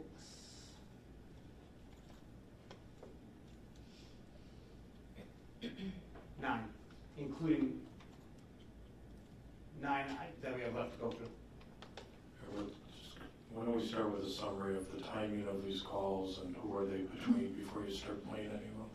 Okay, so there's a series of 3 calls between the defendant and Jeffrey Hayes. They are from August 3rd, 2024, September 8th, 2024, and then August 23rd of 2024. I expect that prior to playing these calls, we are going to present messages, I think there's Snapchat messages, between Mr. Hayes and the defendant. In those Snapchat messages, Mr. Hayes basically professes his feelings for the defendant. He takes, I'm guessing, maybe 10 messages to do so. In one single message, the defendant says that she's not interested. The defendant then has a few other messages where he more or less admits and kind of accepts the defendant's comments, although the last one, to be fair, I believe it's something of a joke. He says something along the lines of, we're just going to have to keep our relationship purely sexual. These phone messages between Mr. Hayes and the defendant, many of them relate to Mr. Hayes' feelings for the defendant. Specifically, the one on August 23rd, 2 of them are from August 23rd. One of them is from, actually I apologize, there's one phone call but 2 clips from it. In that phone call, the phone call itself is from August 23rd at 11:11. There's one clip where the defendant tells Mr. Hayes that she's now has braids in her hair, and Mr. Hayes makes a reference saying that he basically wants to commit a sexual act with her. The second part of that phone call, Mr. Hayes tells Ms. Krebs some of what's developed in the case. If memory serves, I believe they have a discussion about an individual who they refer to as somebody with initials. I believe they're referring to John Pfeffer. The phone call ends with Ms. Krebs learning that the police have her phone and she says the word fuck. That's where the phone call ends. The third clip, which is actually the second call, is a video chat between Mr. Hayes and Ms. Krebs where he basically just again says that he wants her in his life. She just basically says that she understands that and the clip ends. They're all relatively short. I don't think any is over a couple minutes. All right. That's kind of the context I brought up with Mr. Allen's communications. I'm sorry? Just referencing back to what I said about Mr. Allen, you said he wasn't going to testify. Are you going to call Mr. Hayes to testify? We're not expected to, no.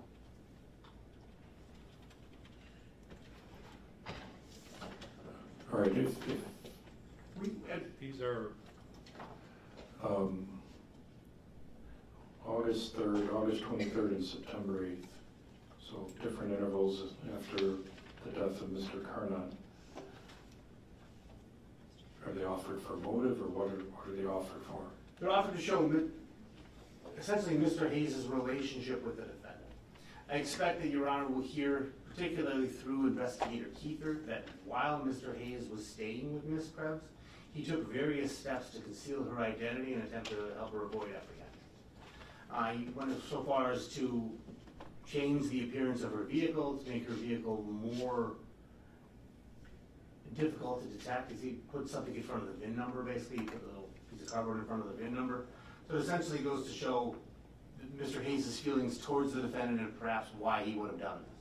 I think it all relates back to the overall scheme of this, because as we've already seen from the very beginning, the defendant has had numerous people, pretty much everybody involved in this, essentially change their stories in a manner to protect her after the incident occurred with Mr. Carnot. All right, but if there's testimony about Hayes helping the defendant and it's not contested, why do we have to go into why he has sexual or romantic feelings for her a month later or a month and a half later. We haven't had that contested yet. Agreed, yeah, agreed. So the court's inclination would be to wait and see what even happens in response to the presentation of Mr. Hayes assisting after the fact. Understood. And the relevance of it is to show Mr. Hayes' relationship with the defendant. So without calling Mr. Hayes, I think I understand where Your Honor's coming from. All right, well, on the 3 Hayes phone calls, I'm not going to load those up front. Wait and see if there's anything contested regarding what Mr. Hayes did to assist the defendant, if any, and then I'll revisit those 3 phone calls. So. The only difference between the clips is there's the one clip where that doesn't have anything to do with their relationship, where Mr. Hayes lets her know, her being the defendant, that police have her phone and then the defendant's response. That one doesn't really have anything to do with their relationship. Why don't you play that clip now? I don't hear that. Just identify it on jump drive 1. I had a surprise visit. It is under, again on Exhibit 1, there's a folder that says Chad Riddle, folder that says jail calls, and within that folder there's a subfolder that says Hayes calls. This file is entitled Krebs Learns Cops Have Phone. It's from August 23rd, 2024 at 11:11. It is 54 seconds long. All right, go ahead, play that. I had a surprise visit. Surprise visitor, not even a half an hour ago. For who? Guy with initials. Guy with initials. Oh. Oh, okay. How's he doing? Good. He said he just got out and he was there on a PO hold. For whatever reason. Well, they did some kind of a search and they found paraphernalia and something substance-wise on him. Oh, okay. And he had to sit for 30 days. And Okay. so they gave him his cell phone back, I guess. I mean, he lied about that, or they lied about it, or Do they have my phone? I don't know. Yeah, yes, they do. He does? Or the cops? No, the cops do. Oh, fuck.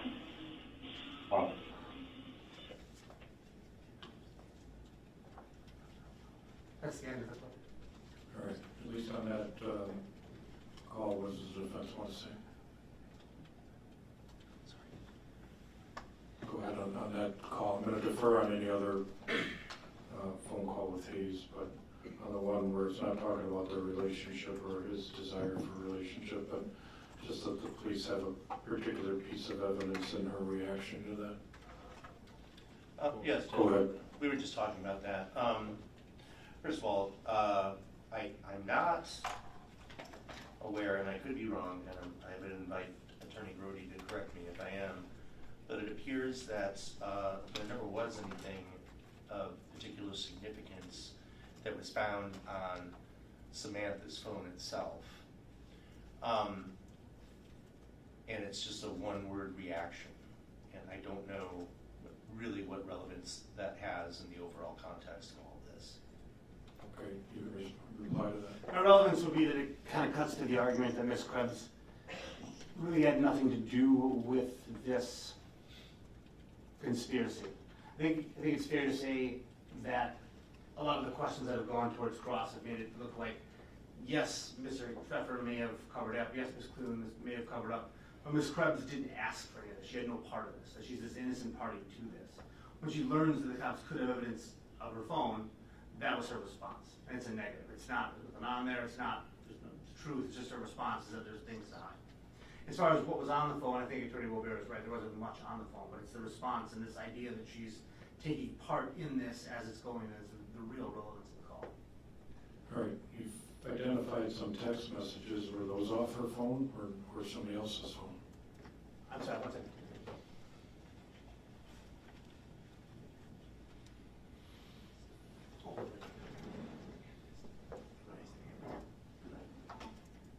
They were, I'm sorry, Your Honor. The question again, I apologize. Question is that you've been given a packet of some pre-marked exhibits that have text conversations. Yes. For example, Exhibit 119. Yes. That from the phone that the police took? No, that's from Mr. Carnot's phone. He sent that to the police. The other exhibits that we have, particularly through, like for example, Let's go back to what you just said about Exhibit 119.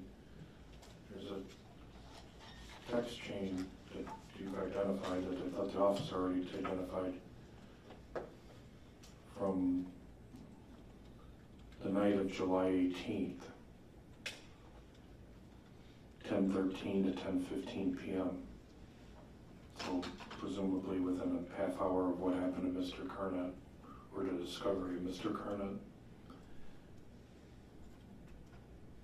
The way the text is laid out on Exhibit 119 identifies Samantha as the person texting.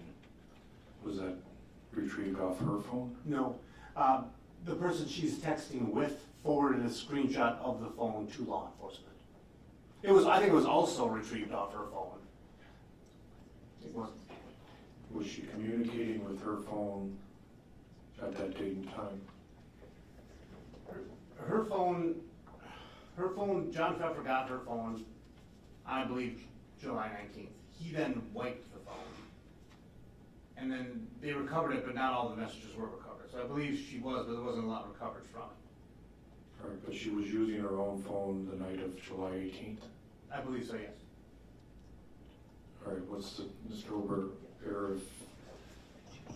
if there's some communication by the defendant on her own phone, which may be viewed as contradictory or deceptive.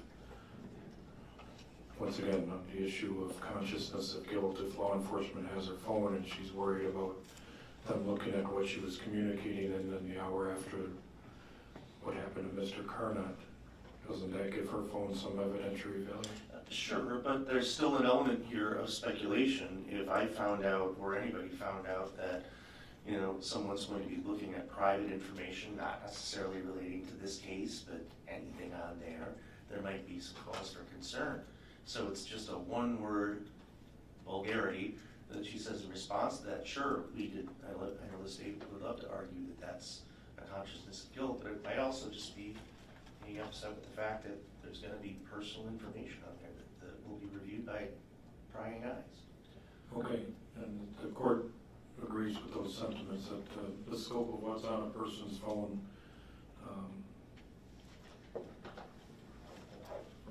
most people does not get drawn into a law enforcement investigation.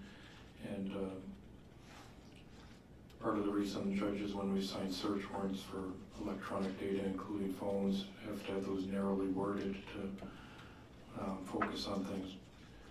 The court's view is this, and the ruling on that overlaps somewhat with Exhibit 119 is, at least as of the call on August 23rd, which is about 35 days after Mr. Carnot passed away, the defendant's phone, where she was communicating at least in the hour or hours immediately after the death of Mr. Carnot, had relevant information. And when she hears Mr. Hayes say the police have it, her reaction has relevance. How that's placed in context can be argued by both sides, but the fact that a suspect or person charged with a crime has a worry about law enforcement having his or her phone has relevance in light of the fact that the court has at least Exhibit 119 showing she was using her phone, communicating about what happened to Joey or what was going on with Mr. Carnot within the hour. And so that mechanism, her phone, has some evidentiary value. How much weight could be minimal? That's up to probably some other witnesses and cross-examination. But the court would, even without Mr. Hayes, permit the 54-second phone call that references the police having her phone and her reaction to that. And the weight the jury gives that is up to the advocacy of each side on how they want to portray that. But the timing of it getting the phone as part of an earlier part of the investigation, the first month or two, and the defendant making an inquiry about whether the police had her phone or not, and Mr. Hayes at first said no, but then clarified, said that they do, and her reaction does have relevance. How much weight to give that, as I said, once again, goes back to advocacy on each side on that. So that phone call, the court will allow permitted even without Mr. Hayes. Or what are the other categories beyond the Allen calls and the Hayes call? The remaining phone calls are all from the defendant herself, and they're regarding various parts of the investigation. The first is from April 17th of this year at 3:29. I believe it is after the preliminary hearing or the revocation hearing, where the defendant has now heard the phone recording that John Pfeffer took, and she basically admits that it's her voice on the recording. All right, how long is that call? There's a recording. John's phone recorded, JP's phone recorded when he walked into the apartment. 56 seconds. Yeah. All right, when you cue that up so I can hear it, it sounds like two voices are going at the same time. I'm sorry, 16 seconds. There's two up at the same time. So this is April 27, 2025, after the preliminary hearing? April 17th, 2025 at 15:29. I'm playing it now. Hold on, 3:29 p.m. All right, you can play that 16 seconds. There's a recording. John's phone recorded, JP's phone recorded when he walked into the apartment. You can hear what I say, you can hear what Christy says, and you can hear what JP says. When they walk in and Joey's on the floor. Yeah. You hear it all recorded on his phone. Now, that mainly has relevance because, or not only does it have relevance because the defendant is admitting it's her voice, but in a previous phone call with her mother from November 1st, 2024 at 17:06, the defendant tells her mother that she was never there. All right, whose voice is first on that? There's two voices on that. That's the defendant's, then the louder voice is her mother's. Can you play that again? Yes. The first voice is, you're saying, is Ms. Krebs? Yes, sir. There's a recording. John's phone recorded, JP's phone recorded when he walked into the apartment. You can hear what I say, you can hear what Christy says, and you can hear what JP says. When they walk in and Joey's on the floor. Yeah. You hear it all recorded on his phone. Okay. Now that, 16 seconds. Judge, I would just say I don't think that this clip is relevant. Ms. Krebs doesn't make any statements on that recording or attributing like what voice on the original recording belongs to who or makes what statements, and it's not being contested that those are the three voices heard on that recording.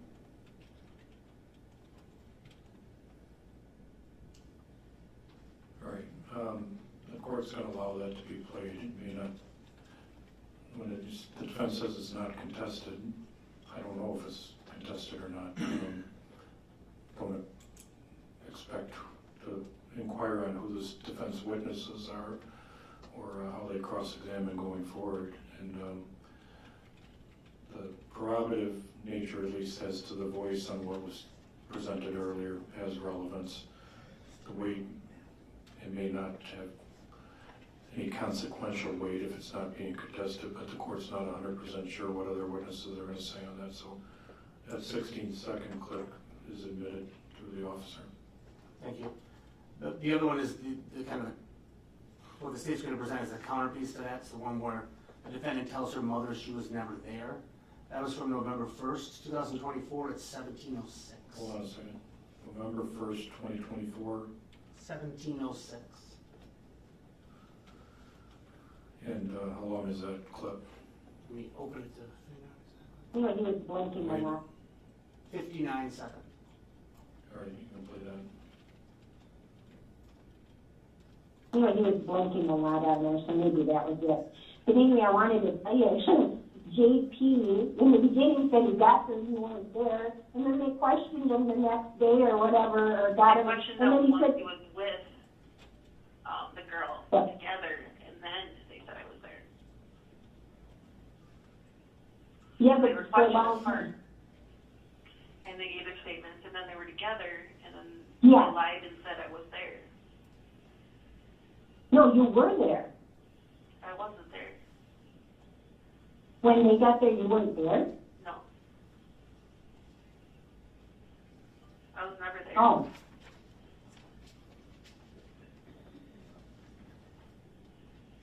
Oh, okay. All right. I got something screwed up here from when I talked to you in the beginning, right? Yeah. Oh, I get it. Okay, got it. So now that is reversed. The first voice you hear is the defendant's mother, and the second voice you hear is the defendant. All right, and we'll have Ms. Rock address that 59-second clip. Judge, on this, I just maintain my general objection that the statements made by Samantha's mother would be hearsay and not played through her. All right, court once again looks at the definition of hearsay and also the exceptions under 908.01, sub 4, sub B. Offer proof suggests that there was a phone call on November 1st of 2024. It's 59 seconds. It starts off with the defendant's mother summarizing what her belief is on some of the evidence, including what John Pfeffer was reporting, and the defendant gives her reaction. The mother asks a question about, or makes a statement that says you were there, and the defendant says I was never there. There's more to it than that, but it's relevant to whether the defendant was at the scene of the death. And her saying I was never there is at least contradictory with some of the other information in the case. So it's probative of a change in version of a story and relates to credibility of a party. It also relates to statements after the fact that, once again, flow from jury instruction 172, post-offense statements or post-charging statements, and version saying I was never there has relevance on judging the credibility or the after-the-fact behavior of the suspect. So the court will overrule the objection and allow that clip from November 1st, 2024 to be played. Thank you. There are two left. I'm sorry, three. This next one is unique because with Your Honor's rulings, this would be the only one to come in that would be a video call. The video call shows Ms. Krebs in custody. So I'm going to play it so Your Honor can see the video. I understand Attorney Rock has an objection to playing it with the defendant being in custody. But I just wanted to lay it out. How long is it? Mania, and I sent it. Sorry, 58 seconds. All right, you can play it. Just going to drag it over. So, I believe the woman on the right is the defendant's mother. The defendant is on the left. And I'm just going to play the clip. What's the date of it? It is from April 24th of this year at 18:38.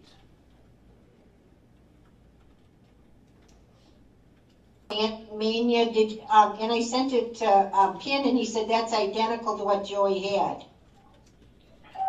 Oh, okay. Did you get that? Because I sent it, No, and now I didn't look yet. Oh, anyway, it's really, you can get it from trauma, you can get it from using street drugs, you can get it from, oh my God, it's identical to what he has. So we can drop the manic episodes and get some psychosis. Yeah.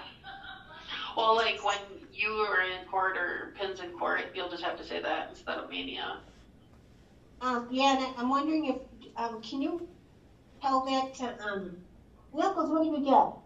Can you tell that to Stephanie too, that that's what you think it is? Yeah.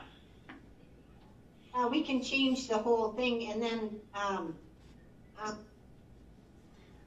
The clip is in the middle of a conversation they're having, but it essentially applies to something that I believe the defendant's mother is sending her. I think it's relevant because it shows that even after there's been so much about Joey being manic and mania, now they've learned something new, and the defendant is essentially asking her mother, or whoever Pin is, to change their testimony, or what I expect would be their testimony, based on this new evidence. And I think it just goes to show the fact, A, that the defendant is completely engaged and involved in this cover-up, and B, to everybody's credibility, because they're just changing stories based on how things change for them.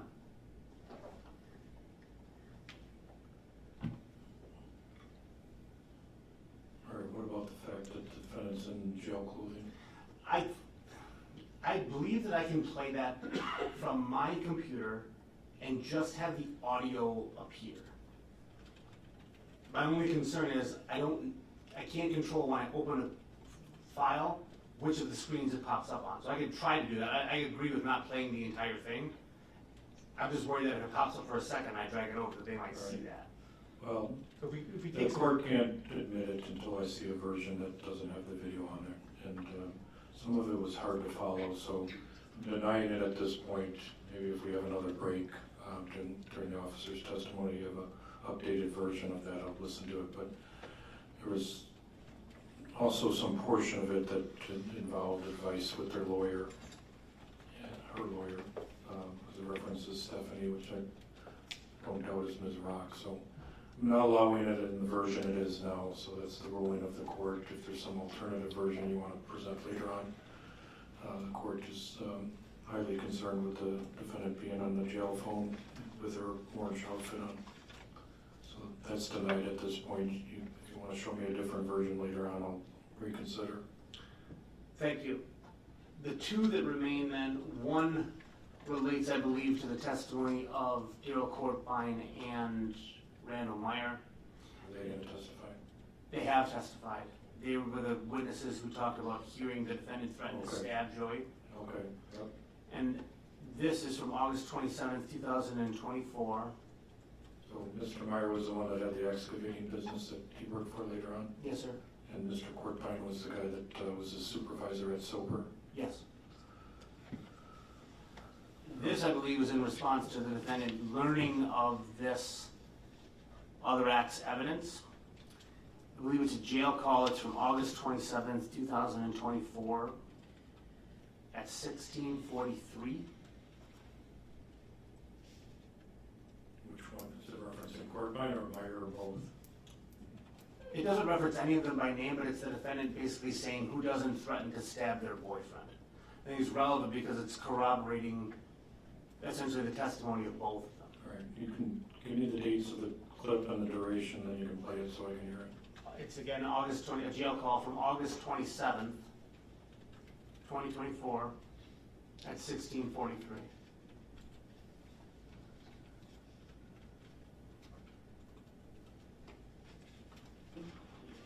Right. Who doesn't threaten to stab their boyfriend at some point in their life? Right, I agree. Okay, is there a second one? And what was the duration of that? About 9 seconds. You said there was 2 more calls? That is one of the final two. The other one is from November 6th, 2024 at 18:39. All of these are under the Chad Riddle jail calls folder on Exhibit 1. This one is entitled Krebs Says She Has No Stickers on Her Car. So the defendant basically saying that she had no stickers on her car. I believe there will be evidence that's going to be presented with the Investigator Keither's testimony that will show Mr. Hayes removing the decals that were on the back of Ms. Krebs' vehicle. This is a jail call essentially showing that the defendant not only now says that her car had no stickers. Relevant because she was aware that Mr. Hayes had taken this action. Sorry, you can play that one. I said they said it was my car, but they can't prove it's my car. Because when they found the car, there were some stickers, and they said that the car that left had stickers on it. No, Jeff said that, you had stickers on your car. No, when they found it. Oh, I don't know. Okay, yeah. I believe that's all the calls. How many Seconds seconds? was that last one? I said they said it was my 23. car, but they can't prove it. All right. All right, on the last two calls, August 27th and November 6th, 2024, there's a 9-second one, there's a 23-second one. Court does find those are relevant. There's commentary on the evidence in the case by the accused. It can be interpreted in different ways, but witnesses have already testified about alleged threats, and her statement with some knowledge that they were making that early on in the process in August of 2024 has relevance, and how she puts that in context. Doesn't deny making the threats, but just says who hasn't. So that does have relevance in the court's mind, and that can be played. The issue of the stickers, we've had some testimony identifying a vehicle without license plates that at different times may have had stickers, so her commentary on that as of November 6th of 2024, the court finds as relevance just to link the vehicle, and her view that or at least statement to her mother that they didn't have stickers on there when we've had some at least circumstantial evidence through the testimony that there was as relevance, just as another potentially deceptive statement regarding identity of a vehicle that was relevant because it was the vehicle used leaving the alleged scene in the case. So those two can come in. Any other calls? None. Anything else before we bring the jury out? Not from me. From the defense? No, thank you. All right, and the defense objections to the full scope of those are preserved. And so, okay, we're gonna bring the jury out.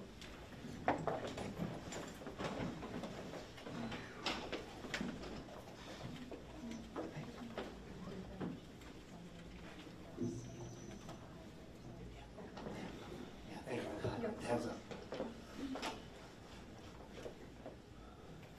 Maybe I can-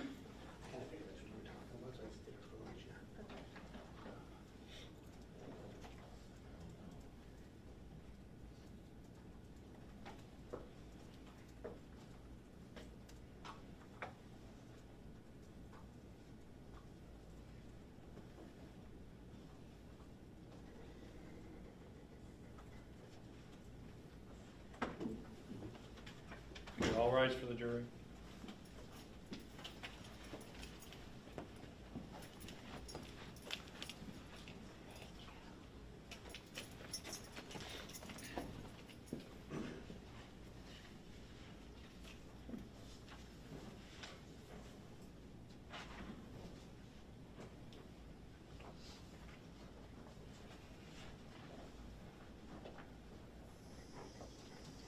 Okay, everybody can be seated. All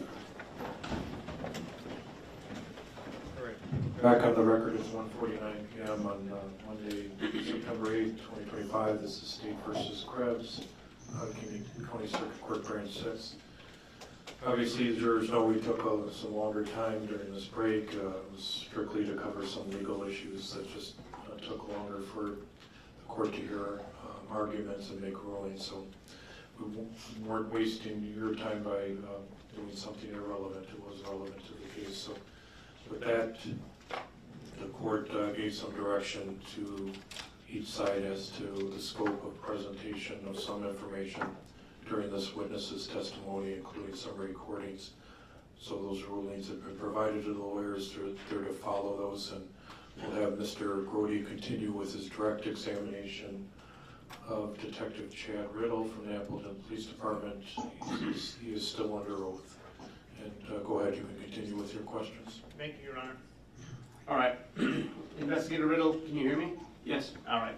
So before we broke for lunch, we discussed things that were found in Jeff Hayes' apartment, specifically the sandals. So with that, I'm going to republish Exhibit 81.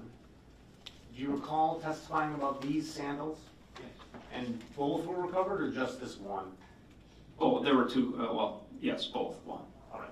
Now, earlier you testified that you had sent items to the crime lab, is that correct? Yes. Were these sandals sent to the crime lab? Yes, they were. Do you know if any relevant evidence was found on him? There was not any relevant evidence found on him. No blood or anything like that?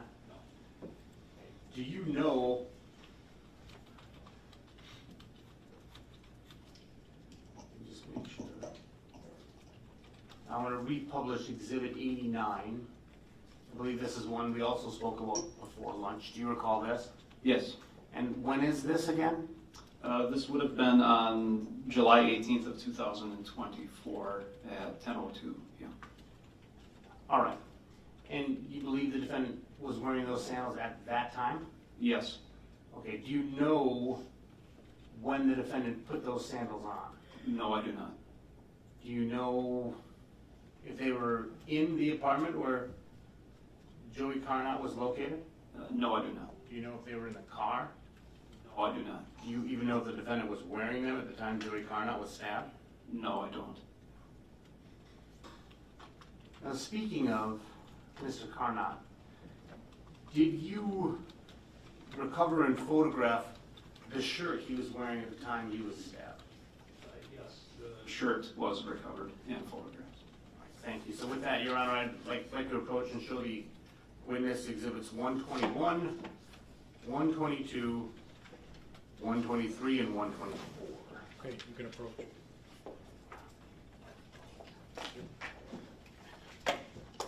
And just like we've been doing Investigative Riddle, I'd like you to just take a look at those and let me know if you recognize them.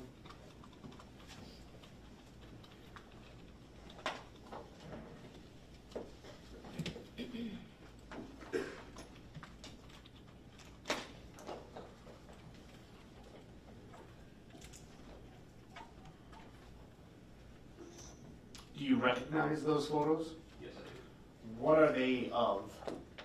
Those are the photographs of the shirt that Joseph Carnot would have been wearing on July 18th of 2024. And does it look, did you take these photographs or did somebody else? No, those were taken by forensic evidence specialist Highland. But have you reviewed the shirt as it's been collected? Yes. Do these photographs appear to accurately represent the shirt? Yes. Your Honor, I move to admit and publish exhibits 121 through 124. Any objection? No. Okay, 121, 122, 123, and 124 are received and may be published to the jury. All right, so on 121, does that match what you have as far as 121 in front of you, investigator? Yes. All right, what are we looking at here? This would be an overview or an overall photograph of the shirt that Joseph Carnot was wearing on July 18th, 2024. Are we looking at the front of it or the back of it? This would be the front of the shirt. All right, so let's move over to 122. Is this looking at the left side? Yes. All right, now, do you see, or is there a mark on this shirt that would correspond to the area where Joey Carnot was stabbed? Yes. Do you have the pointer up there with you? I do. Would you mind pointing to it?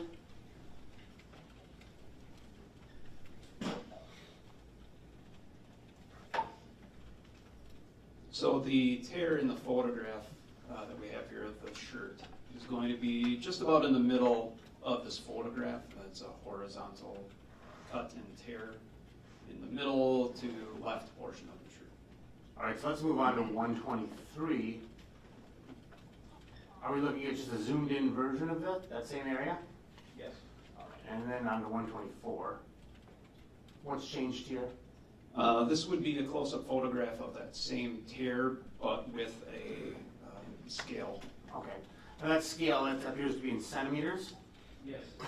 So what, about 4 centimeters long? Approximately. Do you know what that is in inches? I do not. About 4 centimeters long, and it goes about 1 centimeter up to down. Yes. All right. Now, as part of your, and that's all I have for that. Thank you very much.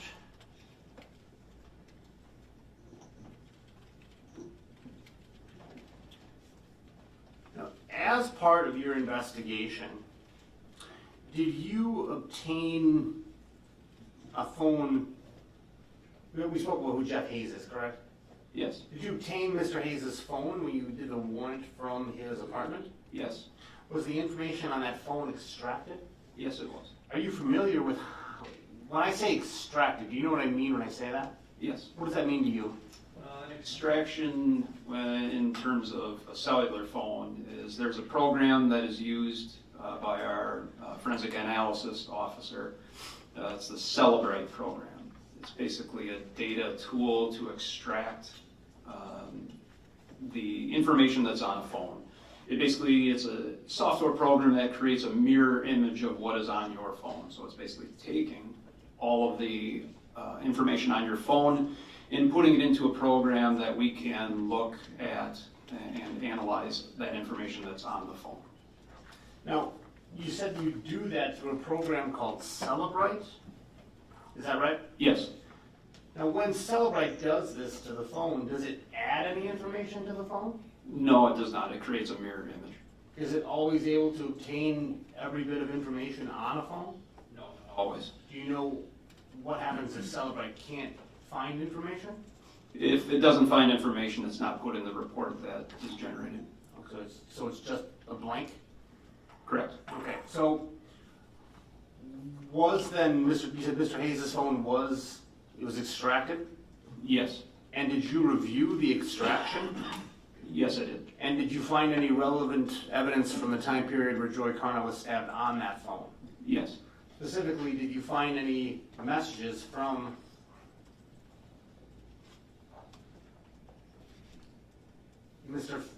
from John Pfeffer? Yes. Did you find any calls that would have been made during that time? Yes. Okay, so with that, I'd like to approach the witness and show him exhibits 125, 126, 127, 128, 129, 130, and 131. Okay, you can approach. Judge, I would note for the record, I have no objection to 125 and 126, but I do to the remainder. All right, when you start with 125 and 126, and I'll review the remainder before they go to the witness. All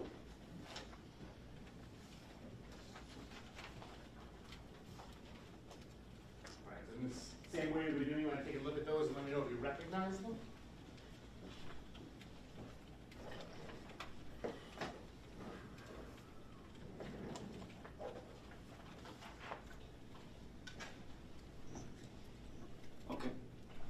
Let's start with 125. What is 125? 125 is I guess more of a screen grab or a screenshot of a text message from J.P. Pfeffer to Jeff Hayes. And how about 126?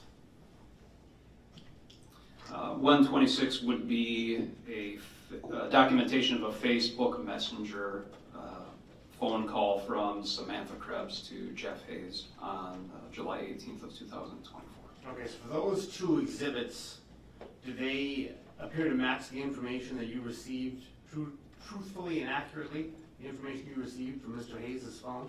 Yes. Your Honor, I move to admit and publish 125 and 126. Are those two any objection? No. All right, those two are admitted and can be published.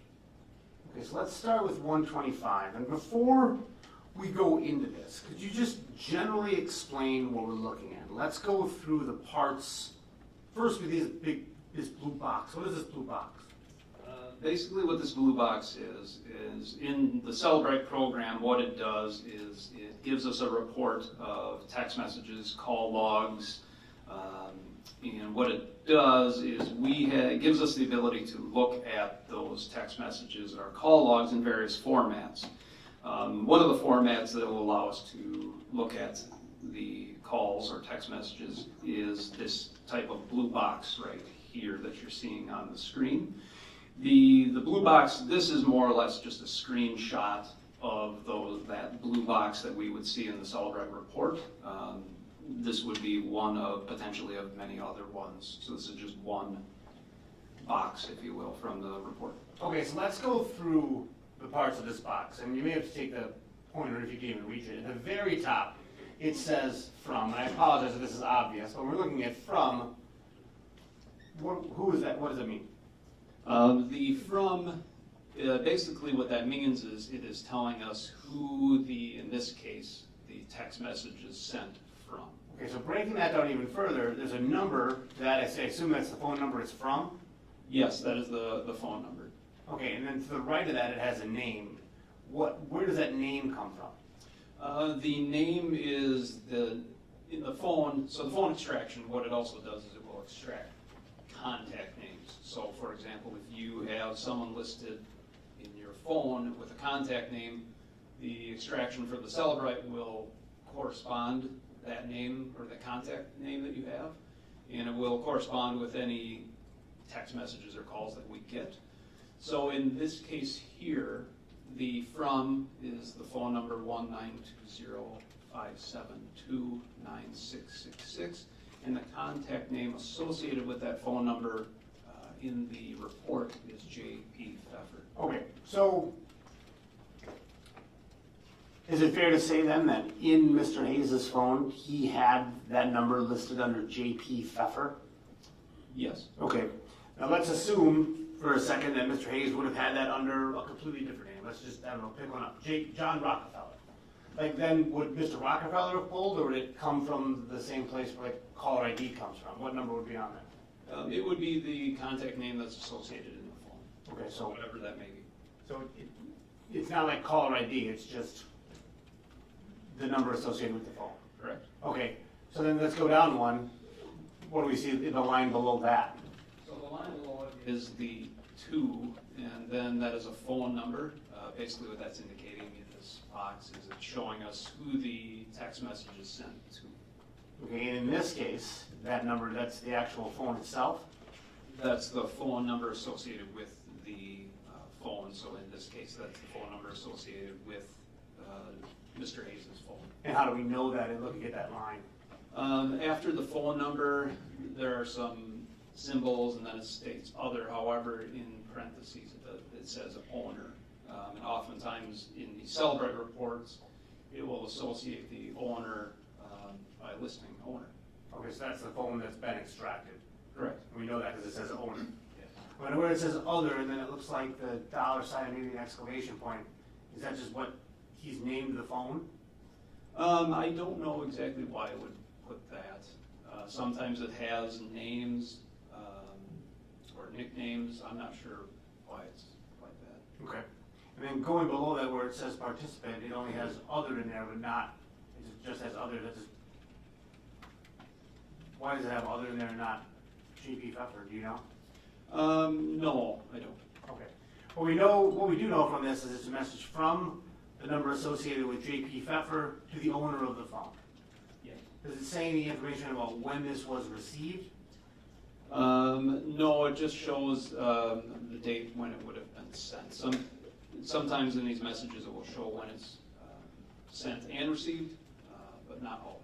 Okay, now earlier you testified how Celebrite works. It said if it doesn't have information, it will just give you nothing, right? Correct. So in this case, there's nothing that suggests red. Is that why there's nothing in there? Correct. But at the very bottom where we have that date, July 18, 2024, what is that telling us? That's telling us when it would have been sent. Okay, and now to expose the notable part of it, what's the message itself? It states 911, call me right now, Jeff, this is an emergency. Okay. Now let's move again to Exhibit 126. Now 126 is in a bit of a different format. Could you kind of explain it before I put it on the screen, what it is?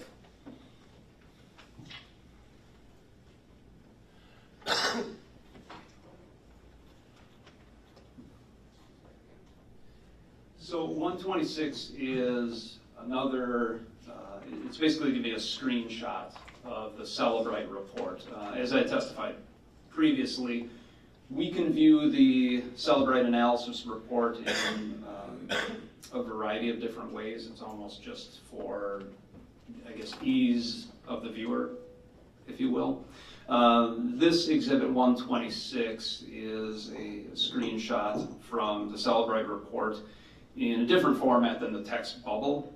This would be pulled from, in this case it would either be the timeline portion of the Celebrate report, or it would be just from the call log in the report. Okay, so now I'm gonna put it on the screen, and it looks just like something we pull from like a Microsoft Excel file, is that fair?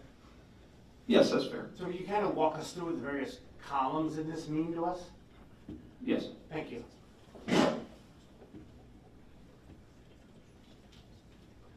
Okay, so what this is, I'll start with the columns as you requested.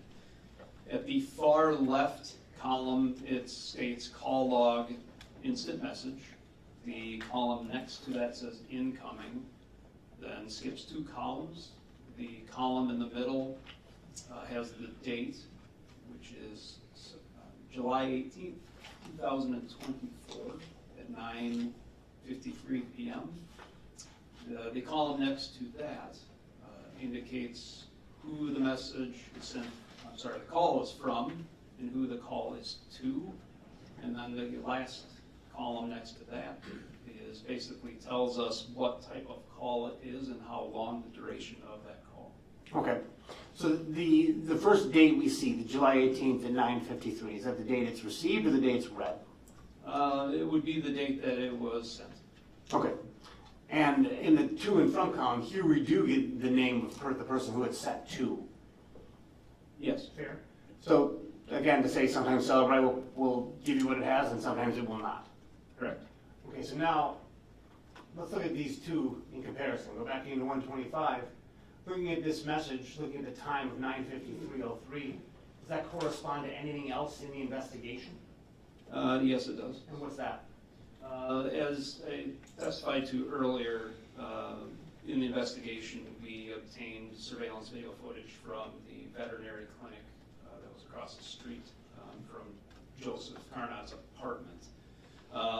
In that surveillance video footage, we're able to see an individual leave the west side of the apartment building at 21:52, which is 9:52 p.m., and then walk to the parking lot for the apartment complex, which is to the north of the building itself. And then at 9:53 p.m., we can observe a vehicle that leaves that parking lot, goes south on North Park Drive Lane, and then turns westbound onto West Northland Avenue. And about that time, we see this message is being sent. Yes, so the individual who's leaving the apartment building, we observed leaving at approximately 9:52 p.m. The vehicle then left the parking lot and then turned onto Northland Avenue at 9:53 p.m. And then moving to 126, what does this tell us? So this is a documentation of a Facebook Messenger call, and according to the data extracted from the phone, that call would have been placed from the Facebook account of Samantha Krebs to the Facebook account of Jeff Hayes. And the call would have been placed at 9:53 p.m. on July 18th of 2024. And the duration of that call was 44 seconds. So do I understand it correctly that about a minute after the phone belonging to Jeff Hayes received the message in 126 from John Pfeffer's phone, or J.P. Pfeffer's phone, it then receives this call from the Facebook account belonging to Samantha Krebs? It would have both been at 9:53 p.m. It appears based on the call, the durations of seconds, that this would have been after the text message. Okay, thank you. The court's going to allow you to inquire on 127 and 128. Those who have been reviewed by the court will overrule the objection. So we can go into 127 and 128. Okay, so with that, I'm going to now hand you exhibits 127 and 128.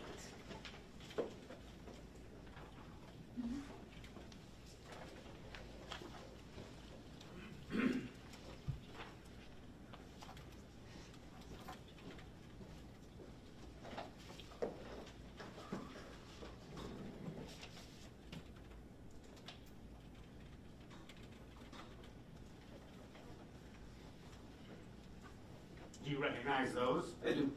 Let's start with 127. What's that? 127 would be documentation of a text message sent from Jeff Hayes to J.P. Pfeffer. And how about 128? 128 would be a call log from the Celebite report, and again, Exhibit 127, I failed to mention that. So Exhibit 127 and 128 are both from that cell phone extraction of Jeff Hayes' phone, just to clarify. Exhibit 128 is a screenshot of a call log on July 18th of 2024. Okay, so do the information on those two exhibits, does that also match what you located in Mr. Hayes' phone? Yeah. Your Honor, with that, I move to admit and publish 127 and 128. Okay, defense noted their objection that the court permitting you to do that. Thank you. So with that, 127. Now, I see we have a box similar to what we had before, but this one's green, so what's the difference? Basically, this is just a message that is received by the owner of the phone. In this case, as it's documented, that would be Jeff Hayes. Okay, so this last one, going back to 125, this is the one he gets from JP, right? Yes. And then in 127, is this his response? Yes, and I apologize, I misspoke. This is a message sent from Jeff Hayes' phone. Okay, and how can we tell that? Because it states from Jeff Hayes. Perfect. Now, what does the message itself say? The message states, JP, what's up? My phone is shut off and I don't have service unless I have Wi-Fi connection. So I just got your message and see that I missed a call. What the hell is going on that I need to call 911 for an emergency? And what for? And what, does it note the time that this was sent? Yes. What time is that? It would have been on July 18th of 2024 at 10:24 p.m. Now, I'd like to note, going back to Exhibit 89, and I'm republishing that, you said this was 38 minutes off? Yes, this would be 38 minutes fast. So, if I understand it correctly, the defendant arrived at Mr. Hayes' house at about 10:02. Is that correct? Yes.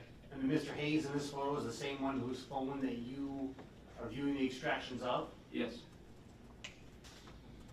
And then at 10:24, that phone sends this message? Yes. Does that relate to anything else in this investigation, that time specifically?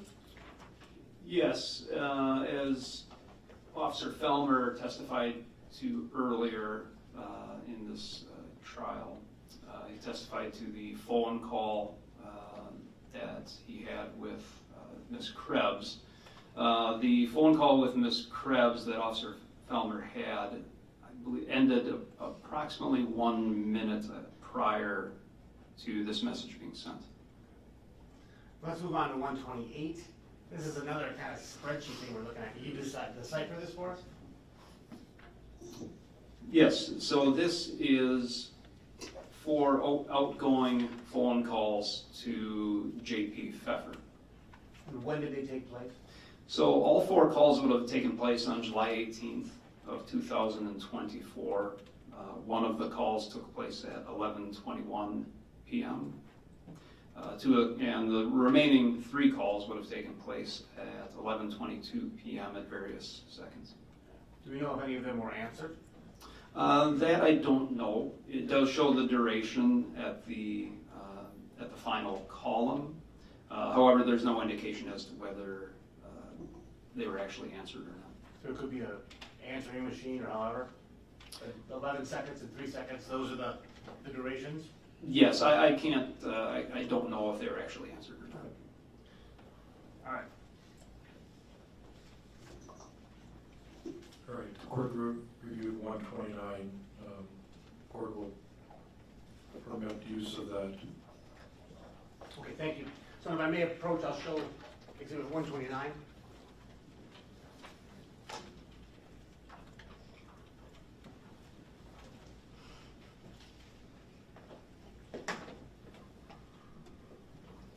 Okay. What does 129 tell us? 129 is another portion of the Celebrite report of Jeff Hayes' phone. So Celebrite, does it tell you more than just messages, or does it tell you other things about the phone?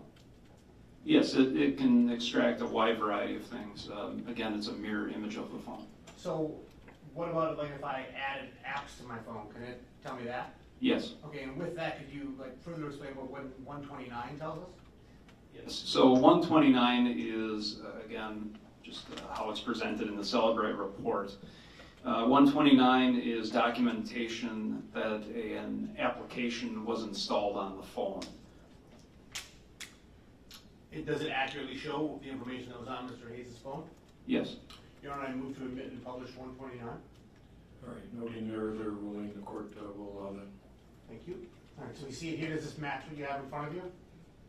Yes. Okay, so what is this telling us? What this is telling us is in the middle column, I'm sorry, I should back up. So on the far left column, it states installed applications. So basically what that's telling us is this is the information that we are seeing is an installed application. In the middle, it is showing us when in this case, the application was purchased and installed, which would be July 19th of 2024 at 12:44 in the morning. And then on the far right column, it is telling us what the application was that was installed. And what time was it installed? According to the Celebrate report, it would have been 12:44 in the a.m. on July 19th of 2024. And what application was installed? According to the report, it would have been scanner radio. Okay, now, in looking at the phone, did you note anything in any other portion of the phone that could be related to a scanner radio app? Yes. What did you notice? In the notes application, so on a cellular phone, you can have an application that it's titled Notes, and that's where you can write notes or type whatever you'd like. The Celebrate report can extract those notes that you write, and in this case, that did. In the notes, there's a portion of the notes section that listed basically a list of 10 codes.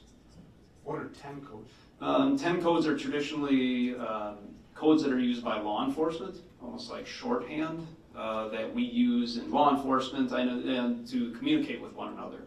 I believe military uses 10 codes as well. I know they can vary, but from my perspective and my experience, we use 10 codes in law enforcement. So what, like 10-4 to be like, I understand, or?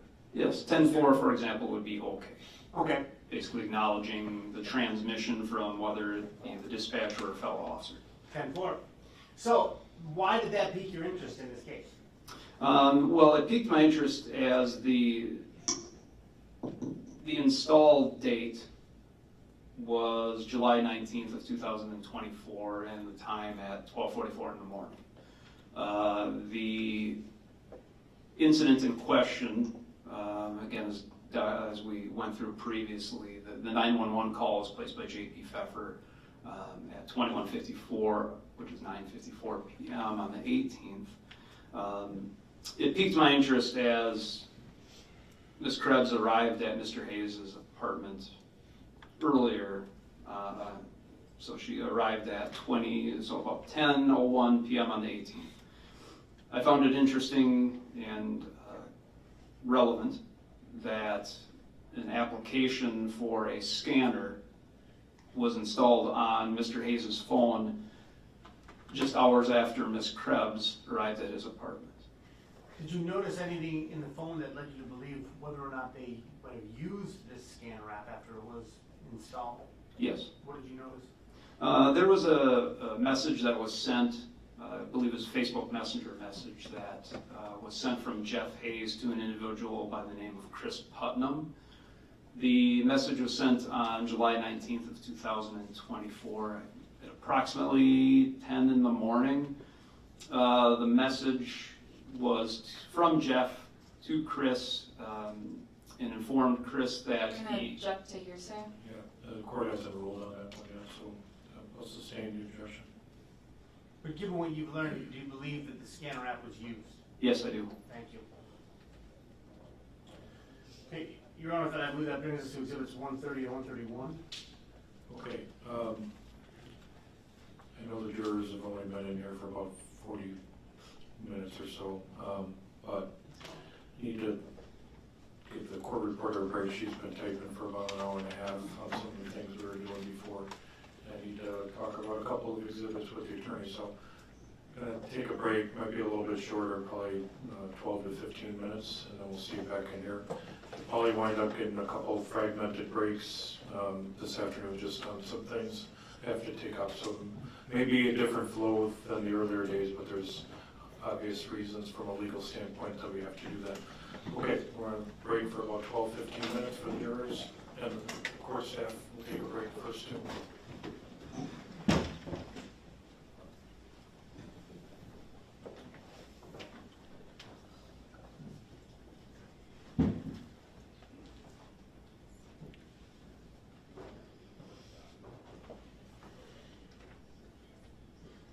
We're going to break for about 7-8 minutes till roughly 2:30, so the court reporter and others take a break, and the attorneys can step out if they need to also. And when we come back at 2:30ish, we'll take up exhibits 130 and 131.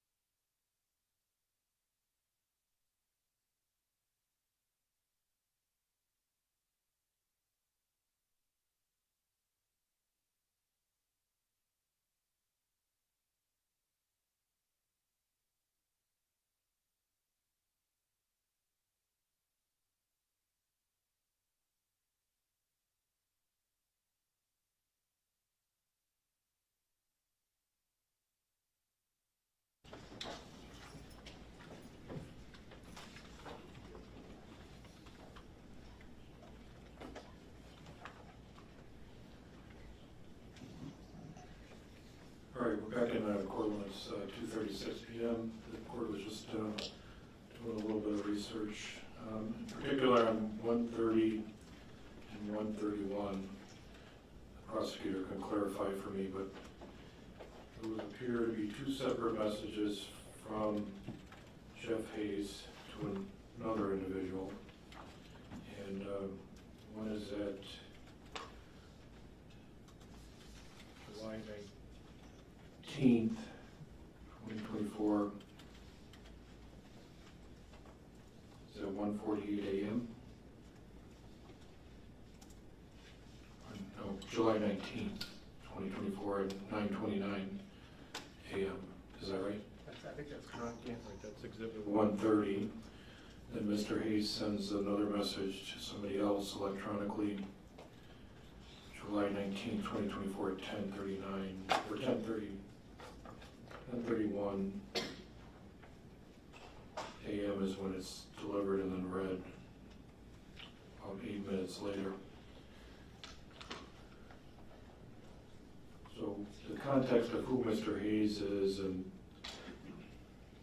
who he may have been with at that time period, the defendant, is one thing. I guess the question the court has is, Mr. Hayes was on your witness list.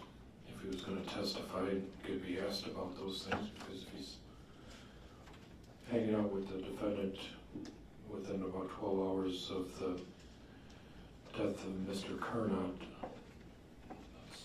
it's contemporaneous, and some of the information within the messages relates to things that may have happened to Mr. Carnot, but it's not an oral statement, it's an electronic written statement. Mr. Hayes' other messages with Mr.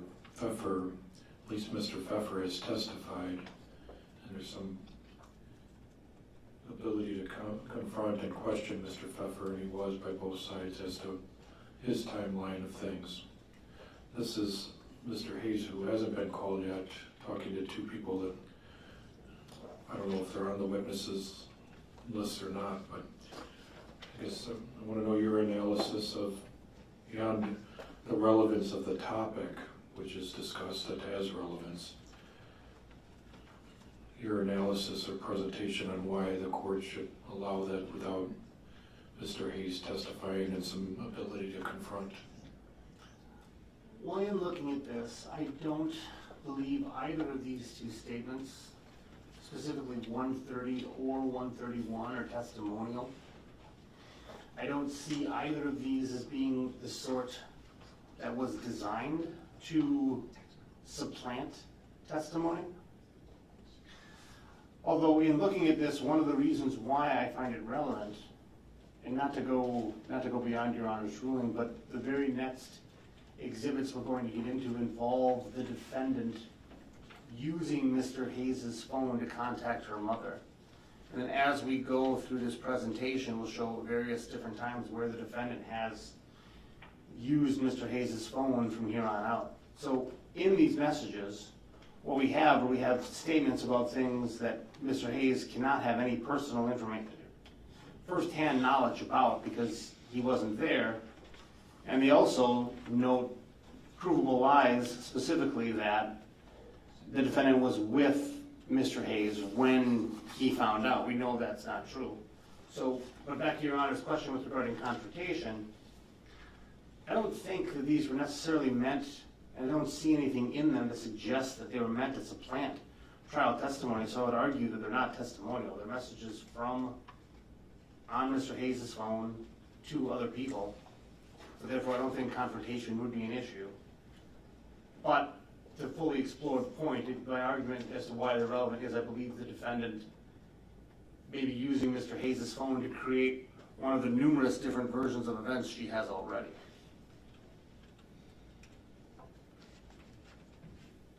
All right, well, the topics in both have relevance to the charged offense.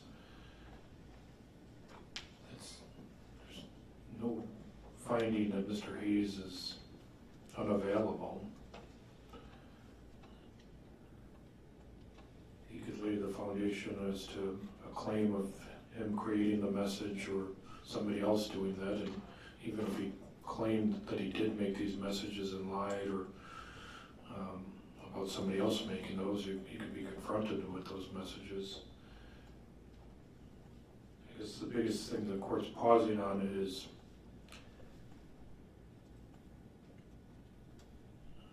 it's usually when some witness is declared unavailable that non-testimonial hearsay is often admitted.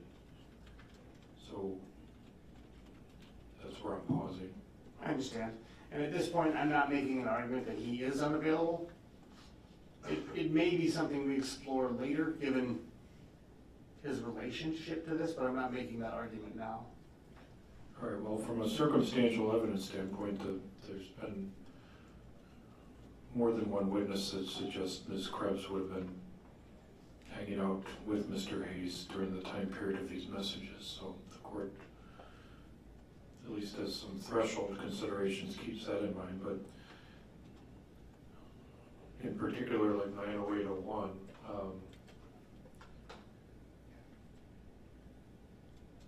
sometimes when a party opponent, in this case it would be Ms. Krebs, adopts a statement,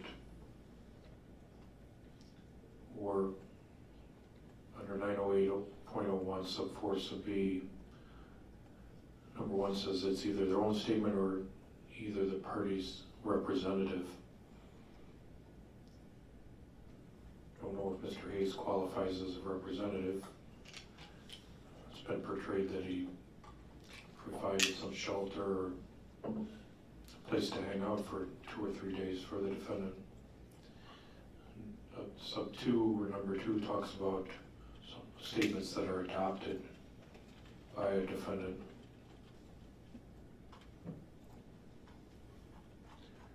Three talks about, is he authorized? There's nothing that she said to somebody else. Yeah, he, at least up to this point, that he's some sort of agent of hers, even if there's some indication that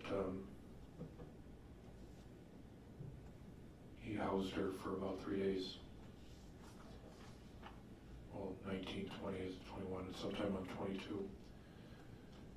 The 5th category is a statement by a co-conspirator.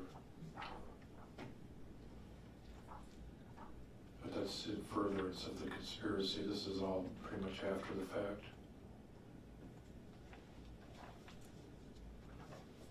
So,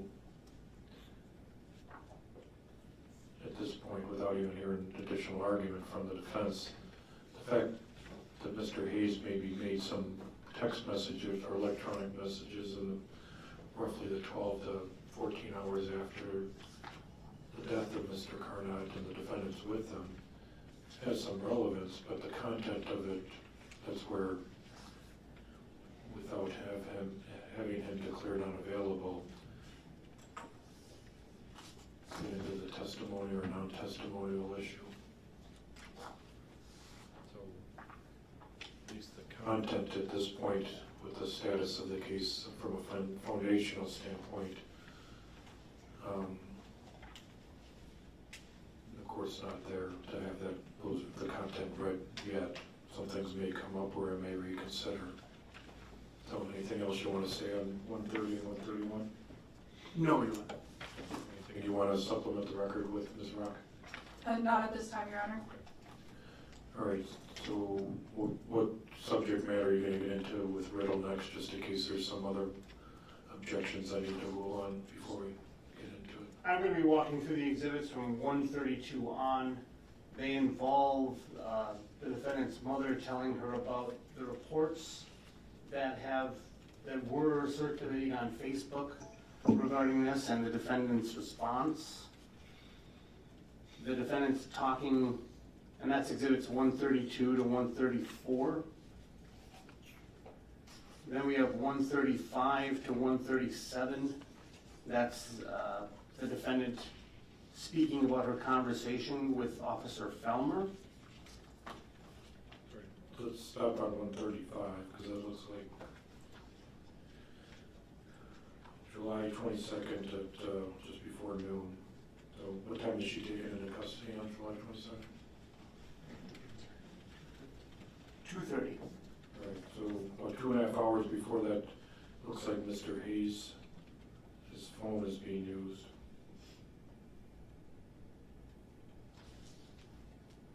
All right, so at least the way it's portrayed is, would be from Mr. Hayes. It looks like it would be from her. That would be my argument. All right, what about 136 going forward? 136. Also from the defendant, I think 136 clarifies the last word in 135. 135 ends with her saying, who I was talking to, I thought J.O., and then in 136 says J.P. I think she's changing that because the message in 137 is kind of a completion of that conversation that says, they can't prove that was even me on the phone, though. Okay, what about 138? And 138 is back in time, April of 2024. It is this conversation between Mr. Hayes and Miss Krebs, talking about his relationship with her. It goes to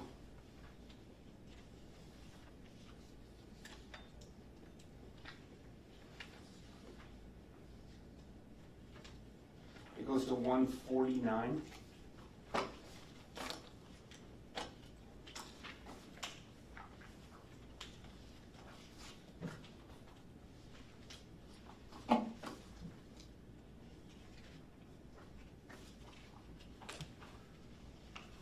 Right, and then what about 150, is that something different? 150 is something different. Those are, even though the name from says Josette Perez, I believe the testimony will show that that's actually from Joey Carnot.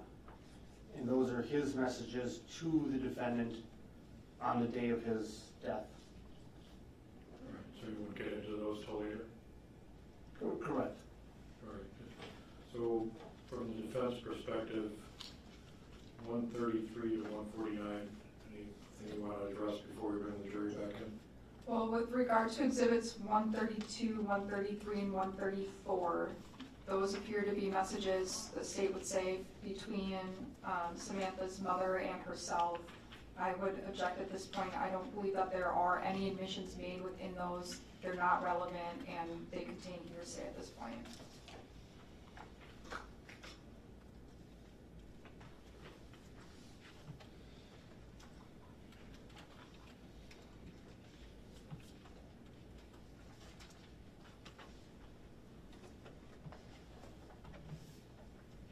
All right, the court would allow 132 and 133 because it explains the context of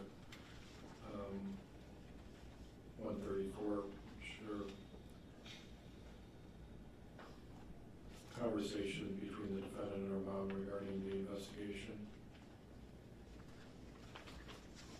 135, court would also allow that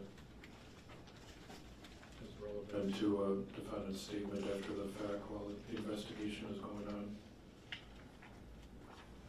Same with the follow-up with the same person. It's all right around noon, within a couple hours before she was apprehended. Right. So then we're at 138 going forward. Between 138 to 149, any other objections that the defense wants to put on the record? Yes, I do not believe that this conversation is relevant. This is the conversation between Jeff Hayes and Samantha Krebs that took place months before, both in April and May of 2024. I fully expect that the state would argue that they are using this to show that there was a relationship and that Mr. Hayes may have had feelings for Ms. Krebs. I don't think that that is relevant. It doesn't go to anything that has been presented. If the state wants to try to say that Samantha would have had motive because of Jeffrey Hayes being attracted to her, I think that's rebutted even within these messages. She clearly says that she's not interested in anything more than a friendship. Again, Mr. Hayes, at least according to the state at this point in time, is not going to be testifying, so these are hearsay, and I don't believe that they should be admitted. Right. regarding that. That series, what does the state want to say in reply? Well, with regard to relevance, I think they're relevant because, as we'll see through Sergeant Keither, Mr. Hayes takes some pretty significant steps to conceal the defendant. Not only does he let her live with him for a period of days, but he also removes stickers from her car, like we heard about in the voicemail messages, which the defendant was aware about, and then attempts to conceal the identification of her car by putting a piece of cardboard over the VIN number. From the very beginning of this incident, the defendant is surrounded with people that have worked to cover up this incident. At the apartment, it's JP and Christy. She goes to another person who helps her do this further. I think this goes to show that's how Mr. Hayes felt about her. I don't think this is testimonial in any way. I don't think that this is something that anybody ever wanted to come before the jury or to supplant or take the place of any sort of trial testimony. As far as hearsay, I think this is a textbook example of a then existing mental, emotional, or physical condition. I think these text messages all outline Mr. Hayes' feelings for the defendant. They show how he felt about her then. And when you combine them with the other messages that we talked about at the motion hearing, about him saying afterwards that he still had feelings for her, it shows that not only did his feelings, at least, even if they didn't begin in April, they existed in April of 2024, and they persisted through the incident. I think this goes to show not only why Mr. Hayes would have done this, but why Ms. Krebs would have went there. I think they're relevant to numerous things in this incident. All right, the court's view is that the sequence of correspondences are up to 149 are involving the defendant with Mr. Hayes. She's a party to those conversations. It at least identifies Mr. Hayes as somebody who's sympathetic to the defendant that she may look to get assistance after the fact. So in regard to the context of the relationship and why she would have gone to his place for 3-4 days after the death of Mr. Carnot, the court feels as part of the panorama of the evidence as to the context of the relationship between the defendant, Ms. Krebs, and who she took housing or shelter with for a 3 or 4 day period after Mr. Carnot passed away. So the court finds it relevant as to the context of the relationship and the person that she was in proximity with for 3-4 days after the death of Mr. Carnot. So for contextual purposes, the court will allow that the correspondence is up to 149. All right, we're going to bring the jury back out and move forward. Do you want?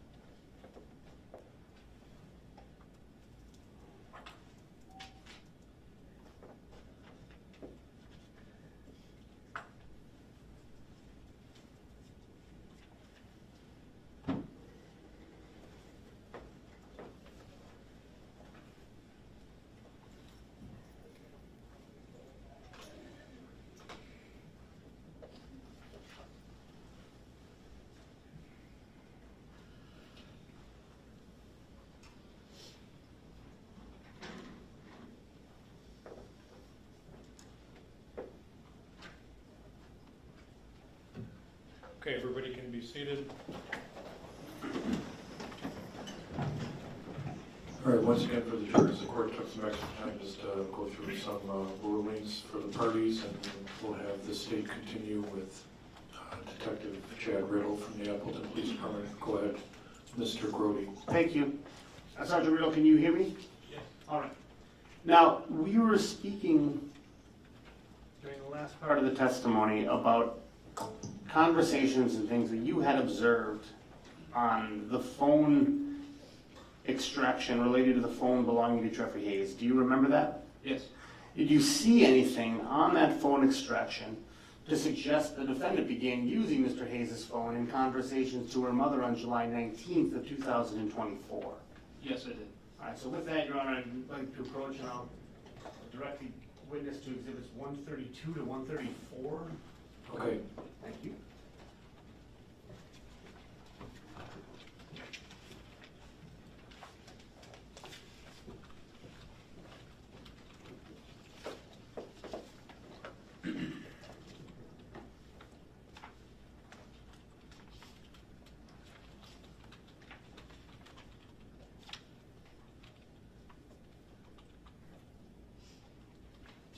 All right, investigator, have you reviewed those? Yes. What are those? These would be text messages sent to Jeff Hayes' phone. From who? From a contact listed as Sam's mom. All right. Do those conversations accurately represent the information that you observed extracted from Mr. Hayes' phone? Yes. Your Honor, I move to admit 132 through 134 and publish the same. Okay, subject to the court's earlier ruling and the record created, those are admitted. All right, so we're going to start with 132. What do we see here, investigator?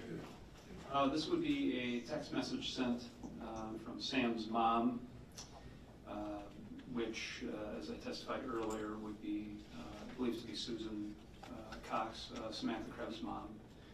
It is a text message with an attachment.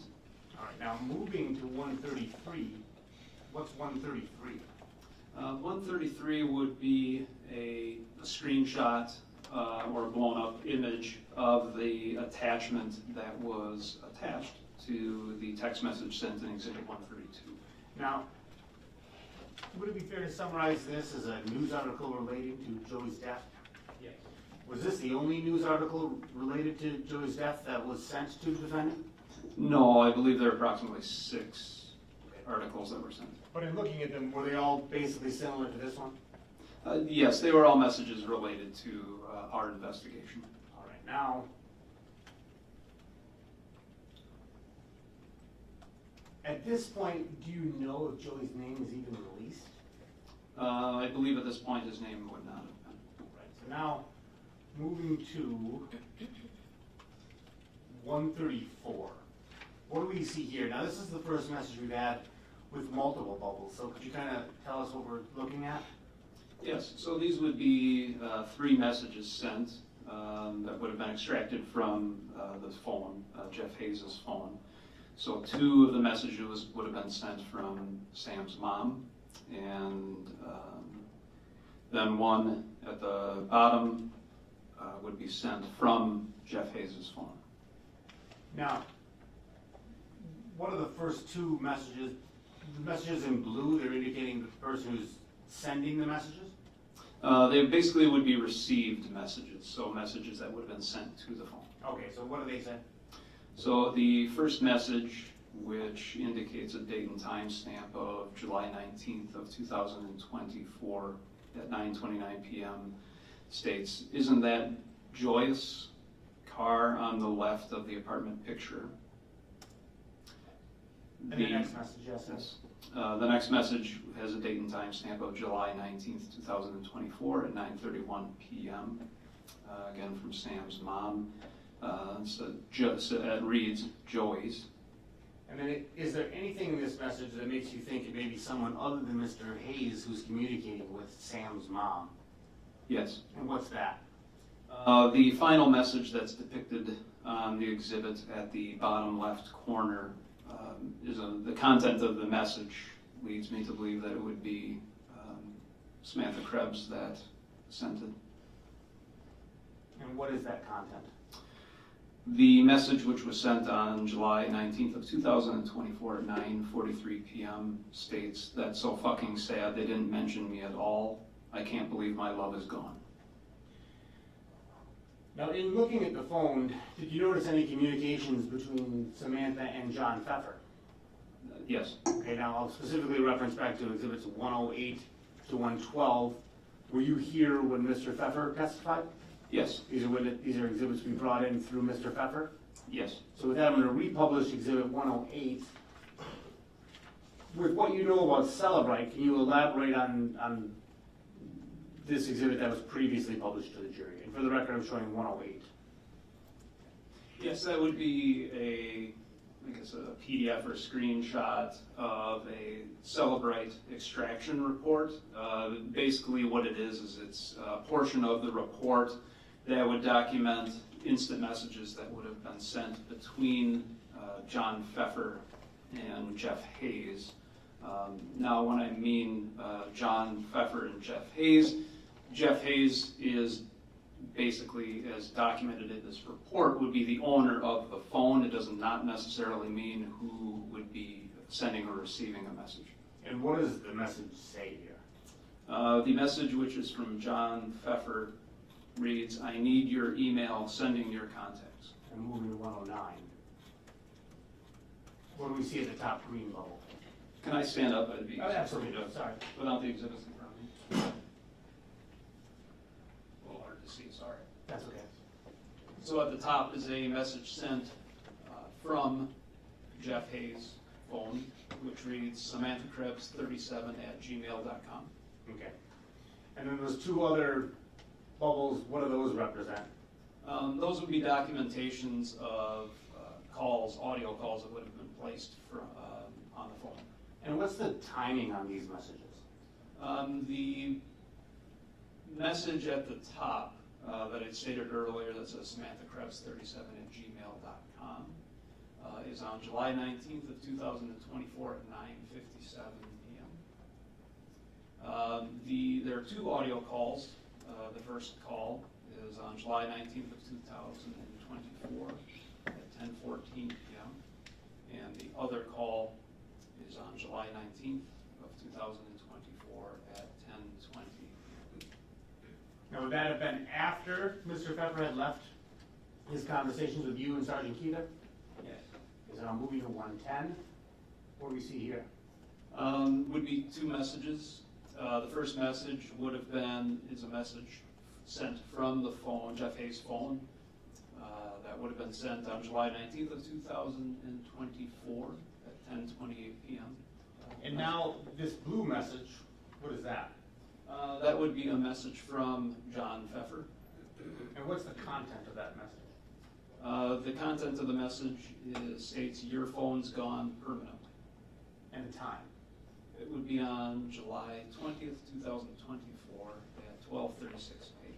Now it's hard for me to zoom in on here, so it appears that there's something at the bottom of that date and time that says UTC -5. Yes. What does that mean? Universal time. So is that some standard time that all electronic devices use? Yes, and then what happens is Celebrite converts it to Central Standard Time. Okay, so the time converted, that would have been, what, 12:36 p.m. and 45 seconds? 12:36 a.m. AM, thank you.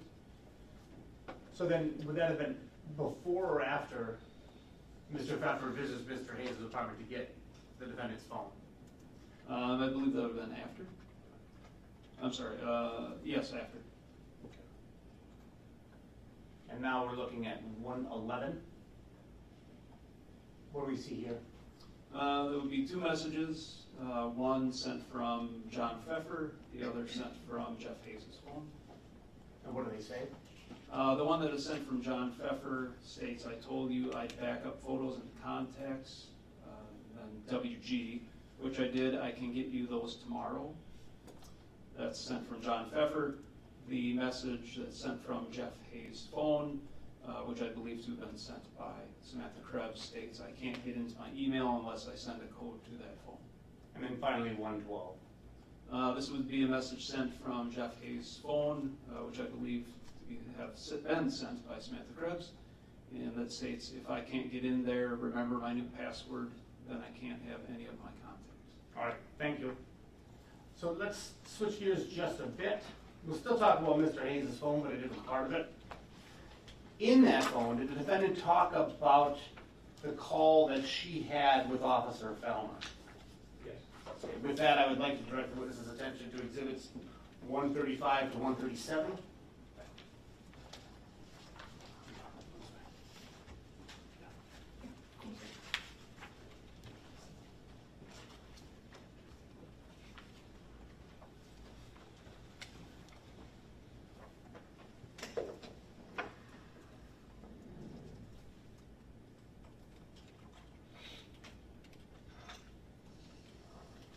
Okay. And again, in looking at these, can you just summarize what these are? Yes, these would be Facebook Messenger messages between the Facebook account of Jeff Hayes and the Facebook account of Missy Kane. Does it seem to match the information that you observed on Mr. Hayes' phone? Yes. Your Honor, I would move to admit 136, 135, 6, and 7. All right. In the context of the rulings the court made during the break, those messages are received 135, 136, and 137. You can publish those. Thank you. With that 135, what do we see here on 135? This would be a message that was sent from the Facebook account of Jeff Hayes to the Facebook account of Missy Kane. And who is Missy Kane? Missy Kane would be an acquaintance / friend of Samantha Krebs. And the time, what time was this sent? This would have been sent on July 22nd, 2024 at 11:59 a.m. And what's the content of this message? The message reads, "Right, I did talk on the phone to a cop that night though, but I was in shock. Didn't even know who I was talking to. I thought J.O." And moving to 136, what's the content of, is this a continuation of that same conversation? Yes, I believe so. And what's the subject or the content of the message? The message states JP. And how does that relate back to the previous message? I believe my interpretation is that it would be a correction from J.O. to JP. So just that last part of the message? Yes. And then moving to 137. What does this one say? It states they can't prove that was even me on the phone. Now, in your part of the investigation, do you have any idea who JP would refer to? I believe that would be referring to John Pfeffer. And looking at the previous messages that we had gone through, it was actually how some of how Mr. Hayes had him in the phone? Yes. So, in your role as an investigator, did you review Officer Felmer's body camera? Yes, I did. Did you see anything to counter this argument that the defendant wouldn't have known who she was talking to? Yes. What's that? In the phone call with Officer Felmer, where Officer Felmer was talking with Ms. Krebs, when Mr. Pfeffer handed the phone to Officer Felmer, he made a comment to Sam that he was handing the phone and that an officer wanted to talk to her. In addition, during the conversation that Officer Felmer had with Ms. Krebs made a comment that she couldn't have police contact without prior authorization or notification of her probation agent. To me, that would indicate that she knew that she was talking to an officer. Otherwise, why? Because of the comment that she made about needing prior authorization would lead me to believe that she understood and knew that she was speaking with an officer. All right. Now I'd like to switch gears again just a little bit. In reviewing Mr. Hayes' phone, did you ever see anything to lead you to believe that Mr. Hayes may have had romantic feelings for the defendant? Yes. Now, Mr. Hayes, again, is it correct to say that it was Mr. Hayes' apartment, too, that the defendant went after the incident where Joy was stabbed? Yes. With that, I would like to refer the witness to exhibits 138 to 149.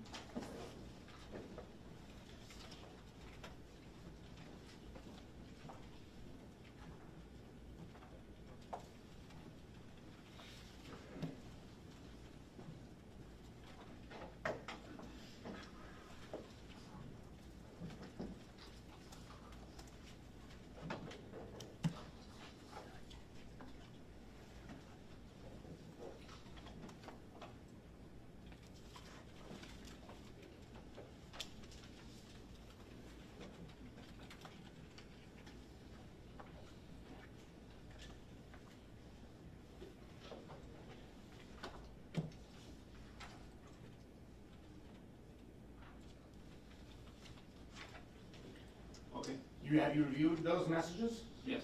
What do they discuss? They would be a Facebook Messenger messages between Jeff Hayes and Samantha Krebs. And what's the general context of what's discussed? The general context, there are two separate, I guess, messages, but the general understanding of the messages is Mr. Hayes professing romantic feelings to Ms. Krebs. Do they accurately depict the messages you observed on the phone? Yes. Your Honor, I move to admit.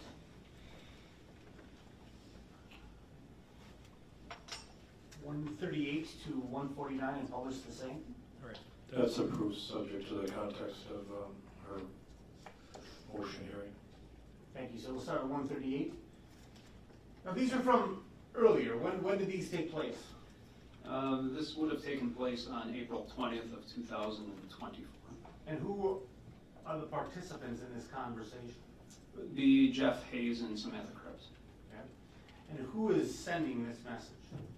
Jeff Hayes. And what's the content of the message? The content of the message is, Sammy, there's something I think you and I might need to acknowledge. I'm going to move to 139. I'll note, when's the time on this? Just to remind, the time of the last one, to correct that, it was 2:10 a.m. I'm sorry? In 138, what's the time? 138. Sent or read time. Oh, thank you for that. Okay, so in this case, this is one of the first messages where we see this red column. Yes.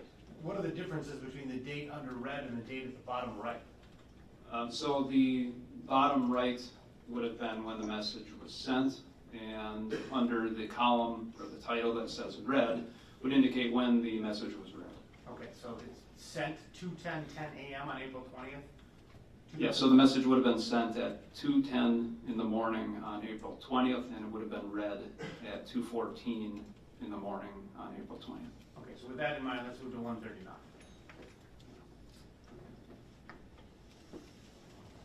And you feel free to read the contents of the messages as we go through them.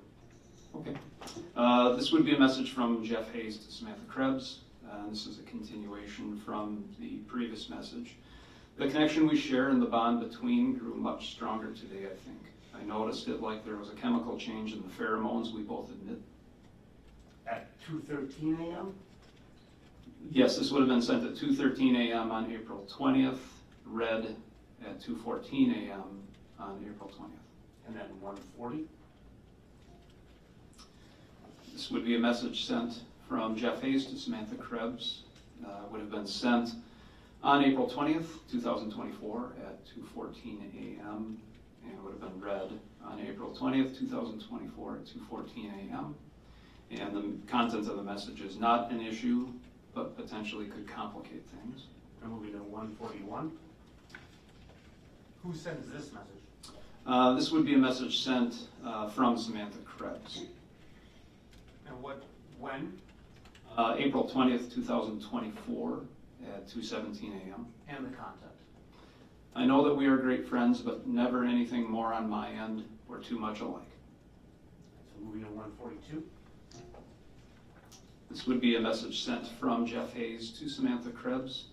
The message would have been sent on April 20th, 2024 at 2:20 in the morning. Would have been read at 3:29 a.m. on April 20th of 2024. The content of the message is, we are alike in many ways, and that's a good thing. It's a rarity for me to find someone who I hit it off with right from go. Moving to Exhibit 143. This would be another message sent from Jeff Hayes to Samantha Krebs. The date that this would have been sent would have been April 20th at 2024 at 2:26 a.m. Message would have been read on April 20th, 2024 at 3:29 a.m. The content of the message is, I made an observation from earlier this evening. For me, it would have seemed very natural and comfortable and good and right for me to easily have pulled you in and been affectionate. Not something I expected, but also something I'm not all that surprised about. And moving to 144. This would be a message sent from Jeff Hayes to Samantha Krebs. The message would have been sent on April 20th, 2024 at 2:28 a.m.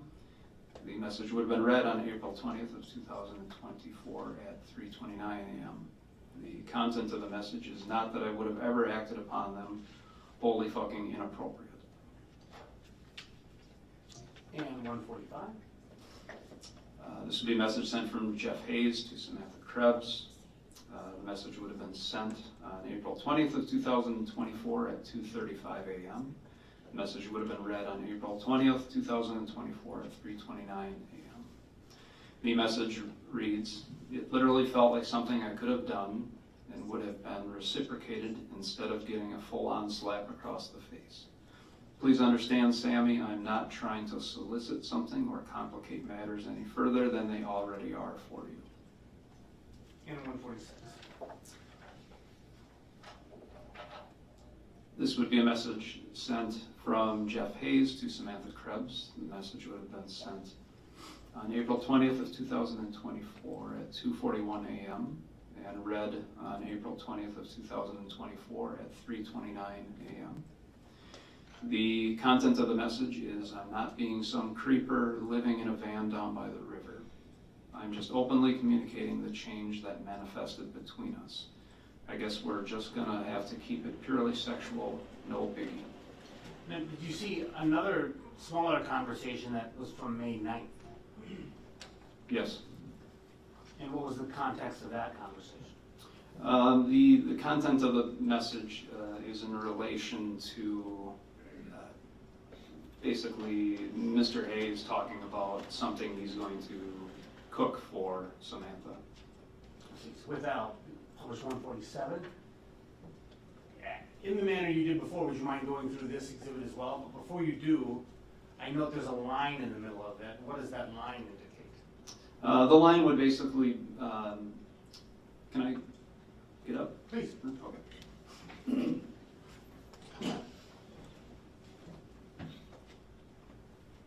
Thought it might just be easier to get up. So the line is basically indicating a separation on pages. So this is basically a screen grab, screenshot of the cell-drive extraction reports. So as you can see in the, just above the middle portion of this, there's the number 502 and then that gray line. Basically what the gray line is, it's just a page break, more or less. So the 502 is the page number, so it's just a page break. Thank you. And once you're seated, investigator, if you wouldn't mind going through the message in the way that you had before. So this would be a message sent from Jeff Hayes to Samantha Krebs. The message would have been sent on May 9th, 2024 at 1:52 a.m. The message would have been read on May 9th, 2024 at 2:04 a.m. The content of the message is, "I used platters, BC. I don't cook small amounts of anything. I hope you enjoy ribeye because that's our first dinner. I'm planning to procure 2 bone-in cowboy cut ribeyes, then give them a good rub down before making sweet love to them on the grill. Starting hot, searing hot, then going down low and slow for the next hour or so. We're having grilled ribeye with roasted garlic and fresh minced chive butter and horseradish dipping sauce. Homemade coleslaw with tangy apple cider vinaigrette, grilled asparagus, red and yellow squash, sweet potato lodge fries, steamed Laotian vegetable spring rolls, parentheses maybe, red wine, white wine, dessert cordials, cinnamon ice cream paired with W/A glass of tawny port wine, just off the top of my head, we'll see." And then moving to 148. This is from the defendant? So yes, this would be a message sent from the Facebook account of Samantha Krebs. And what's the subject, the content of this message? The content of the message states, "For me and Joey or me and you, I'm confused. My buddy Scully just got pulled over and called me not good." And finally, 149.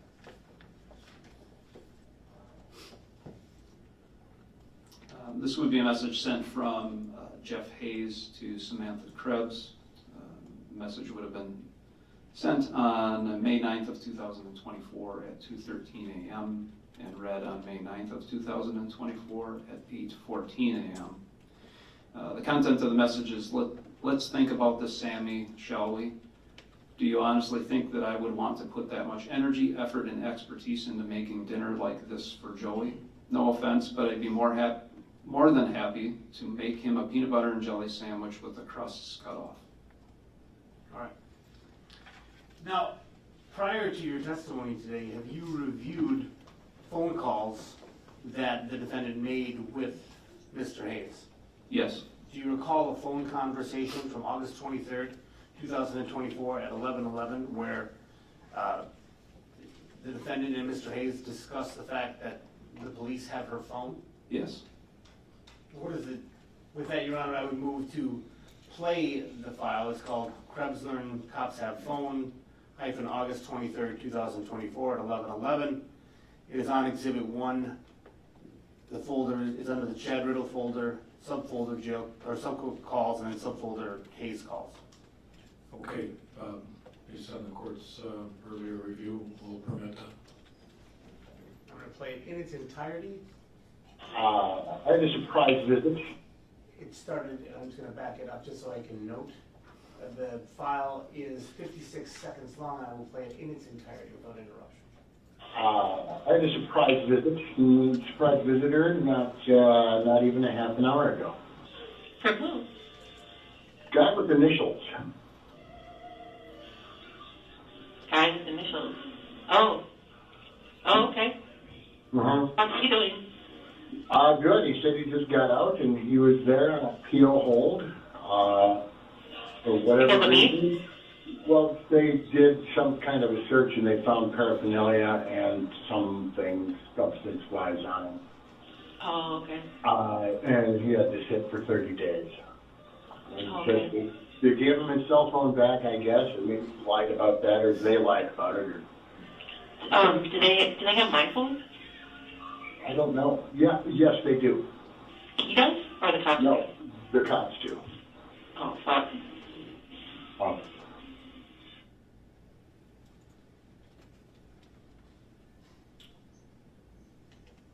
Switching gears again, did you, as part of your investigation, speak to General Courtbine?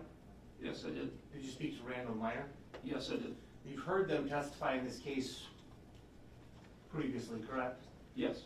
And when they testified, they explained the threats they heard? Yes. Did each of them reach out independently, or did you get them some other way? They reached out to us independently. Have you listened to other calls from the defendant, specifically from August 27th, 2024, that relates to your conversations with Mr. Courtbine or Mr. Meyer? Yes. And what did you hear? Basically, in the call, Ms. Krebs makes a comment in regards to stabbing one's boyfriend. With that, Your Honor, I move to play the call. It's in the same location I noted before. It's on Krebs, who doesn't threaten boyfriend, August 27th, 2024 at 16:43. Okay, based on hearings we've had, the court will permit that. And I'll note before I do, Sergeant Riddle, when I was saying the file name, that August 27th, 2024, it's at 16:43 or 4:43 is at the time that call took place? Yes. And I'll play that call in its entirety. Right. Who doesn't threaten to stab their boyfriend at some point in their life? Right, I agree. And I'll note, now that it's done, I've played it, but it was 9 seconds long. I played it in its entirety. Right, now you... Before you go on to the next question, I want to give the jurors a standing and stretch break while I talk to the lawyers for a couple minutes. So we'll have a visit for about 2-3 minutes out in the hall, and while we're talking about a couple things schedule-wise, the jurors can stand and stretch, so can the people in the back. So we'll just briefly go off the record.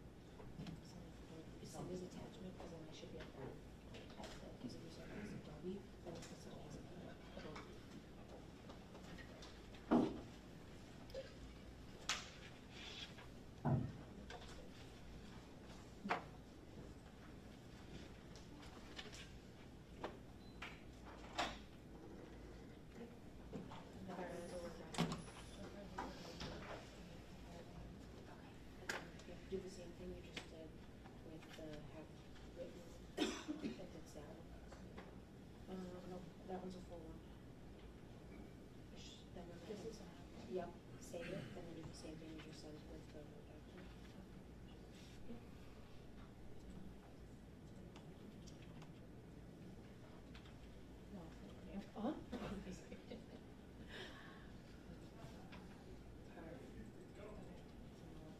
No, competitive.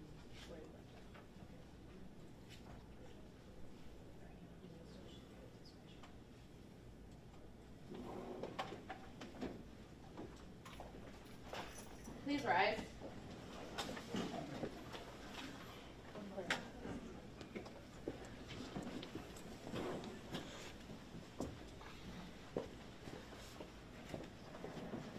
Okay, everybody can be seated.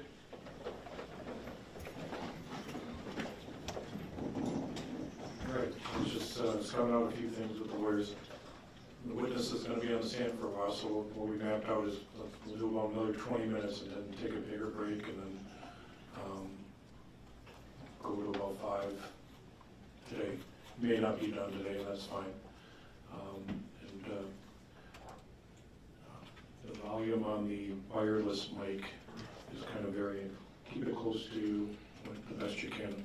I've got the ability to turn it up, but I've got it pretty high right now. So for you and any other witness, we'll just have you keep it a little closer. Okay. We were just talking about a recording that was 9 seconds that you played. You can go forward from there. Thank you, sir. So, Investigative Riddle, that phone call that we just heard, fair to say there were 2 voices? Yes. Was one of those voices the defendant's? Yes.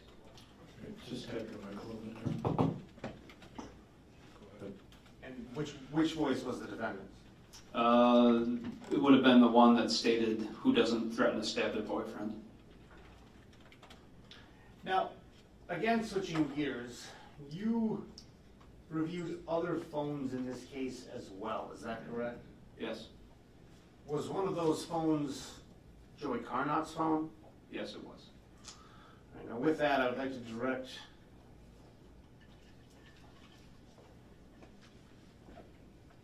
the witness's attention to exhibits 152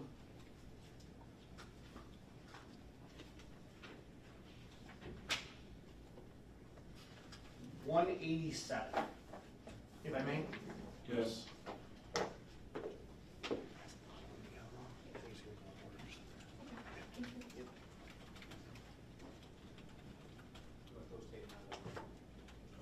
You can hold on to them for now.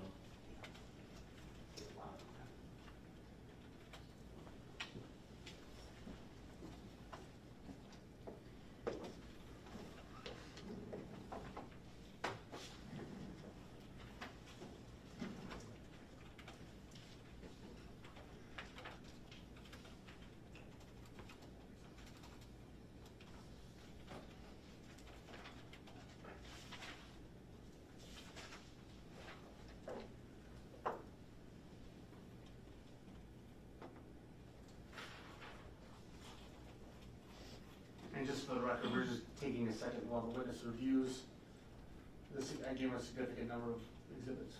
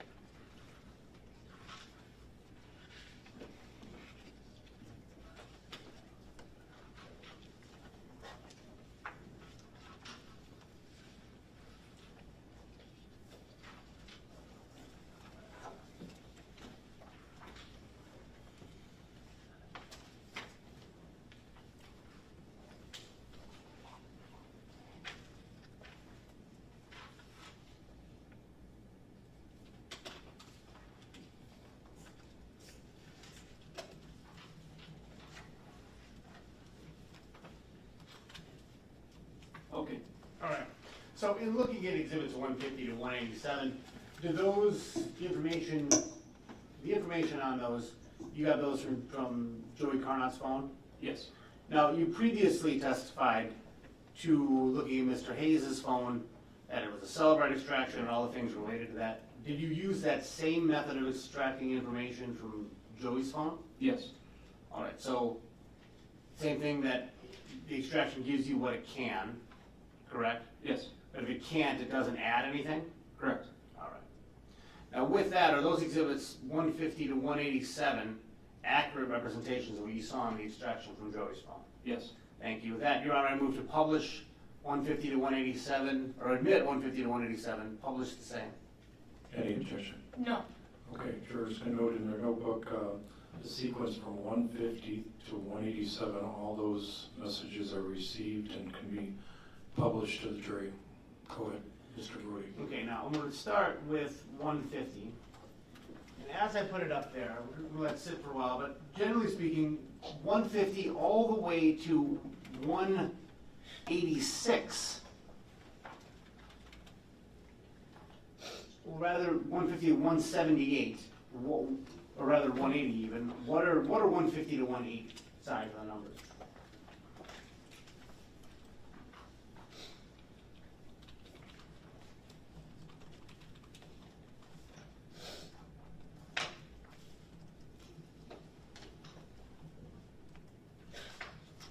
The Snapchat messages between the accounts for Lil JMac 30 and Sama Lama 9761. Okay, so before we go through what these messages say,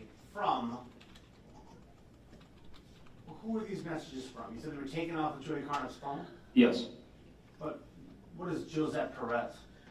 It just would be a vanity name that's associated with the phone, for being the owner of the phone. So that's the name that Joey put on his phone?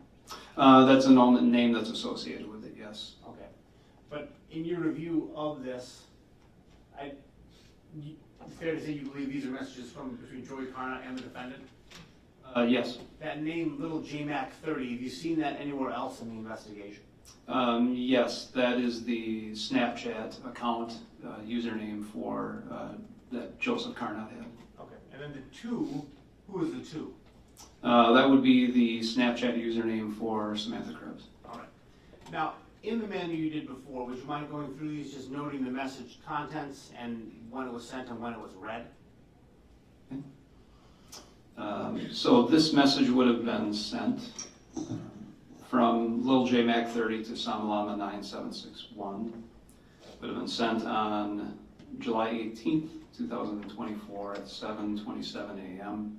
and would have been read at 9:25 a.m. on July 18th, 2024. Content of the message is, "Good morning, my shine bright like I would love to make home-cooked meals with you and be partners in the kitchen." Now, shine bright like and then there's a space. Is there something missing there? There's a period. But it kind of ends with nothing. Well, are there times where, like, if somebody uses an emoji, will Celebrite always extract those emojis? Sometimes they do and sometimes they don't. I don't know if there would have been an emoji there or not. But fair to say that after the shine bright like there's a space and then that period? Yes, there's a space. Okay, so moving to 151, let's go through this one. This would be a Snapchat message sent from Samalama 9761 to Lil JMac 30. Would have been sent on July 18th, 2024 at 9:31 a.m. Would have been read on July 18th, 2024 at 9:35 a.m. Content of the message is, "I know you're trying so hard to have time W me, and I'm so sorry, SRY. Didn't think that extra lil PC would put my dick in the dirt, but I'm still fucked up as weak speak. Love you." 152. This would be a Snapchat message sent from Lil JMac 30 to Samalama 9761. The message would have been sent on July 18th, 2024 at 1:25 p.m. and would have been read on July 18th, 2024 at 2:17 p.m. Content is, I know you got a lot going on and stuff, period. It's okay, period. Just can't wait to say I do, period. And who would have said that? That would have been sent from Lil JMac to Samalama 9761. So from Joey. Yeah, so the account of Lil JMac 30 would be the account for Joseph Carnot, and the account of Samalama 9761 would be the account for Samantha Krebs. Okay. And then now moving to 153. Would be a Snapchat message sent from Lil JMac 30 to Samalama 9761. Message would have been sent on July 18th, 2024 at 1:27 p.m. The message would have been read on July 18th, 2024 at 2:17 p.m. The content of the message is, remember to call in your subs and get the Capital One card done too, period. And say, so again, from the phone of Joey Carnot to Samantha Krebs. Yes, the message would have been sent from the phone of Joseph Carnot. So 154.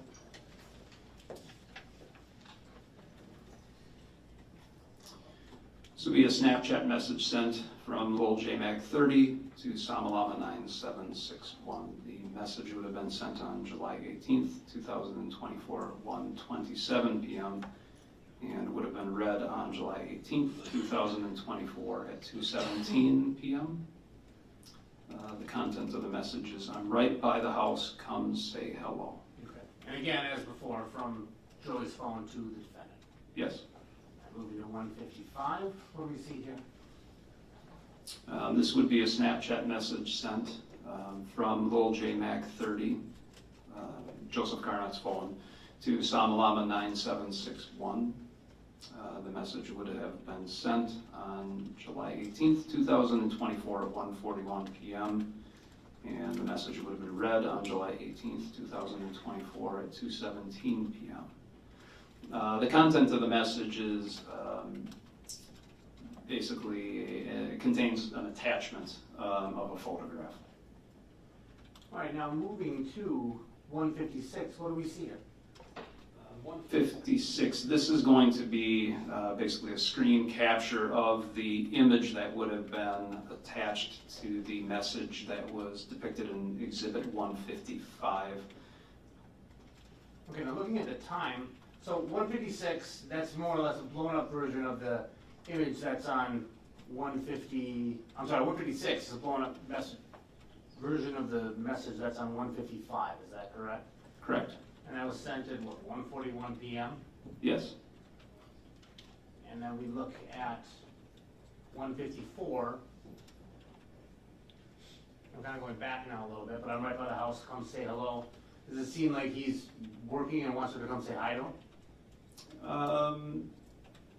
If you depict that with the image, yes, that could be an interpretation. Now moving to 157, what do we see here? This would be a Snapchat message sent from Lil JMac 30 to Samalama 9761. The message would have been sent on July 18th, 2024 at 4:25 p.m. The message would have been read on July 18th, 2024 at 8:50 p.m. The content of the message is hello. Okay, and again, from Joey Carnot's cell phone to the defendant. Yes. 158. This would be a Snapchat message sent from Lil JMac 30. Again, this would be from Joseph Carnot's phone to Samalama 9761. The message would have been sent on July 18th, 2024 at 4:25 p.m. The message would have been read on July 18th of 2024 at 8:50 p.m. Content of the message is, I'm on my way home. Okay, so 4:30 p.m. And then moving to 159.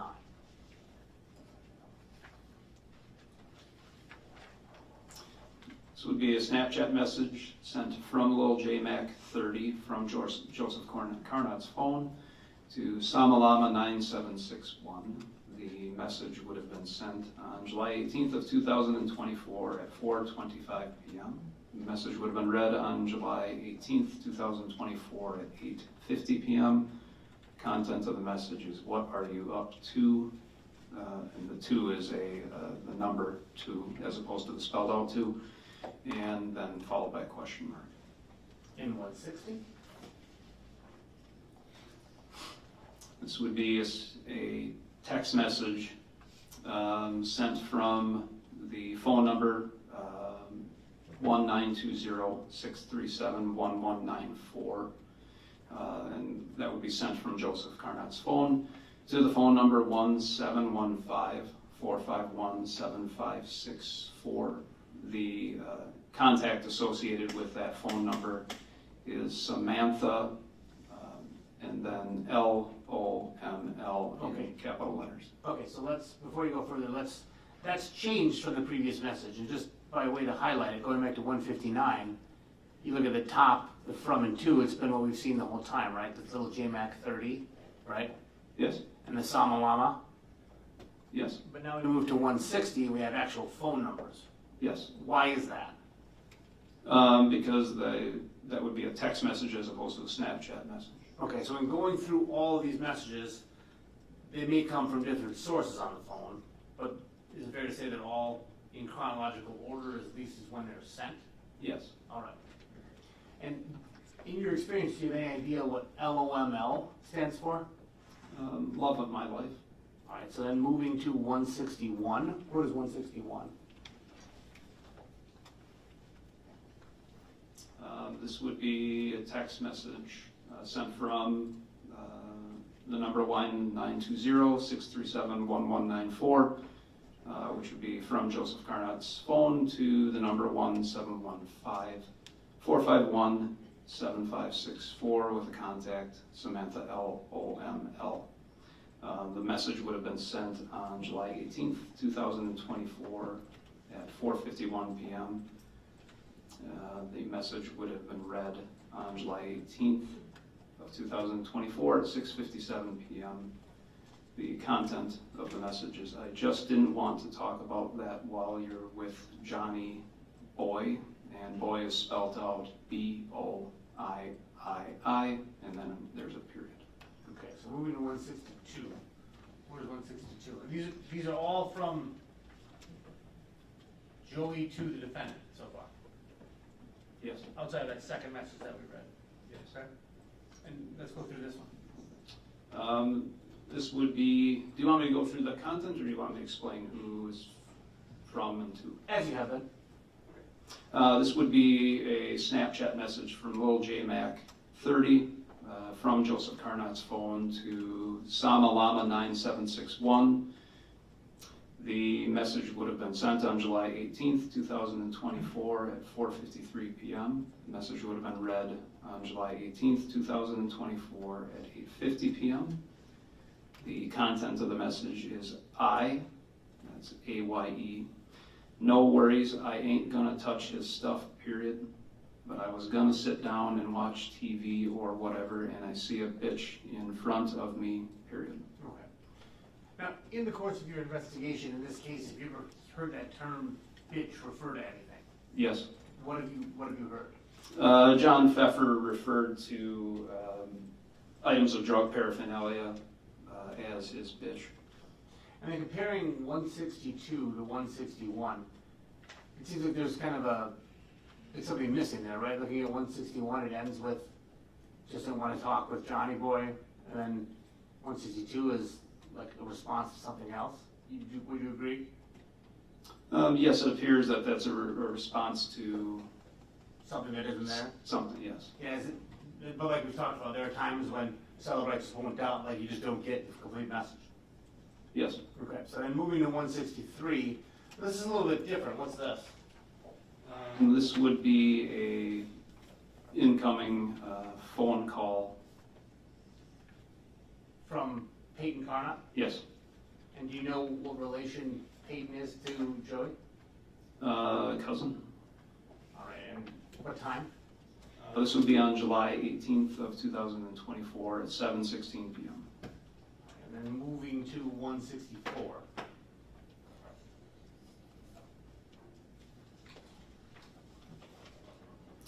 This would be a phone call. This would be, I believe, an outgoing phone call to the phone number 920-851-8910. Outgoing or incoming? Blue. I missed it. Incoming. Incoming, because it was answered, and it was Yes. 6 minutes and 13 seconds? Yes. Okay, and on July 18th at 8:42? Yes. Okay, and do I remember correctly that John Pfeffer got to the apartment at about 9:46 p.m.? Yes. So this is about an hour prior to that. Yes. Okay, so then going back then, why, it's interesting because if you look at the number here, it says wireless caller by the number, then that's in exhibit 164, right? Yes. If you look at 163, it's actually labeled with a name, Yes. but the number appears to be the same? Yes. Is it concerning in any way? I wouldn't say it's concerning, it's just that there's a name associated with one and not the other. Okay, but the numbers are the same. Okay. So then, but does Celebrite record the actual content of the phone calls? No. So it'll just tell you there was a phone call placed, right? Yes. To this number, Yes. on this time, Yes. it was answered or not, Yes. but it won't, the phone doesn't record what was actually talked about, No. unless you have a specific app like Mr. Pfeffer did. Correct. Okay. And in the course of your investigation, have you know Joey to have any kind of app like that? No, not that I found in the report. Okay, so then we were on 164, so let's go to 165. What's this?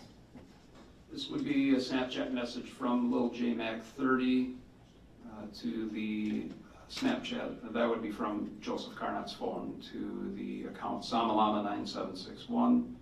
The message would have been sent on July 18th, 2024 at 8:50 p.m. Would have been read on July 18th of 2024 at 8:50 p.m. The content of the message is, Samantha, you know this is hard enough, babe, and you tell me to go in the other room while you sit out there with dude, period. My cravings are skyrocket right now, exclamation point, exclamation point, exclamation point. Okay, so now we're back to Snapchat. Mm-hmm. Yes. And if we know John Pfeffer got to the apartment about 9:46, we're basically less than an hour before the stat. Yes. Moving to 166.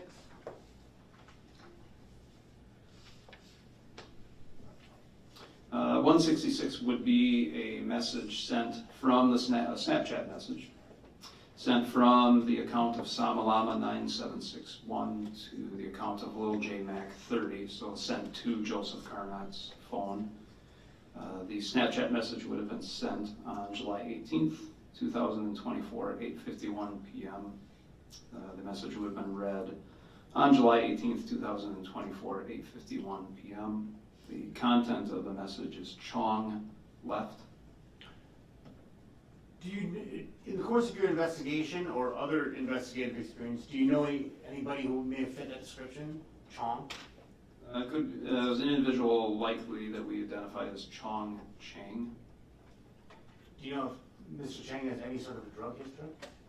He does have prior drug history, drug contacts, yes. Moving to 167. This would be a Snapchat message sent from Lil JMac30. This would be from Joseph Carnot's phone to the account of Samalama9761. The message would have been sent on July 18th, 2024 at 8:51 p.m. and read on July 18th of 2024 at 8:51 p.m. The content of the message is still, exclamation mark. 168. This would be a Snapchat message sent from Samalama9761 to the Snapchat account of Lil JMac30, so it would have been sent to Joseph Carnot's phone. The message would have been sent on July 18th, 2024 at 8:51 p.m. and would have been read on on July 18th of 2024 at 8:51 p.m. Okay, we're gonna pause after this message. If you have a question on this message, you can ask it.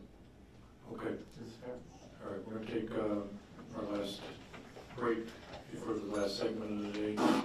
3:53 p.m. We're gonna come in at 4:10 and have about 50 minutes and break right around 5 o'clock. All rise for the jury.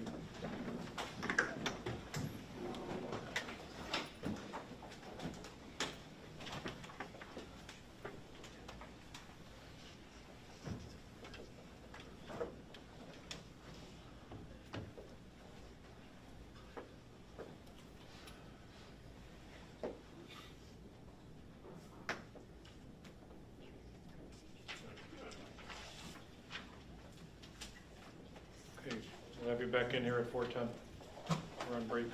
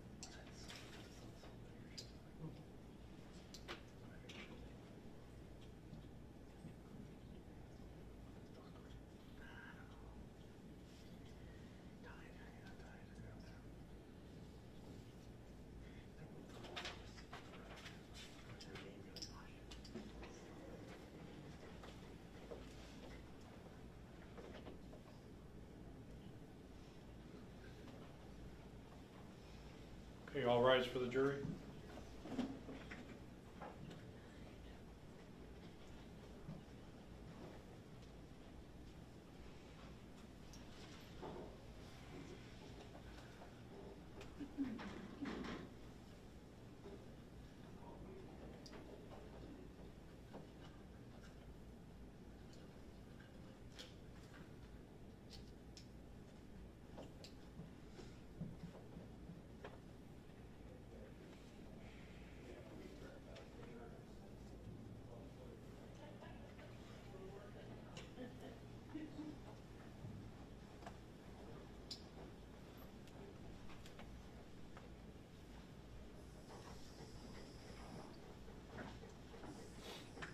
Okay, everybody can be seated.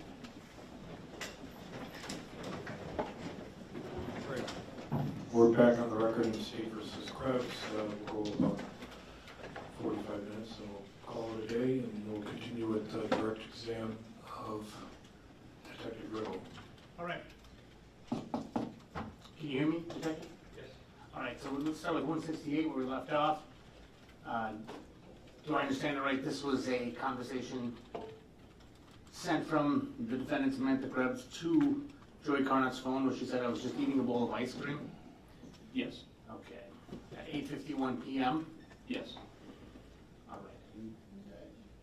So John Pfeffer arrives at the apartment about 9:46 p.m., right? Yes. So less than an hour before the stabbing? Correct. So let's move to 169.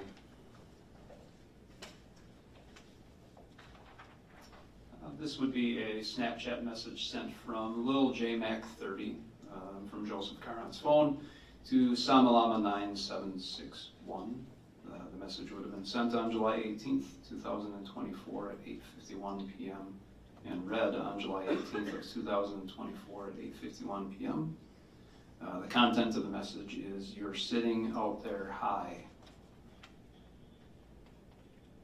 170? This would be a Snapchat message sent from Samalama 9761 to Lil J Mac 30, so it would be to Joseph Carnot's phone. The message would have been sent on July 18th, 2024 at 8:52 p.m. and read on July 18th, 2024 at 8:52 p.m. The content of the message is, "Should I not be ? Question mark, question mark, question mark."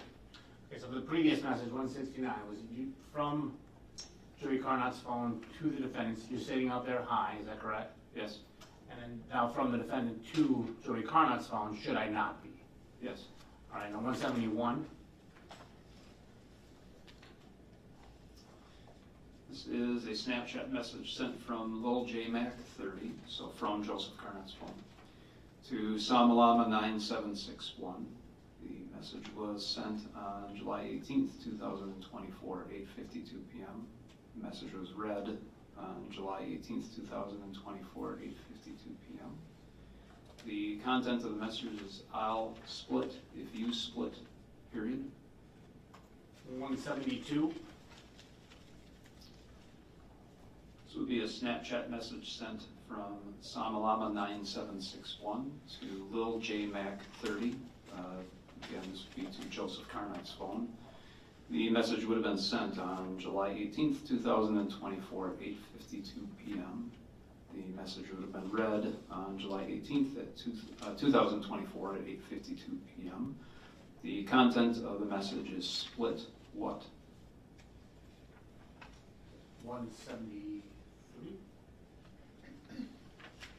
This would be a Snapchat message sent from Lil J Mac 30, so from Joseph Carnot's phone, to Samalama 9761. The message would have been sent on July 18th, 2024 at 8:52 p.m. The message would have been read on July 18th, 2024 at 8:52 p.m. The content of the message, is, "Yes, you are an adult, period." 174. This would be a Snapchat message sent from Lil J Mac 30, so from Joseph Carnot's phone, to Samalama 9761. The message would have been sent on July 18th, 2024 at 8:52 p.m. The message would have been read on July 18th of 2024 at 8:52 p.m. The content of the message is "as I am 2," and the 2 is the number 2. You know, previously, there was a difference between sent and read messages that was more significant than it is here now, correct? I'm sorry, I don't understand. Earlier in the day, there were some messages that were sent that weren't read until about 8:50. Do you recall? Yes? And now it's sent 8:52:29 and read a second later. Yes. So now the conversation is more immediate, because moving to 175.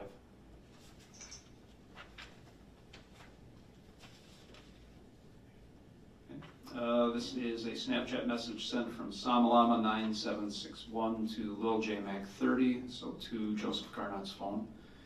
The message would have been sent on July 18th, 2024 at 8:52 p.m. The message would have been read on July 18th, 2024 at 8:53 p.m. The content of the message is question mark, question mark, question mark, question mark, question mark. 176.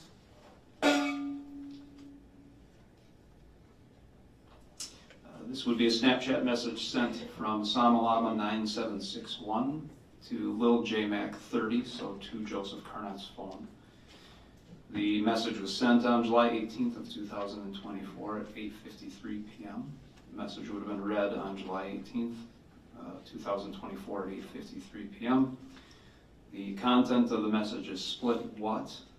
What is spelled out W-A-T, then followed by question mark, exclamation mark, exclamation mark, exclamation mark. 177. This would be a Snapchat message sent from Lil J Mac 30 from Joseph Carnot's phone to Samalama 9761. The message would have been sent on July 18th, 2024 at 8:53 p.m. The message would have been read on July 18th, 2024 at 8:53 p.m.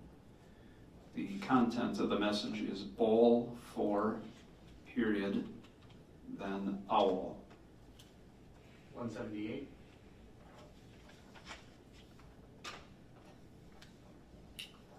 This would be a Snapchat message sent from Lil J Mac 30 from Joseph Carnot's phone to Samalama 9761. The message would have been sent on July 18th, 2024 at 8:53 p.m. The message would have been read on July 18th, 2024 at 8:53 p.m. The content of the message is bowl, B-O-W-L. 179.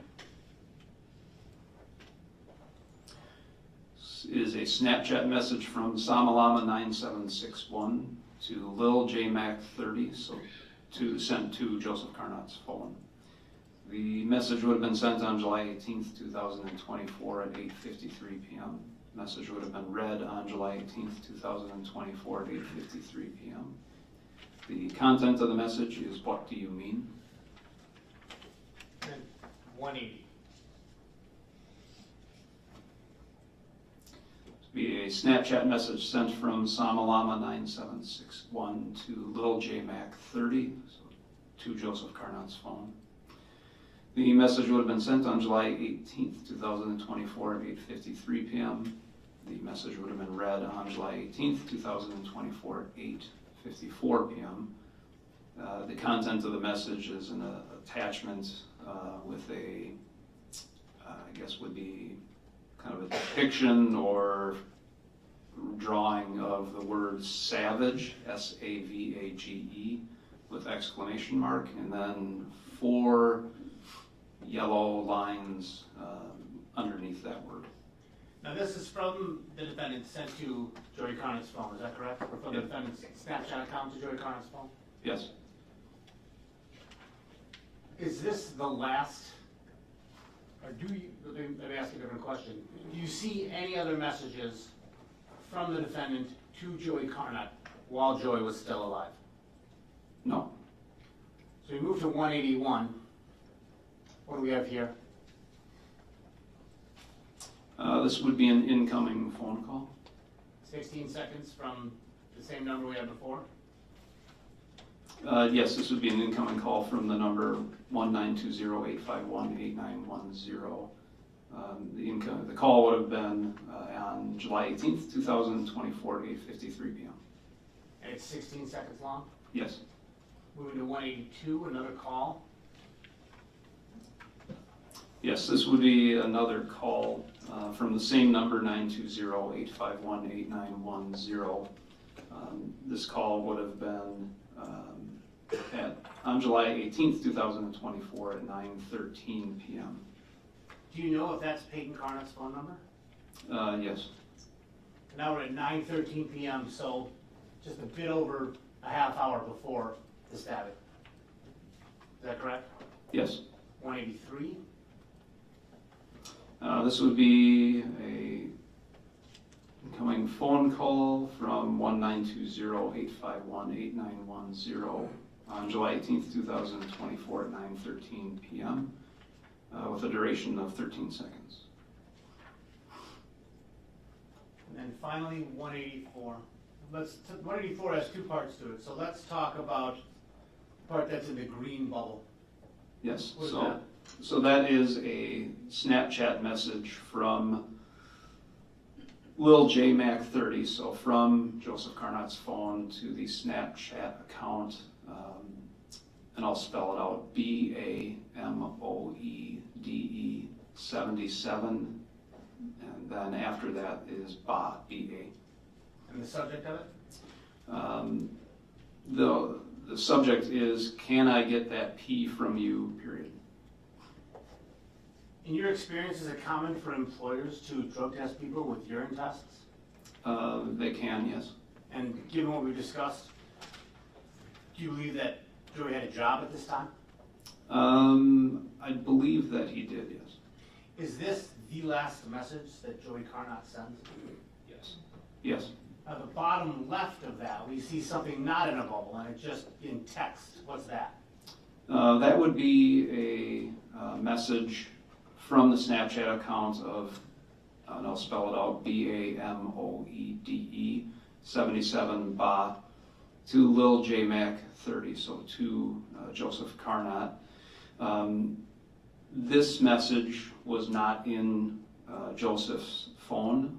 This was in Joseph's Snapchat records, which we obtained. So how did you obtain those records? We obtained a search warrant for those records from Snapchat. And Snapchat sent you the text of the conversation? Yes. Okay. And when was this one sent to Joey? On July 18th, 2024 at 9:56 p.m. So after the stabbing? Yes. So logically, then it would have been impossible for him to stab himself after receiving this message because it wasn't even sent until after he was already stabbed. Is that fair? Correct. This would be approximately 2 minutes after the 911 call placed by John Pfeffer.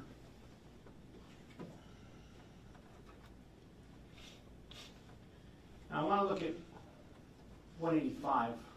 What's 185? That would be an incoming phone call from Samantha Krebs. And in looking at what time was it sent? Be on July 18th, 2024 at 10 p.m. And in relating this to other parts of your investigation, what else was going on at this time? This would have been after John Pfeffer placed the 911 call, so this would have been after the time that law enforcement and other medical personnel would have been dispatched for the incident. And you said the defendant arrived at Jeff Hayes' house at about 10:02? Correct. So about 2 minutes before she arrived at Jeff Hayes' house? Yes. Looking at 186. This would be another incoming phone call from Samantha Krebs. This would have been on July 18th, 2024 at 10:01 p.m.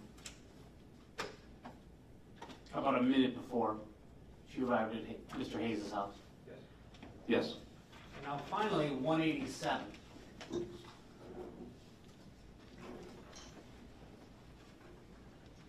Who is this from? So this would be a Snapchat message from Samalama 9761 to Lil J Mac 30, so to Joseph Carnot's phone. From the defendant? Yes. From the defendant's Snapchat account, I should say?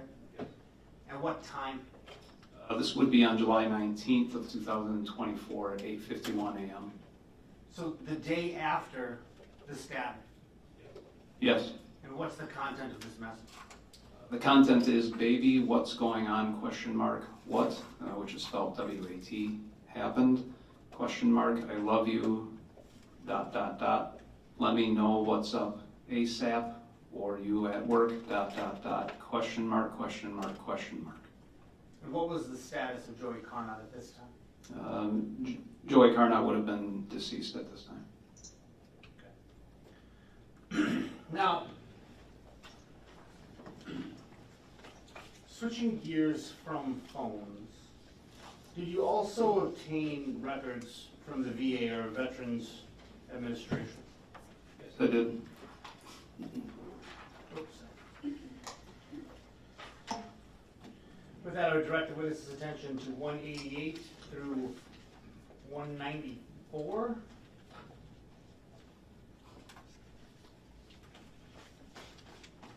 If I may. Yes.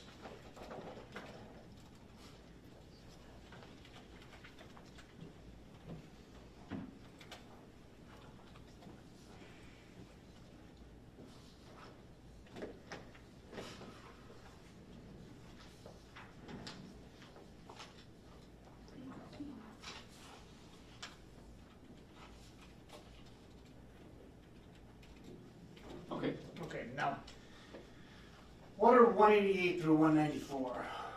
These would be portions of records from Veterans Affairs for visits for Joseph Carnot. Now, you obtained records from the VA. How did you obtain those records? Through a subpoena. And what dates of service did they cover? There was a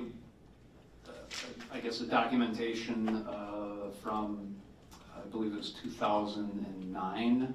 However, the majority of the records spanned from April of 2024 to, there was, I believe there was one potentially, I think it was in July of 2024. Okay, So the majority of them.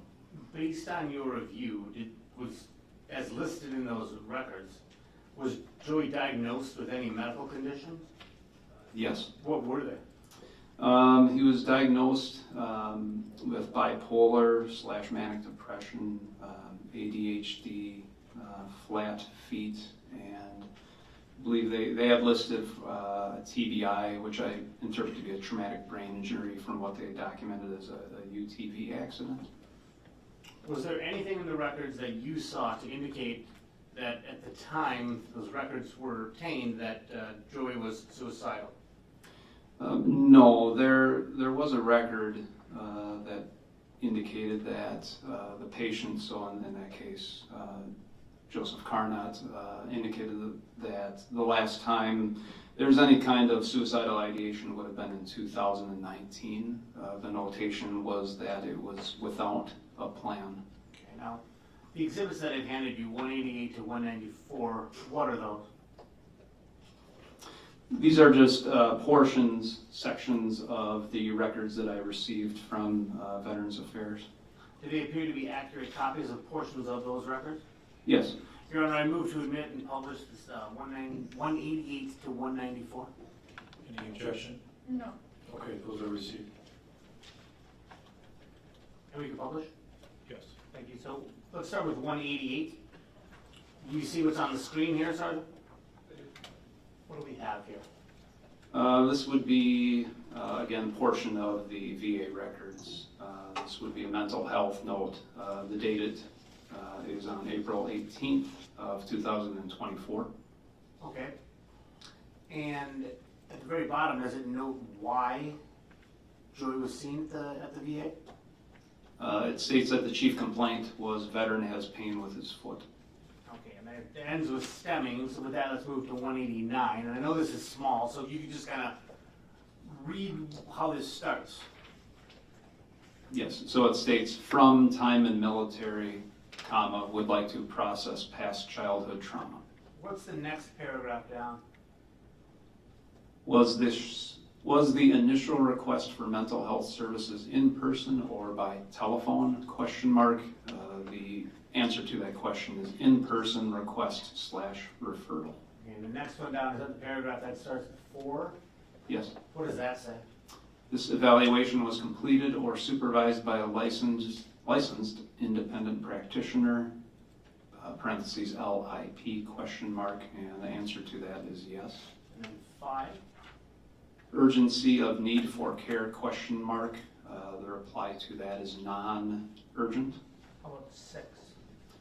Based upon this initial evaluation, what is the appropriate setting for subsequent evaluation and treatment question mark? The response is other. The veteran was provided HEC to process criteria for VA or MH healthcare. MH, what did you take from MH? Mental health. So what's the next one? It's number 7. Did the veteran accept the treatment recommendation question mark? The response is yes. And 8? What treatment was arranged? The response is veteran is presently not eligible for care, period.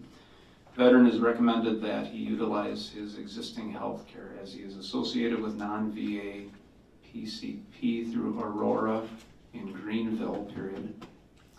Veteran is aware and has utilized local ED, period. What's 9? The veteran was provided contact information for a mental health professional that they can contact, comma, even before they begin treatment if they have questions or concerns, comma, as well as instructions about accessing emergency services, comma, as needed, period. LIP contact information 920-831-0070, period. What's 10? What is veteran's response when asked if they have questions or concerns, question mark. Veteran has planned to contact PCP Melissa Garcia along with given HEC to clarify eligibility 877-222-8387. What are the next 2 paragraphs talk about? Veteran was made aware of same-day, comma, in-person mental health access and acute mental health services, period. Veteran did not elect to utilize these options today, period. The next paragraph, veteran was seen for 60 minutes today as veteran was a walk-in seeking medication, period.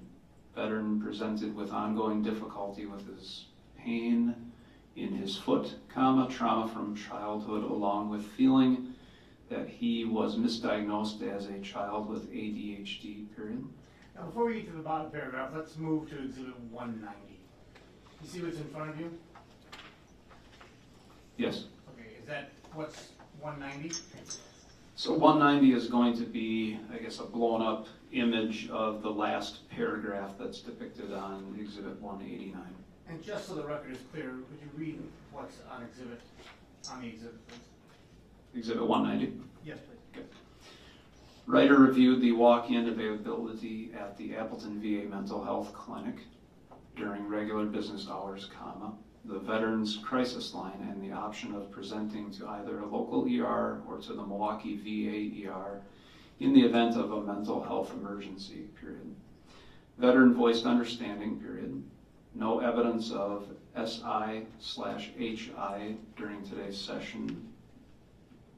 Looks like there's a period that would warrant intervention or follow-up at this time period. Veteran reports last suicidal thoughts were in 2019 without plan, period. Mental status exam, alert and oriented ×3, comma, mood elevated, comma, affect congruent, comma. Okay, so let's go through some of that. Do you have any idea what the acronyms SI/HI stand for? SI would be suicidal ideations, and HI would be homicidal ideations. Earlier you testified that in reviewing these medical records, you noted that there was one time where suicide in 2019 was mentioned. Is that correct? Is this that time? Yes, this is the time. Does it occur another time in these medical records? Okay, so let's go to 191.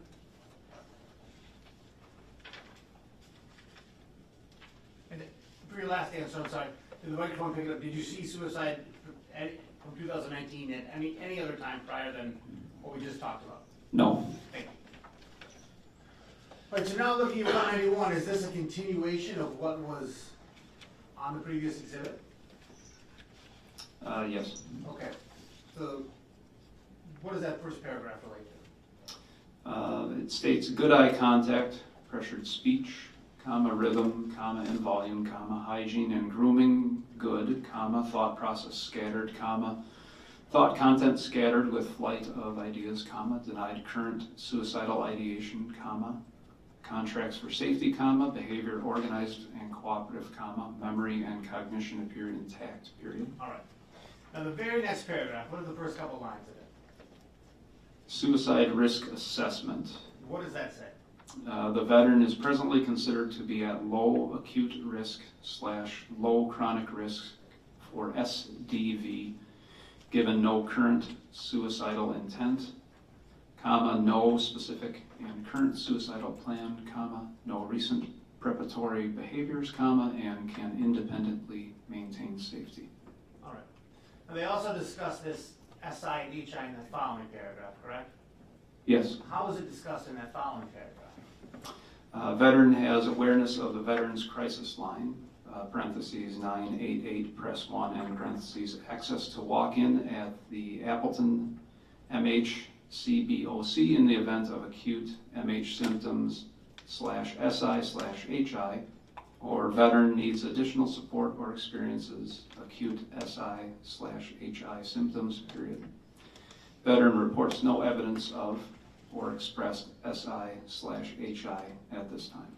All right, and then to finish this up, just going back up to the previous paragraph, after that first sentence where it says low acute risk, low chronic risk for SDV, do you see that? Yes. What is SDV?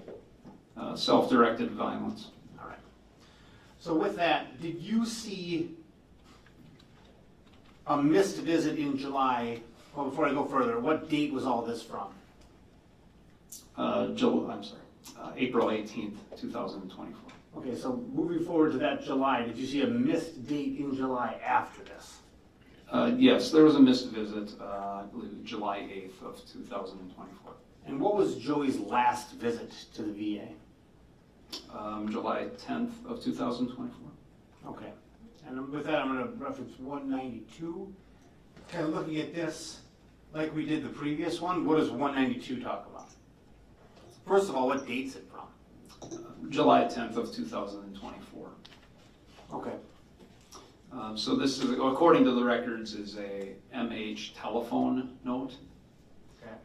It states the visit today for PSI/med follow-up of symptoms related to veteran's condition or concerns, and then it states mood instability.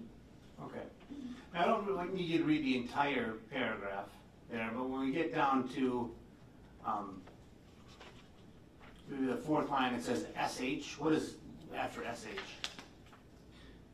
Maintains good connection with his son, comma, fiance is supportive, period. And keep going after that.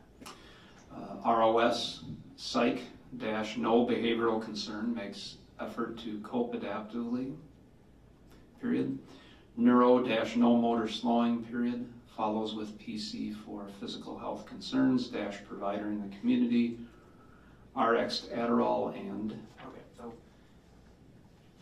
as far as, fair to say from this record, as far as Joey was saying there, he was good connection with both his son and his fiance. Yes. And moving to 193, the top note, does the top note other prescriptions that he has? Yes, so 193 is a continuation of Exhibit 192. At the top it says amitriptyline, comma, also saw theta neuro for TBI sequela from 2021 MVA. Okay. And again, we don't need to read the whole thing, but just the very next paragraph exam, there's a sentence in there that talks about that suicidal ideation, homicidal ideation. Do you see it? Yes. What does it say there? Says denies SI/HI, comma, no overt psychosis, period. And finally, the bottom paragraph that starts psychotherapy intake, what is that? It states that psychotherapy intake evaluation has been scheduled for September.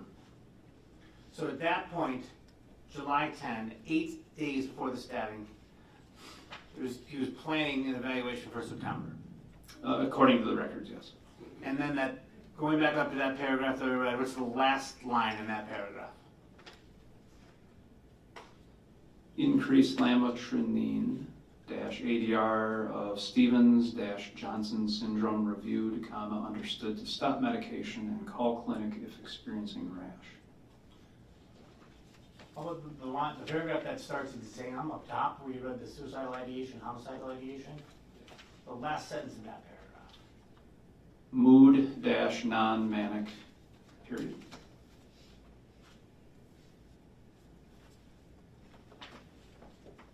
And then finally, 194. Do you note anything in this exhibit that highlights any sort of suicidal ideation? No, I do not see anything other than, are you asking if I see anything that indicates suicidal ideation? No, I'm asking just if related to it. Related to it. Yes. And what do you see? I'll read this. Should same-day MH appointment, APPT, or counseling needs arise, to call/present to clinic for access SW visit. In case of onset of acute MH distress or SI/HI, to utilize crisis line or nearest ER access, period. Okay, so more or less, if there's any sort of suicidal ideation, there are resources available. According to the records, yes. All right. Oh, and then I guess to highlight one more point, who conducted this exam? According to the records, it would have been Brian M. DeMuri, that's DEMURI, and the title, according to the records, for him would be staff physician-psychiatrist. Perfect. All right. Let's switch gears once again. Are you familiar with an individual by the name of Greg Allen? Yes, I am. Who is Greg Allen? Greg Allen would be an individual who lives, last I was aware, in Wisconsin Rapids. He was a gentleman who is associated with Samantha Krebs. Do you know if the defendant used to do work for him? Yes. Do you know, now refer back to Exhibit 195.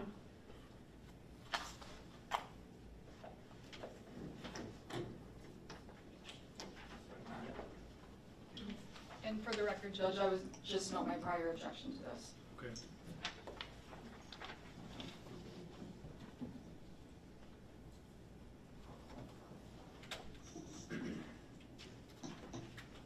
What is 195?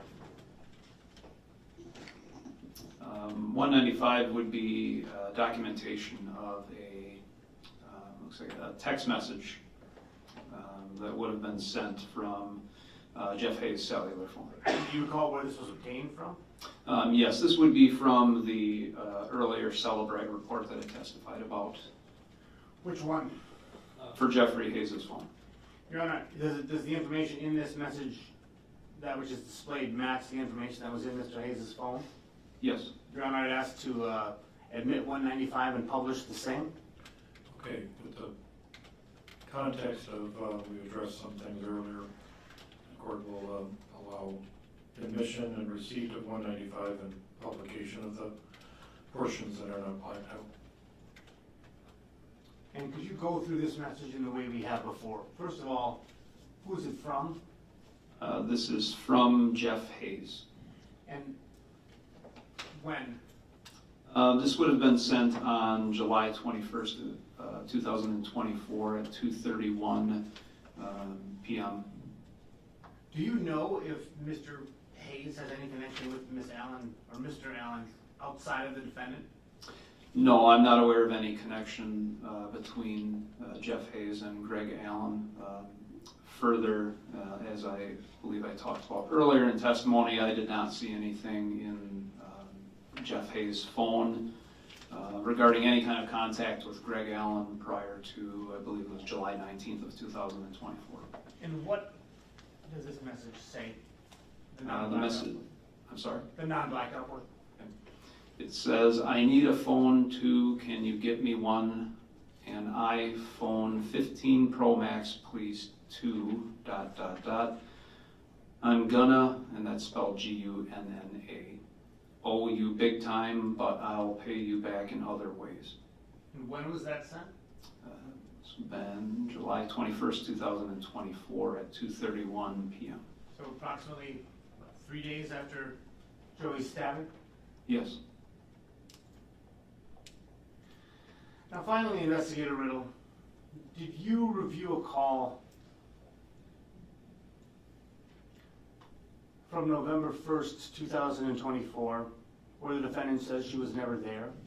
Yes. What's the general summary of that call? It would be a call between Samantha and her mother, Susan Cox.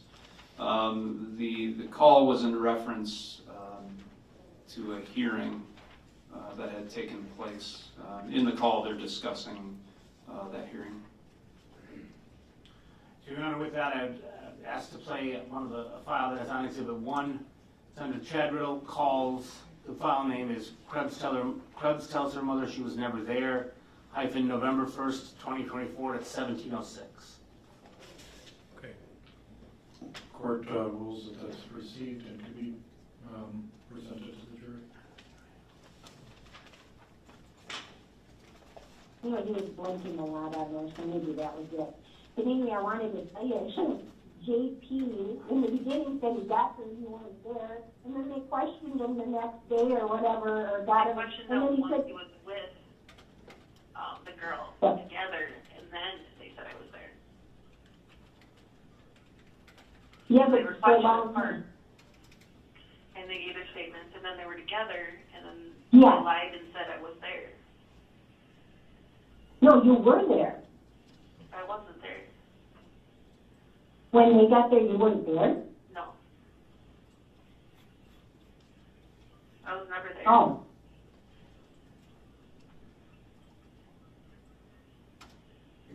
Oh, okay. All right. I got something screwed up here from when I talked to you in the beginning, right? Yes. Oh, I get it. Okay, got it.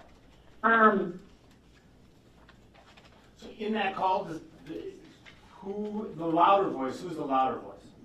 That would be Susan Cox, Miss Krebs. Who's the more quiet voice? That would be Miss Krebs. And did you hear her say that she was never there? Yes. What did she say? She stated that she was never there. Despite that, did you later learn of a call with the defendant on April 17th, 2025, where she discusses the recording from John Pfeffer's phone? Yes. And what's the summary of that call? The summary of the call is Samantha is indicating, and this is in reference to a hearing, references the recording that we have previously heard during this trial that was on John Pfeffer's phone. With that, Your Honor, I'd seek to play Krebs admits it's her voice in recording, April 17th, 2025 at 15:29, and in parentheses 2, I have. Right, and that's part of Exhibit 1. Yes, sir. The same path I noted before. All right, that's received and can be published. So there's a recording. John's phone recorded, JP's phone recorded when he walked into the apartment. You can hear what I say, you can hear what Christy says, and you can hear what JP says when they walk in and Joey's on the floor. Yeah. You can hear it all recorded on his phone.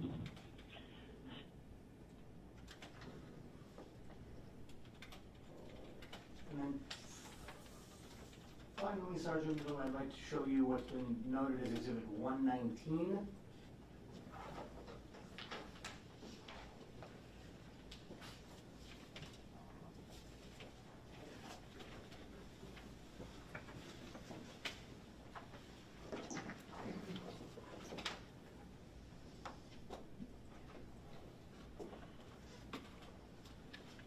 What's 119? This would be a screenshot that would have been sent from Peyton Carnot to Sergeant Keither. And what is it a screenshot of? It is a screenshot of Peyton's phone depicting messages between he and and Samantha Krebs on Snapchat. And does that accurately reflect, does the exhibit accurately reflect what was sent to you and Sergeant Keither from Mr. Carnot? Yes. I move to admit 119 and publish the same. All right, similar to what I said before, in the context of the court's review at earlier points today, the court will receive 119 and it can be published.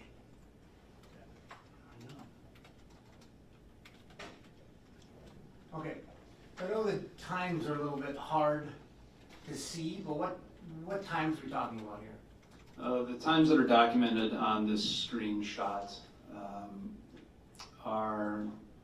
there are varying times, but they're around the 10 p.m. Time on July 18th of 2024. And the first conversation with Samantha and me being what, Peyton Carnot? Yes. What's the first thing the defendant says? Joy was acting all manic, so I haven't been there. What's the next thing the defendant says? He was talking all crazy, call me, I'm at my friend's. And the final thing the defendant said in this Snapchat message? I'm worried about him. They, J.S.T., said he cut himself or something. I don't know yet. Cops at my house. So the last three exhibits, do I understand it correctly, that in the first call, she noted to her mother that she was never there? Yes. In the second call, she noted it was her voice on the recording. Yes. And then in this call, now she says that Joy was acting all manic and talking crazy. Yes. Your Honor, with that, I have no further question. Okay, it's 4:53 p.m. on my clock, so it's a good time to break and start fresh tomorrow. So I'm going to talk to the lawyers on a couple procedural things after I excuse the jury, but tomorrow is the same routine. Get here by 8, try and get you in the courtroom by 8:15. Once again, follow all the admonitions and orders, and make sure you leave the notebooks in the conference room, and be safe, get a good night's sleep, stay focused, and hopefully you can congratulate juror number 9 on our team winning tonight, and the Packers taking a full game lead over the Vikings. That's just my perspective, that's not a court order. Okay, all rise for the jury.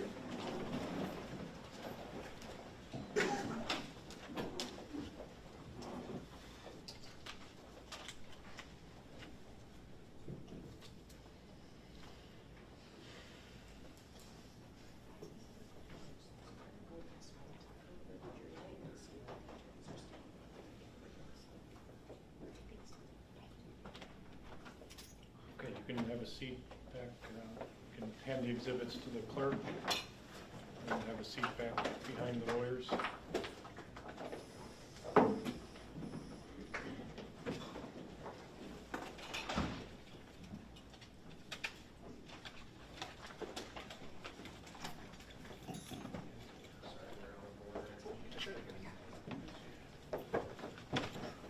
All right, we're going to break in the next 5-10 minutes, but tomorrow morning when we start up at 8:15, we'll start with Ms. Rock's cross-examination. If there's any exhibits you want to cross-examine the officer on, just double check to make sure they're pre-marked. Who's after the officer's done? Sergeant Keither. Okay. Before we break, can I see the attorneys at sidebar? I just want to talk about a couple other things. So we'll go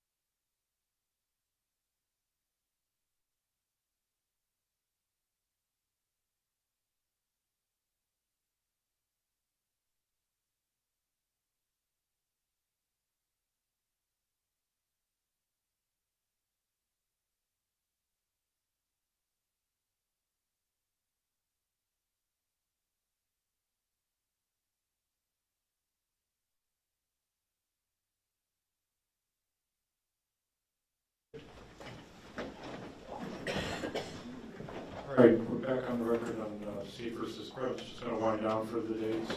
5:03 p.m. We're going to continue with some witnesses tomorrow morning from the state and kind of assess where we're at.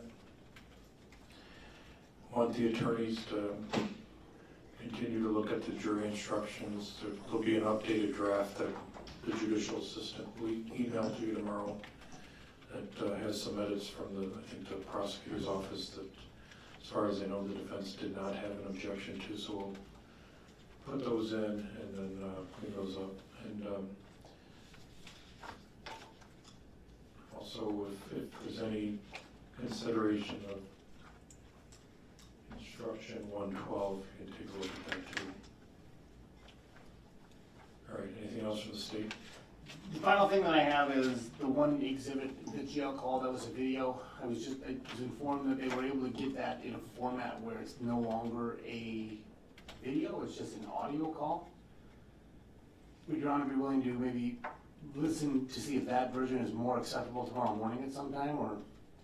Yes, I'll look at that and any other ones that I deferred. I was just comparing those with one of our staff attorneys on some research on those things. Okay. So we're going to have some opportunity maybe for some bigger gaps again tomorrow in the morning hours to finalize any legal issues that are referred to as deferred. That's all I have, thank you, Judge. All right, Ms. Rock, anything else? Not right now, thank you. Okay, all right, we'll have you guys back in the courtroom a little bit before 8 tomorrow, and jurors will be here by 8, and we'll start up in the courtroom on the record with the jury hopefully at 8. I have 2 exhibits I want to see. Right. There's 2 exhibits that have not been received. You can visit with the clerk and move those tomorrow if you want those in. We're going to go off the record. We're adjourned for the day. Thanks to Beth, our court reporter.